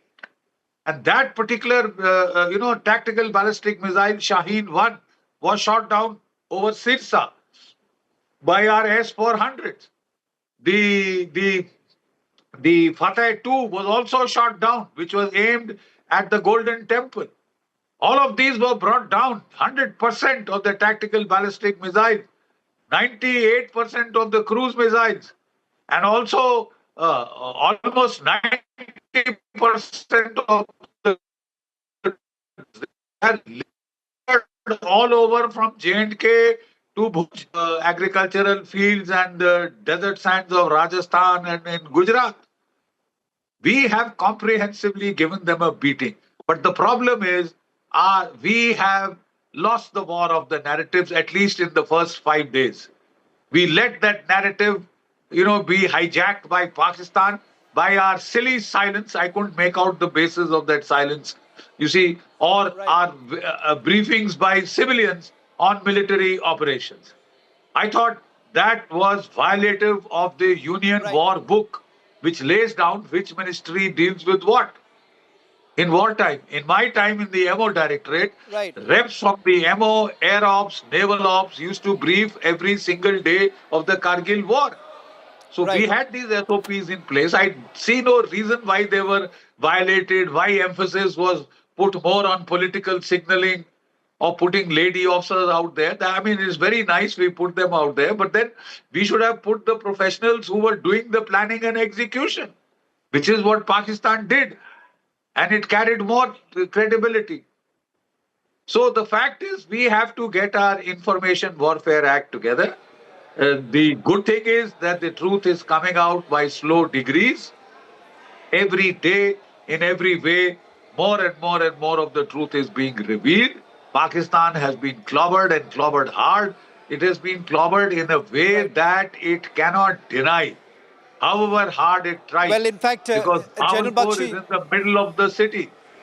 Lahore, Muridke is in the middle of the city. well, General Bakshi, they've gone a step Sialkot. ahead. They've gone a step ahead. Today they have released a dossier saying that we've got hit at number of places. In fact, I'm just going to put out that entire graphic that we have just made for our viewers, because in a dossier that they have made, they have also admitted that Peshawar was hit. They've also admitted that Jung was hit. These are some of the places that are right deep inside, east of Indus, that have all been hit here.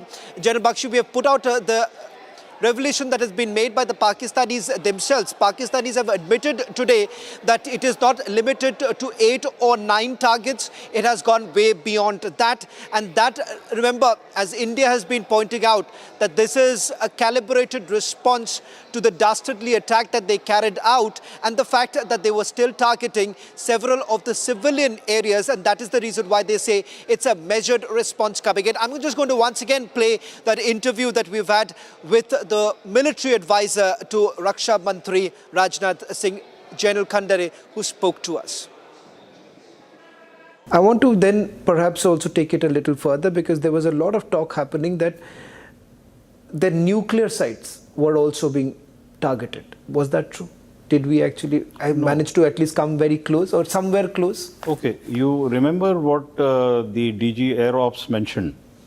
Thank you for telling us that Kirana Hill houses some nuclear installation. We did not know about it. Okay. And we've not hit Kirana Hills, whatever is there. Okay. I did not brief in my briefing yesterday. Thank you. In fact, a media person asked him that, did you target? And he said, you tell me. So obviously, at the international level, are you going to say that you targeted? Obviously, you didn't target. It got hit, and it put a lot of fear and apprehension in the mind of the people there as to what is Was the that the condition. turning point? Possibly, yes. Possibly, yes. The very fact that they got nervous that we have come that Many close? things, you know, not only one. In exactly that half night that you think of, if you reached Noor Khan Air Base, what is it? Where were we going further? Because I understand that's when all the calls were essentially being made by the Pakistanis ki ab band karo. So, if you've hit very valuable targets, so you've chosen your targets well. Right. If you hit them so hard that they've got to reach out to you, so you've done your delivery of your arsenal very well. So I think that by itself, what did you hit? How quickly did you hit them? How hard you hit them? What I meant to ask, were we stopping there? Had Pakistan not dialed United States of America, then would India have stopped? No. So we had something up our sleeves. So, see, every escalation ladder, we were always on top, no? So I'm not talking about their dialing. They are free to dial anybody in this world. So we had something more in plan. And Yeah, we so were going to go when ahead. they reached out to us and they said, enough. So we said, okay, if you've learned a lesson, that's all right.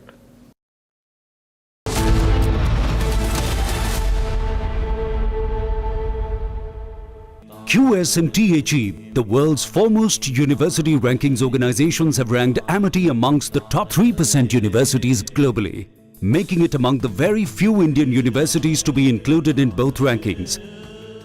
Yet another top ranking for Amity University.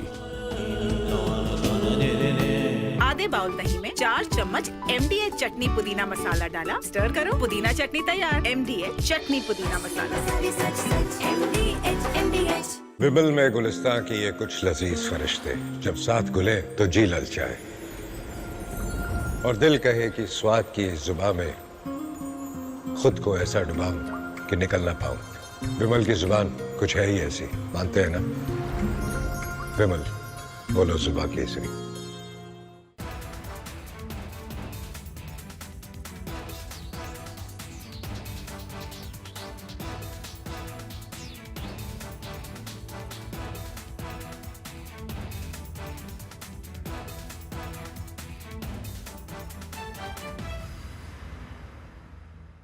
My name is Ambassador Deepak Vora, and I have been involved marginally in the review activities for the Indus Water Treaty, sometime in the 1990s, I don't remember the year. But at that time, the feeling seemed to be from the Pakistani side that they could get away with whatever they wanted. It's important to remember that the creation of Pakistan was in 1947. The Indus Water Treaty was signed in 1960, 13 years later, because some fellow in Pakistan realized that the headworks of the irrigation system of the canals built in British Indian Punjab were in Madhapur and Ferozpur, both in India. So India gave them some money, I think 6.5 crore pounds sterling, in order to build their own systems, etc. But they used the money to build Tarbela and the other dam, which is Mangalore Dam, which is on.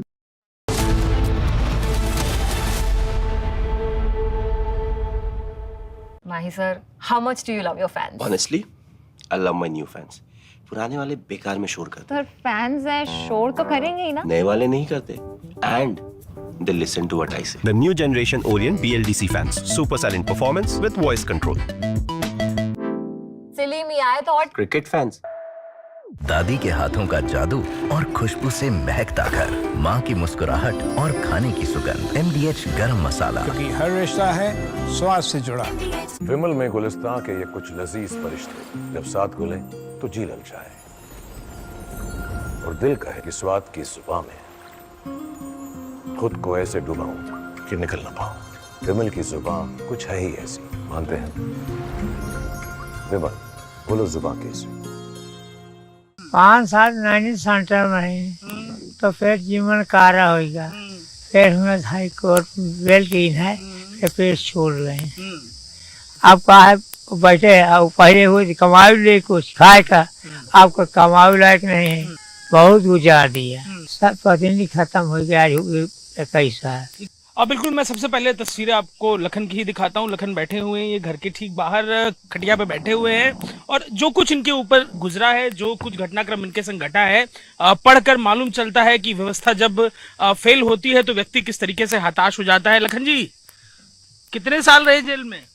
साहब 5 साल Naini centre में है तो फिर जीवन कारा होगा, फिर हमें हाई कोर्ट बेल की है, फिर छोड़ रहे हैं, फिर लड़ते रहे साहब। उम्र कितनी हो गई? उम्र साहब 3 साल। हाँ 103 साल। हाँ साहब। क्या हुआ था, कौन सा घटनाक्रम, किससे झगड़ा हो गया था जब आपको गिरफ्तारी? साहब हमरे यह रहा है, हमारे चाची को मारे रहे, चंदा प्रभु नोखई, ये चारों मारे रहे हैं चाची के, देशराज महतारी के, तो फिर Kalesar.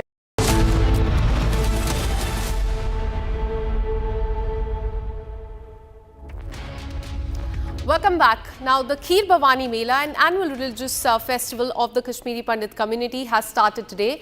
It, in fact, is being held at the Kheer Bhawani temple in the village in Gandarbal. The temple is dedicated to goddess, in fact, a reincarnation of the goddess Durga, and is being revered by the Kashmiri Hindus as one of the holiest sites in this region. Here's a ground report from Jammu and Kashmir. Kashmiri Pandits have gathered here at Mata Kheer Bhawani temple at Tulmula on Jyesht Ashtami. This is one of the religious festivals which is celebrated in 5 temples in the Kashmir Valley, from Gandarbal to Anantnag to Kupwara to Kulgam.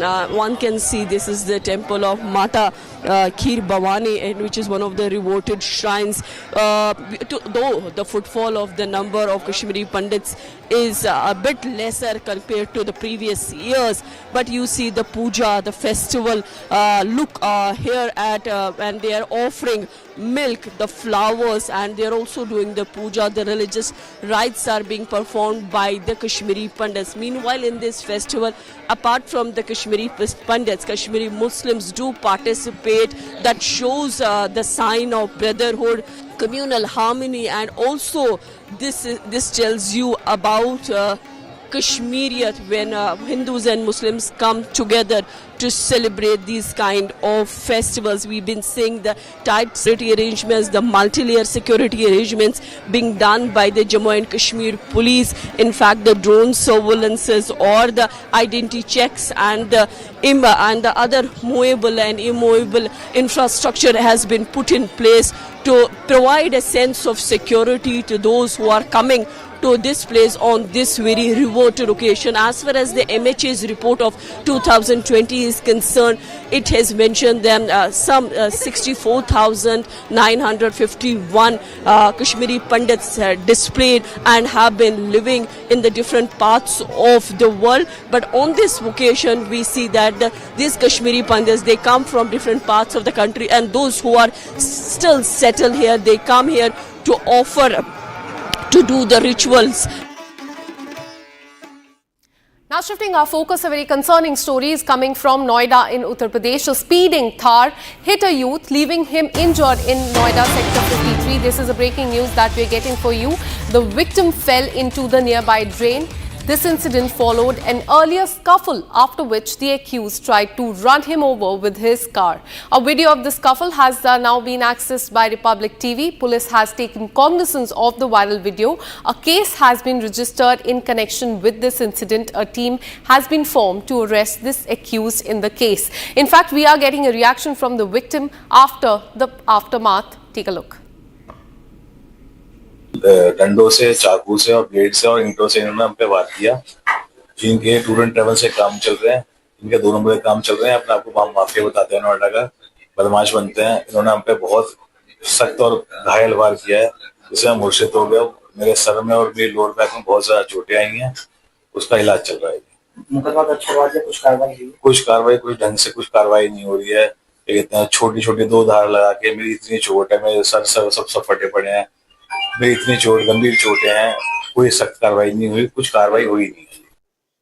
Let me go across to my colleague Akhil, who joins us live on the broadcast, and he's been tracking this story. Akhil, tell us what led to this road rage and then a scuffle between these two people. Well, initially, if you see, a scuffle broke out prior to this very incident when a social media post was done by what was basically posted by one camp, because there are 2 camps and one camp has basically resisted it and requested the second camp not to post it about it. And after that, the second camp did not listen and an altercation broke out. And after that, they met at a point in sector 53.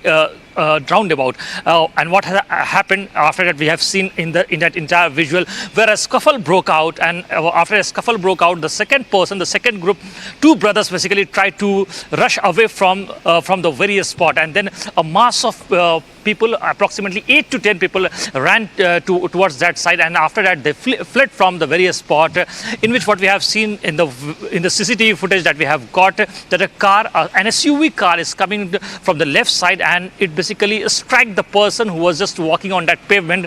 And if you see in this video, it's very clear that the person fell into the drain nearby, and after that what we have seen that he was taken to a nearby hospital in sector 39, and the entire incident which took place over there at the sector 53 roundabout comes under the Noida sector 24 police station jurisdiction. So a police complaint had already been registered by the Noida police. While commenting on this issue, additional DCP Sumit Kumar Shukla has said that the main accused is still at large and they have formed a team in connection with the case to nab the main accused. Keep watching Republic TV. We'll be right back after a short commercial break.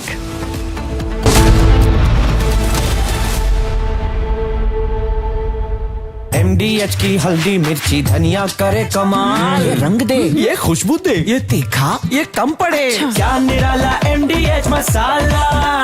विमल में गुलिस्तां के ये कुछ लजीज फरिश्ते जब साथ घुलें तो जी ललचाए और दिल कहे कि स्वाद की जुबान में खुद को ऐसे डुबाऊं कि निकल ना पाऊं। विमल की जुबान कुछ है ही ऐसी, मानते हैं? विमल, बोलो जुबान कैसी।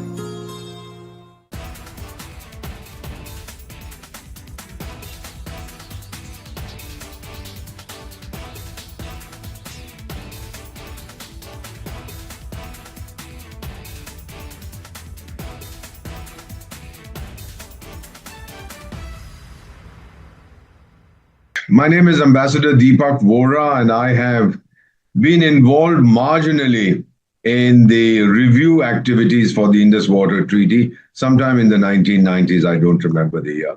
But at that time, the feeling seemed to be from the Pakistani side that they could get away with whatever they wanted. It's important to remember that the creation of Pakistan was in 1947. The Indus Water Treaty was signed in 1960, 13 years later, because some fellow in Pakistan realized that the headworks of the irrigation system of the canals built in British Indian Punjab were in Madhapur and Ferozpur, both in India.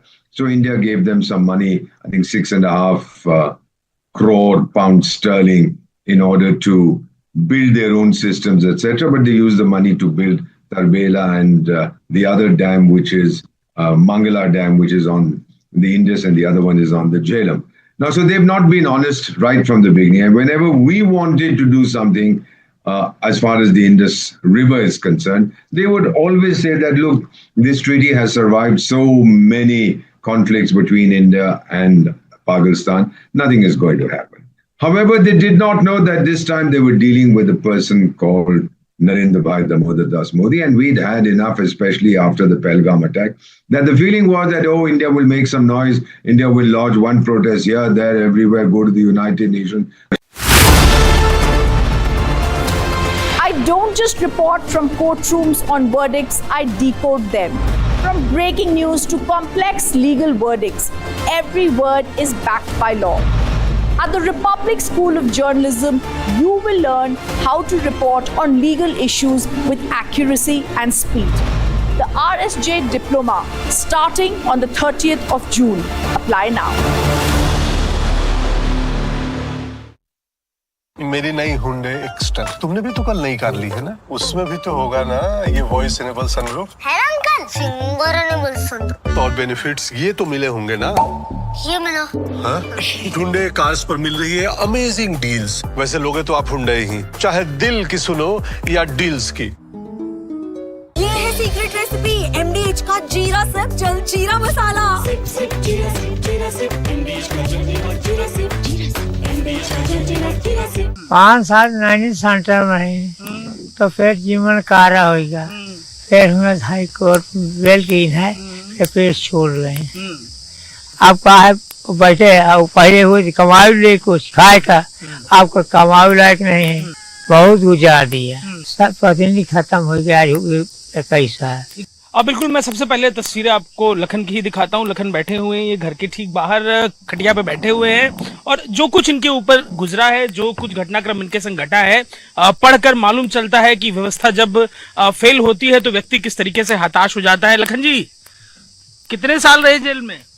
साहब 5 साल 19 centre में है तो फिर जीवन कारा होगा, फिर हमें हाई कोर्ट बेल की है, फिर छोड़ रहे हैं, फिर लड़ते रहे साहब। उम्र कितनी हो गई? उम्र साहब 3 साल। हाँ, 103 साल। हाँ साहब। क्या हुआ था, कौन सा घटनाक्रम, किससे झगड़ा हो गया था जब आपको गिरफ्तारी? साहब हमरे यह रहा है, हमारे चाची को मारे रहे, चंदा प्रभु नोखई, ये चारों मारे रहे हैं चाची के, देशराज महता।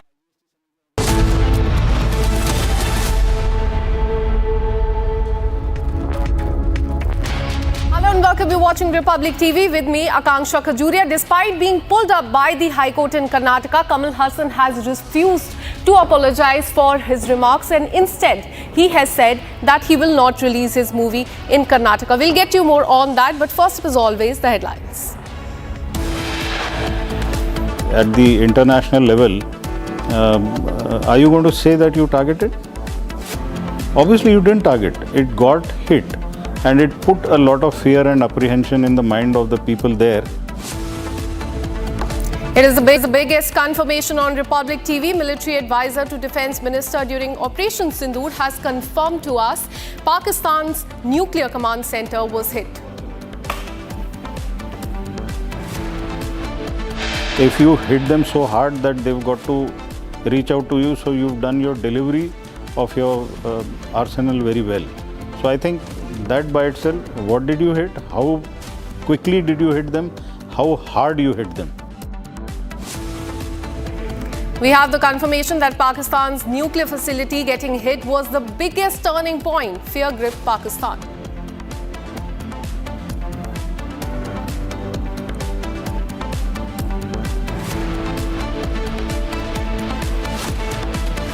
Pakistan has admitted to large-scale damage. Internal dossier reveals more targets hit by India than revealed.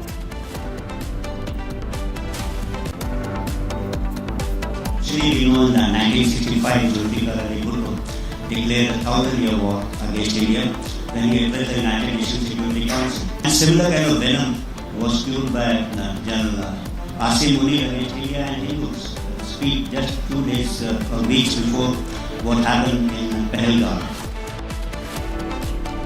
CDS Sanil Chauhan, while speaking on Operation Sindoor, has hit out at Pakistan Army Chief Asim Munir, stating that venom was spewed by Munir against India just 2 days ahead of the Pahalgam attack.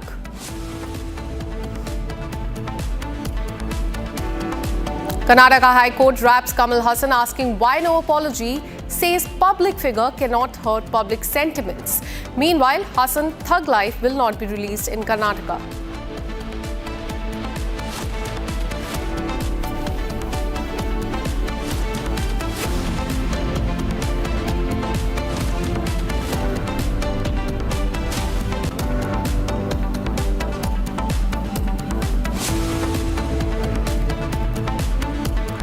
Why no truce with Maoist is what the Telangana Congress chief has asked, that if there can be truce with Pakistan, then not with Maoist.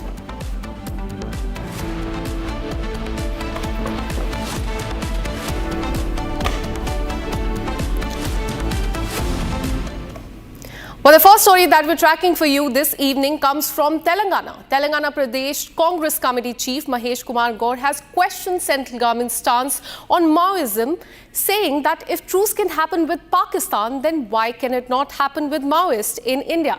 He even accused the union government of using anti-Maoist operations as a means to displace tribal population. And not just that, in fact, he even criticized the Modi government for not accepting the offer of talks made by Maoist. Listen into what he said.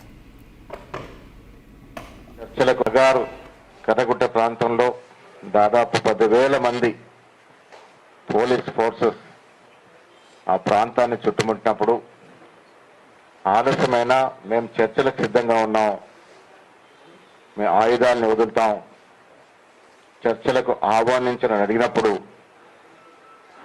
ఏ కనికరమున్న ప్రధానమంత్రి అయినా చర్చలకు ఆహ్వానించి ఉండాల్సింది, కానీ అది చేయలేదు. మన పౌరులైనటువంటి విభిన్న అభిప్రాయాలు కలిగిన మన పౌరుల్ని చర్చలకు ఆహ్వానించలేదు. కానీ ట్రంప్ మొట్టికాయ వేస్తే తీవ్రవాదులతో ఉగ్రవాదులతో చర్చలకు సిద్ధమైనటువంటి ప్రభుత్వం మనది. మిత్రులారా, Meanwhile, Republic TV also confronted Telangana Pradesh Congress Committee Chief Mahesh Kumar Gaur. Listen in to what he said.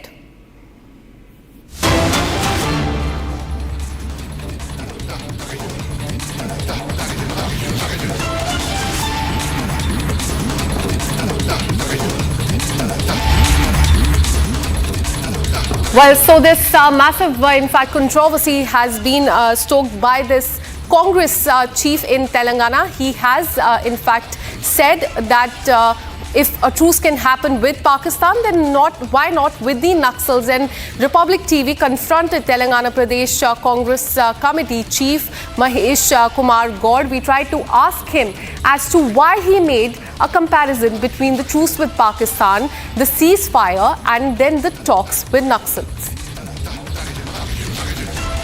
See, Kagar issue में हम पहले से साफ करते आए कि कांग्रेस की जो लाइन है वो लाइन अहिंसा है. हिंसा किसी की तरह का हिंसा हो, चाहे वो नक्सल्स की तरफ से हो या सरकार की तरफ से हो, हिंसा नहीं चाहते हैं, हम अहिंसा चाहते हैं. कगार के इशू में जो फोर्सेस नक्सल्स को सराउंड करे, हमको ये बताया गया है कि 3 बार वहाँ से मैसेज भेजे कि हम आर्म्स छोड़ने के लिए तैयार है, सरकार से पीस टॉक्स के लिए तैयार है. देखो, आदमी जीने का फंडामेंटल राइट है. As per the constitution every man has a right to live. No one can curb the right of living. कगार के इशू में पीक स्टॉक्स नहीं करते हुए सरकार के फोर्सेस हमला करे, और हमारा डर यही था. वहाँ बहुत सारे सिविलियंस थे. नक्सल्स के अलावा वो एरिया में बहुत सारे सिविलियंस थे, हज़ारों के सिविलियंस थे. उनका भी रक्तपात होता बोल के हमने पीस टॉक्स के लिए मांग की. आज भी हम पीस टॉक्स के लिए मांग कर रहे हैं. और तो आपका जो स्टेटमेंट है उसको आप कंटिन्यू करते हैं. आपका जो स्टेटमेंट है उसको अभी भी हम मांग कर रहे हैं कि पीस टॉक्स होनी चाहिए. जब पाकिस्तानी तो विदेश है, उनसे हम सीज फायर करें. जब अपने देशियाँ हैं, नक्सल तो अपने देशियाँ हैं, लेकिन उनकी विचारधारा अलग है. हम उसकी विचारधारा को हम नहीं अपना रहे. लेकिन पीस टॉक्स के लिए जब कोई संस्था आगे आती है तो सरकार को क्या दिक्कत है पीस टॉक्स करने के लिए. पाकिस्तानी आतंकवादी हो या नक्सली हो, कांग्रेस पार्टी हमेशा वोट बैंक नीति को राष्ट्र सुरक्षा नीति के ऊपर रखती है, परिवार और दल हित को देश हित के ऊपर रखती है, वोट हित देखती है. देखे ना, पहलगाम में पाकिस्तानी आतंकवादियों को क्लीन चिट इनके नेताओं ने दिया. याद होगा विजय वड़त्तीवार थे मैया जी. अब तेलंगाना कांग्रेस के अध्यक्ष कहते हैं